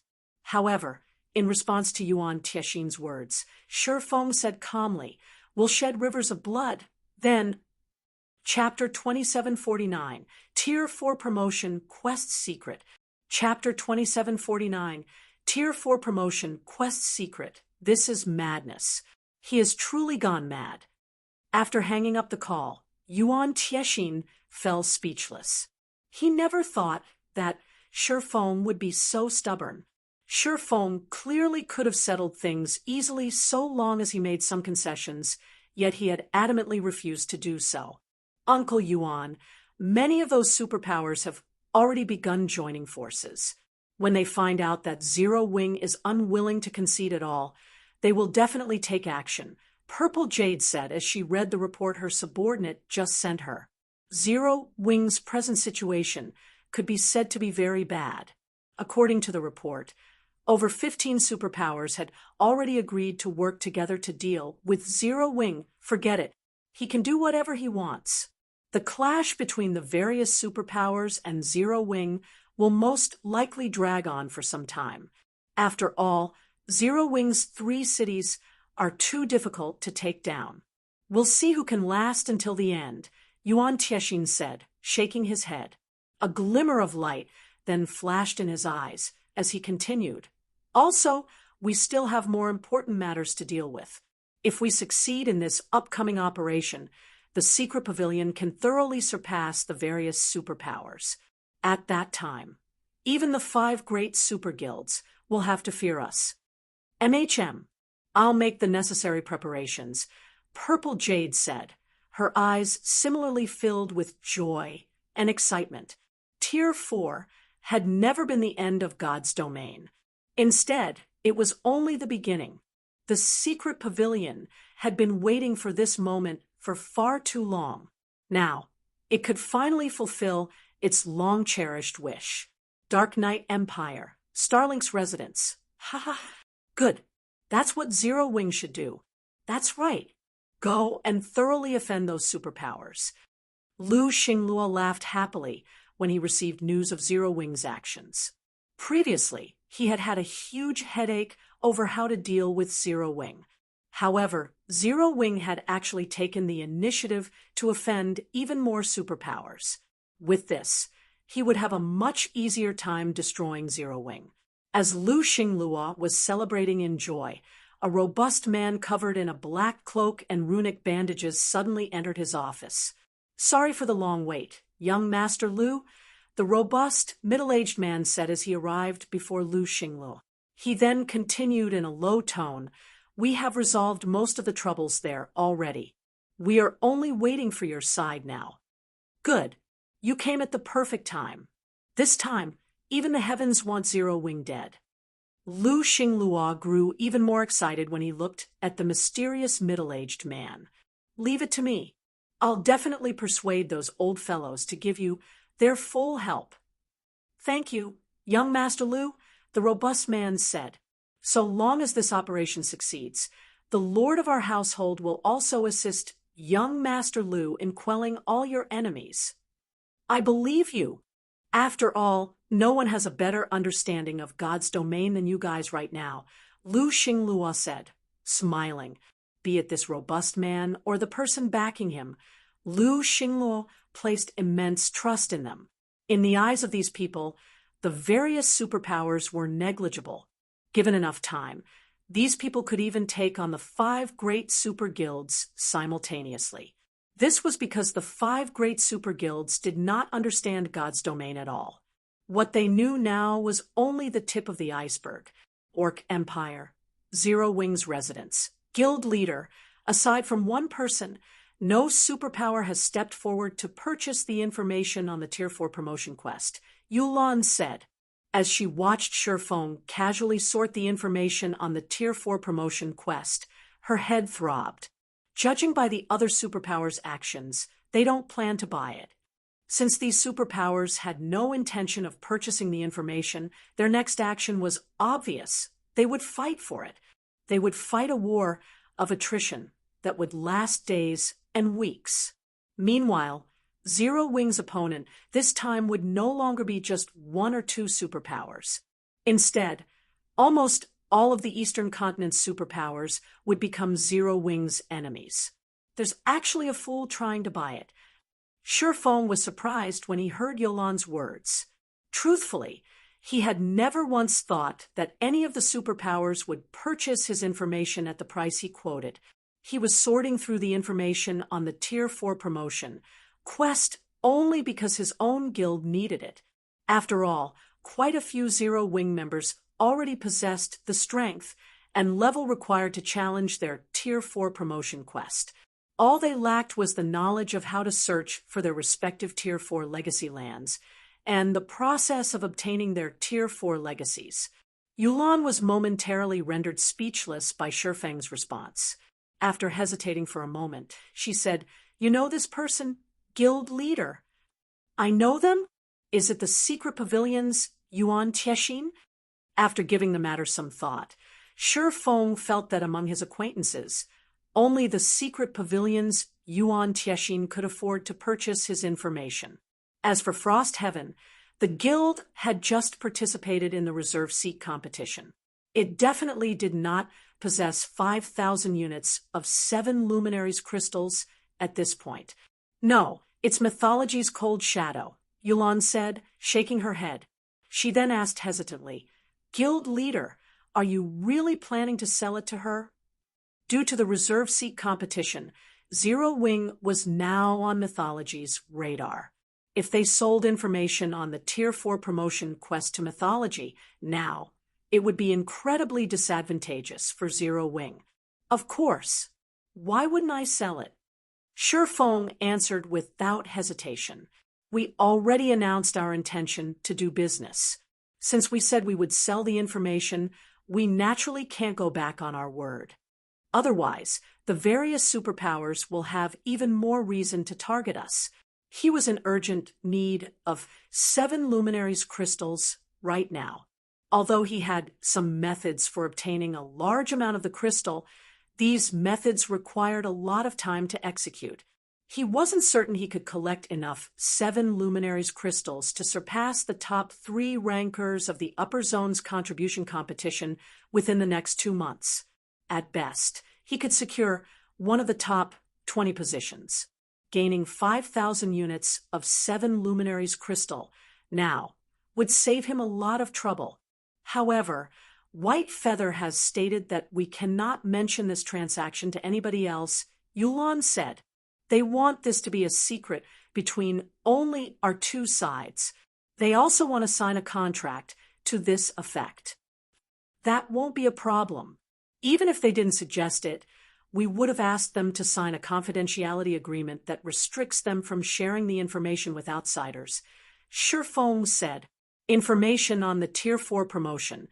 Quest was like a hot potato right now. Anyone holding it would be struck with misfortune. Even a super guild like Mythology wouldn't be safe. Hence, it was very normal for Mythology not to want outsiders to find out about this transaction. Make a copy of everything here and give it to them," Shifeng instructed as he handed the compiled information on the Tier 4 promotion quest to Yulan. "Everything?" Yulan was surprised to hear Shifeng's words. The players of God's Domain were still ignorant of the Tier 4 promotion quest. In fact, even Zero Wing's members knew nothing about it. If they sold all this information to Mythology, that would be akin to throwing away all their advantages. Everything. Shifeng nodded. "Since the other party is willing to pay an astronomical price for this information, I naturally won't be stingy. Not to mention, the secret to the Tier 4 promotion quest isn't a secret at all. Once the various superpowers learn about it, we can let them know how ridiculous their fantasies about the secret are. Information on the Tier 4 promotion quest was indeed incredibly precious. At the very least, that was the case now. However, once one of the various superpowers experts successfully reached Tier 4, the information he was selling would be worthless. Yes, it didn't matter how much information he provided about the Tier 4 promotion quest. The real value of his information was simply in helping to produce the first Tier 4 player as quickly as possible. Moreover, the so-called information on the Tier 4 promotion quest couldn't actually be considered a secret. This was because locating the Tier 4 legacy land and resolving the problems one would encounter in the legacy land were both problems that players needed to resolve on their own. The only information he could provide was the method to search for Tier 4 legacy lands. Whether one could locate their legacy land with this information would still depend on their luck. After all, Tier 4 legacy lands did not have a fixed position. They would appear at random in God's domain. The Tier 4 legacy lands were all located in spaces outside of the main continents. What players needed to do to visit these legacy lands was find the randomly occurring spatial nodes that could teleport them to these legacy lands. In addition to the information on how to search for Tier 4 legacy lands, the only other valuable information he provided was the process of learning one's legacy during the promotion quest. With this information, one wouldn't go into one's promotion quest blind. Even so, the amount of help this information could provide was limited because the process of learning one's legacy depended entirely on the individual. Outsiders couldn't help in this matter. Meanwhile, the method he provided to search for Tier 4 legacy lands was to venture into incredibly dangerous neutral maps of at least level 130. The more dangerous a neutral map was, the more likely one could find a Tier 4 legacy land. Only by searching in these maps would one have a greater chance of locating a Tier 4 legacy land. Aside from this method, there was no other way. If he excluded these bits of information, then the information on the Tier 4 promotion quest he sold would be nothing but a scam. After reading the information, Yulon was stunned. This is the Tier 4 promotion quest secret. Yulon suddenly felt the urge to laugh. The various superpowers were currently desperately trying to obtain information on the Tier 4 promotion quest. However, if they were to learn the exact details of the information, they would most likely lose their minds. Read latest chapters at Wuxia World. EU after all, in the information Sherphone compiled, there was nothing whatsoever that could increase one's success rate with the Tier 4 promotion quest. The funny thing was, the various superpowers thought that they could have an easier time producing Tier 4 players so long as they had this information. In fact, they were so staunch in their belief that they were waging war against Zero Wing. In reality, by targeting Zero Wing, all the superpowers were doing was wasting precious time when they could be improving themselves. That's right. This is the information on the Tier 4 promotion quest. Sherphone said, chuckling, I can even announce to those superpowers right now that they have already been eliminated from the struggle for hegemony in God's domain. As Sherphone and Yulon were conversing, Liang Jing suddenly entered the room. Guild Leader, Unyielding Soul, and Crimson Emperor are ready. They can take action as soon as you give the command, Liang Jing said excitedly. Good. Have them start moving. Sherphone said, nodding. It's about time we let these so-called superpowers know how laughable their actions are. Chapter 2750, Daunting Silverwing City. Chapter 2750, Daunting Silverwing City, Silverwing City, Business Plaza. Due to the news of the various superpowers targeting Zero Wing, the number of players occupying the city's business plaza declined. Many players were afraid of becoming collateral damage. The independent players that were initially planning on joining Zero Wing also began hesitating. And here I thought I could join Zero Wing and spread my wings after coming to Silverwing City. From the situation now, it seems I've made the wrong call. I heard that many Zero Wing members withdrew from the guild. The ones that chose to stay don't even dare set foot outside Zero Wing's guild cities. If I were to say which guild is the strongest right now, it would have to be Saint's Hand. Why don't we join Saint's Hand? If we do, we won't have to worry about those faux saint monsters. The players inside one of the city's bars inevitably discussed whether they should head to other places to develop themselves. At this point, they no longer held any hope for Zero Wing. Meanwhile, in a corner of the bar, several cloaked men listened quietly to these conversations.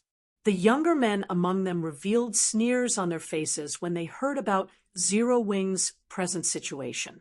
And here I thought the guild she joined was some powerful existence, a level 122, tier 3 assassin youth, who radiated an aura that made even tier 3 experts quail, said with displeasure.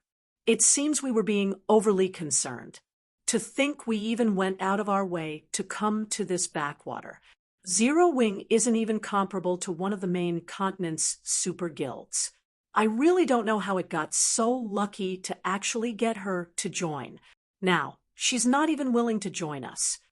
Old Six, don't say that.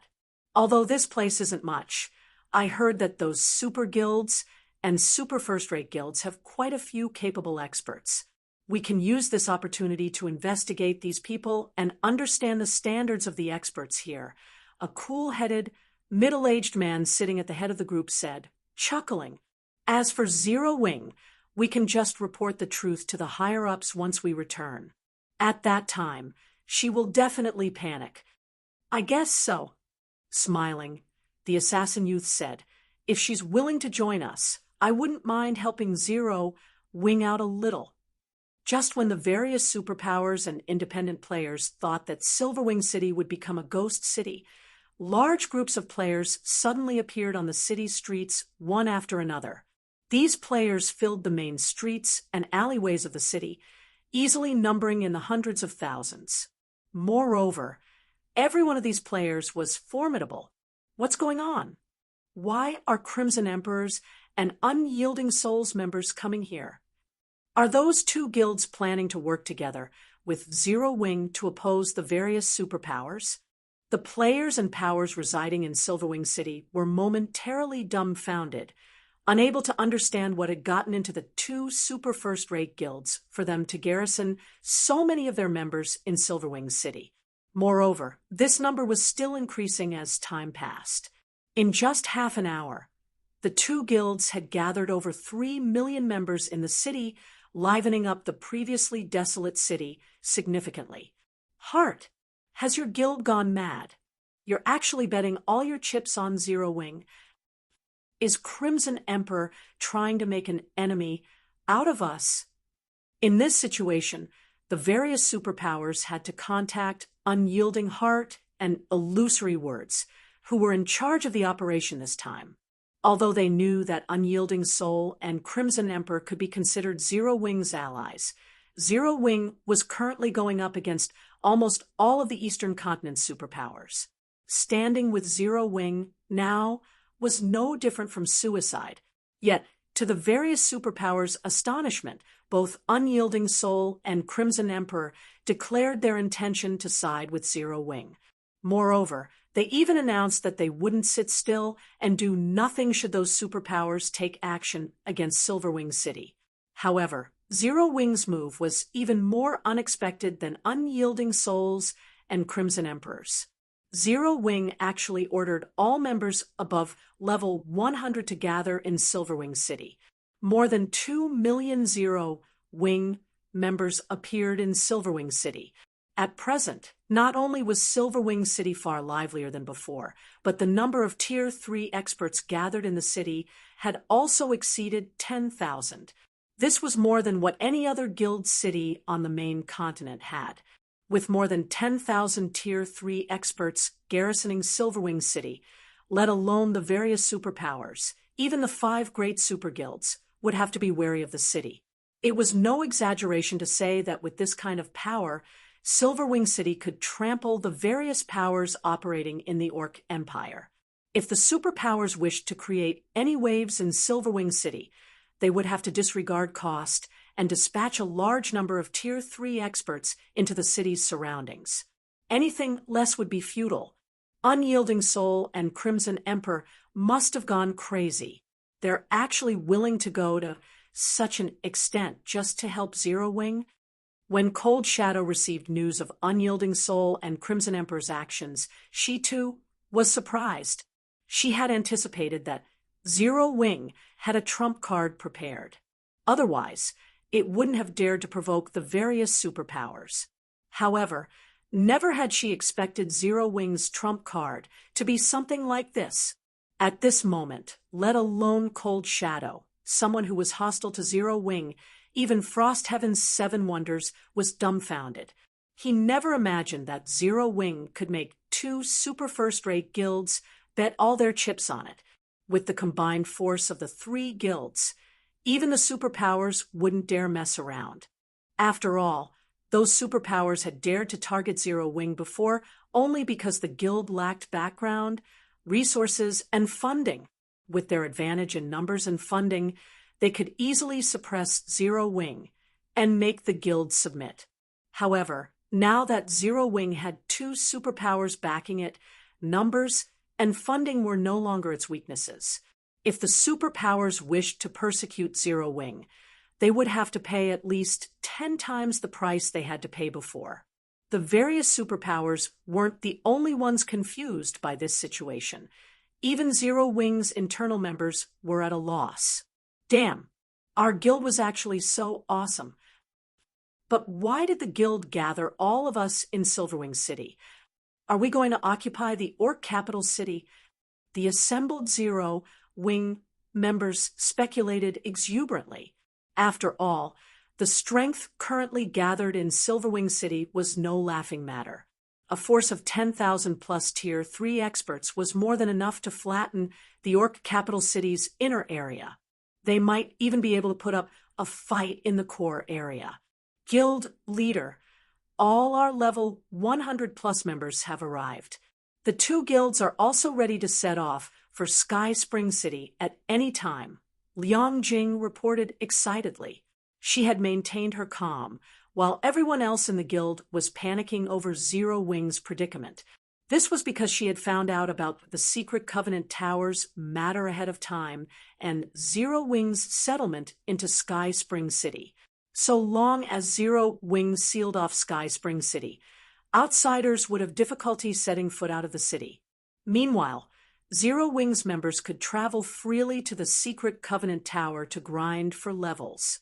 They wouldn't need to worry about heading elsewhere to level up. At that time, it would become almost impossible for the superpowers to harm Zero Wing's guild members.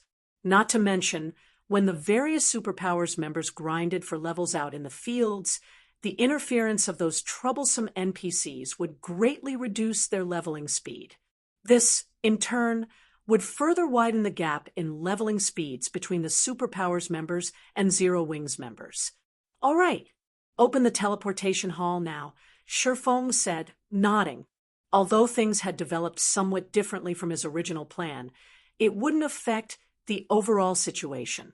Afterward, all Zero Wing had to do was watch as the various superpowers struggled to cope with the increasing number of NPCs and NPC forces. Understood. Read latest chapters at Wuxia World. EU with great excitement, Liang Jing instructed her subordinates to remove the walls and various camouflage buildings around the teleportation hall. The next moment, several 7- and 8-story tall buildings along the city's main street disappeared. Not only did the disappearance of these buildings create a spacious plaza, but there was even a massive 5-story tall building in the center of this plaza. When the players walking on Silverwing City's main street saw this building, they were immediately dumbfounded. The building sitting in the plaza was something very familiar to them. A teleportation hall? Chapter 2751, Number 1 City in the Future. Chapter 2751, Number 1 City in the Future. The teleportation hall was a 5-story building with the footprint of 3 sports stadiums. The massive edifice looked as if it were the heart of this area. Previously, the teleportation hall's teleportation array had been suppressed by a magic barrier. However, now that the restriction was lifted, the teleportation array instantly stirred the mana inside Silverwing City, exciting the mana to flow toward the building. This sudden change stunned the players on the main street. Why does Silverwing City have a teleportation hall? Crap, I never thought Zero Wing would actually play such a card. Amazing! Simply amazing. So, this is Zero Wing's true trump card. This won't do. I need to rent some shops in Silverwing City now. I must rent them no matter the cost. The many players on the streets who were originally planning to leave Silverwing City for greener pastures were now in a hurry. Some of the players who were quick to respond hastened to Silverwing City's city lord's mansion immediately. Hurry up. B. Notify the commander right away. We can't let the commander rent a house in another guild city. We got tricked by Zero Wing. Meanwhile, the various adventurer teams members frantically contacted their respective commanders lest they ruin their future by being even a tad slower. As for the various large guilds members, their initial gleeful expressions were now replaced with gapes of disbelief. A teleportation hall. This was a building all players in God's domain were familiar with. Everyone knew just how valuable a guild city with a teleportation hall would be compared to high-ranking constructions or Tier 4 NPC guards. A teleportation hall was many times more valuable. After all, so long as a guild city possessed a teleportation hall, it would be connected with the countless NPC cities of God's domain. The addition of a teleportation hall to a guild city would be akin to a human living in the Stone Age, instantly transforming into a human living in the modern era. The teleportation hall would elevate the standard of a guild city by several levels. When the various superpowers received news of this addition, they were momentarily dumbfounded. None of them ever expected Zero Wing to have such a card. Meanwhile, the Zero Wing members inside Silverwing City reacted with surprise and joy. The guild leader is awesome. Those superpowers must be stupefied after this move. With the teleportation hall, Silverwing City will definitely become the heart of the neighboring kingdoms and even the Black Dragon Empire. Now, even if the superpowers are powerful, they won't be able to stop players from streaming into Silverwing City. Eventually, Silverwing City will become the #1 city in this region. Initially, Zero Wing's members all thought they were in for a bloody battle against the various superpowers. They never thought Shurfong would bring them such a surprise. Silverwing City was on a distant neutral map. With the addition of the teleportation hall to the city, adventurer teams and independent players could now save up on plenty of travel time by teleporting directly to the Orc Empire. Even though the teleportation fees would be exorbitant, many expert players would rather pay the higher fee than waste their precious time. The players of the neighboring kingdoms and empires were highly likely to visit Silverwing City. At that time, Silverwing City's player population might exceed 10 million or even 20 million. The various superpowers' attempt to suppress Zero Wing economically had become an utter joke. The only problem remaining would be the superpowers covertly targeting Zero Wing's members. However, that problem could be easily resolved. Zero Wing's members could simply stop wearing their guild emblems and travel to other neutral maps to grind. Guild leader, just a moment ago, over 2,000 players visited the City Lord's mansion to lease shops from us. At this rate, it won't take more than half a day before we rent out all our shops, Liang Jing said excitedly as she read the statistics report she just received. Many NPC merchants had withdrawn from Silverwing City after Zero Wing implemented the ban on NPCs. As a result, many shops were vacant. However, with the current frenzy, Zero Wing didn't have to worry about finding tenants for these shops anymore.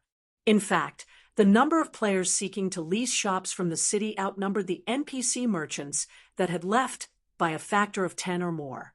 Now, Silverwing City's income surpassed even the previous total income of Zero Wing's 3 guild cities. MHM. Shurfeng nodded, not at all surprised by this situation. However, we need to tweak the rates of our shops. Instead of just coins, anyone who wishes to lease shops in the city will also need to pay magic crystals, 1,000 magic crystals per week for shops in the city center, and 300 magic crystals per week for shops in the outer area. Also, have the guild's members start making their way to Sky Springs City. In his previous life, any guild that gained the War God's Temple's recognition had practically been immune to economic suppression. The only way to hinder an official guild's development would be to destroy the said guild's guild city that housed the teleportation hall. Hence, the various superpowers had gone crazy fighting for the reserve seats. In fact, many powers would fight desperately just to secure a foreign aid position.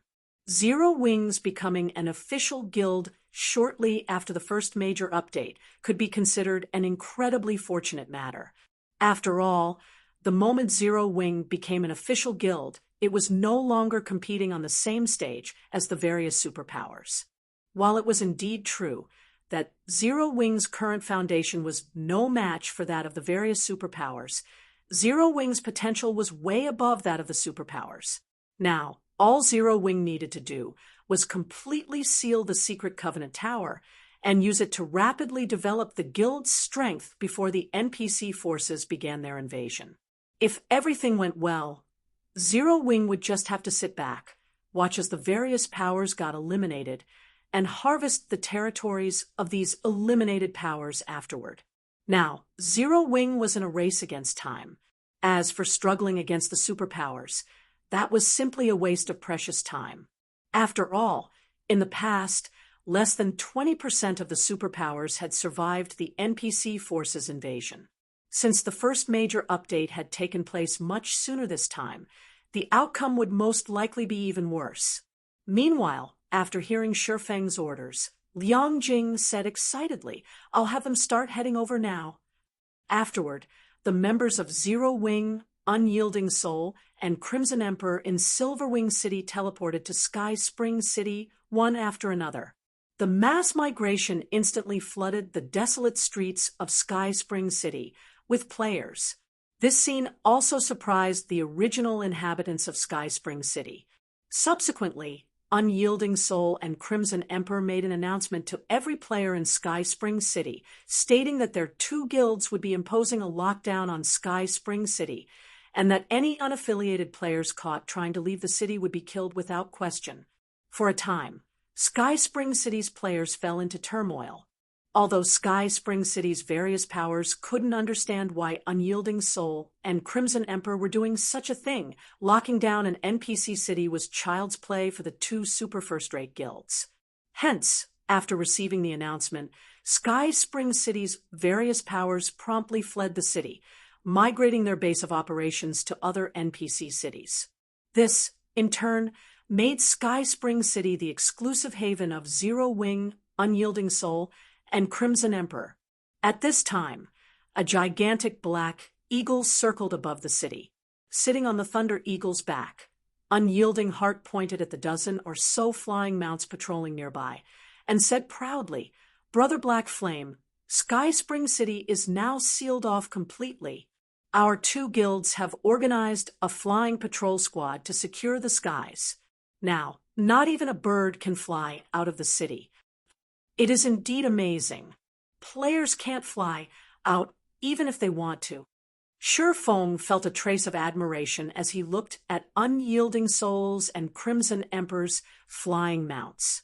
He had to admit that the super first-rate guilds were indeed powerful. In an era where flying mounts were incredibly rare, Unyielding Soul and Crimson Emperor had actually managed to secure so many. Moreover, by the looks of it, these flying mounts were of considerably high quality. Even the weakest among them was at the advanced common rank, with 2 or 3 of them even reaching the basic extraordinary rank. If a player did not possess an advanced extraordinary rank flying mount, they wouldn't stand a chance against the coalition of these flying mounts.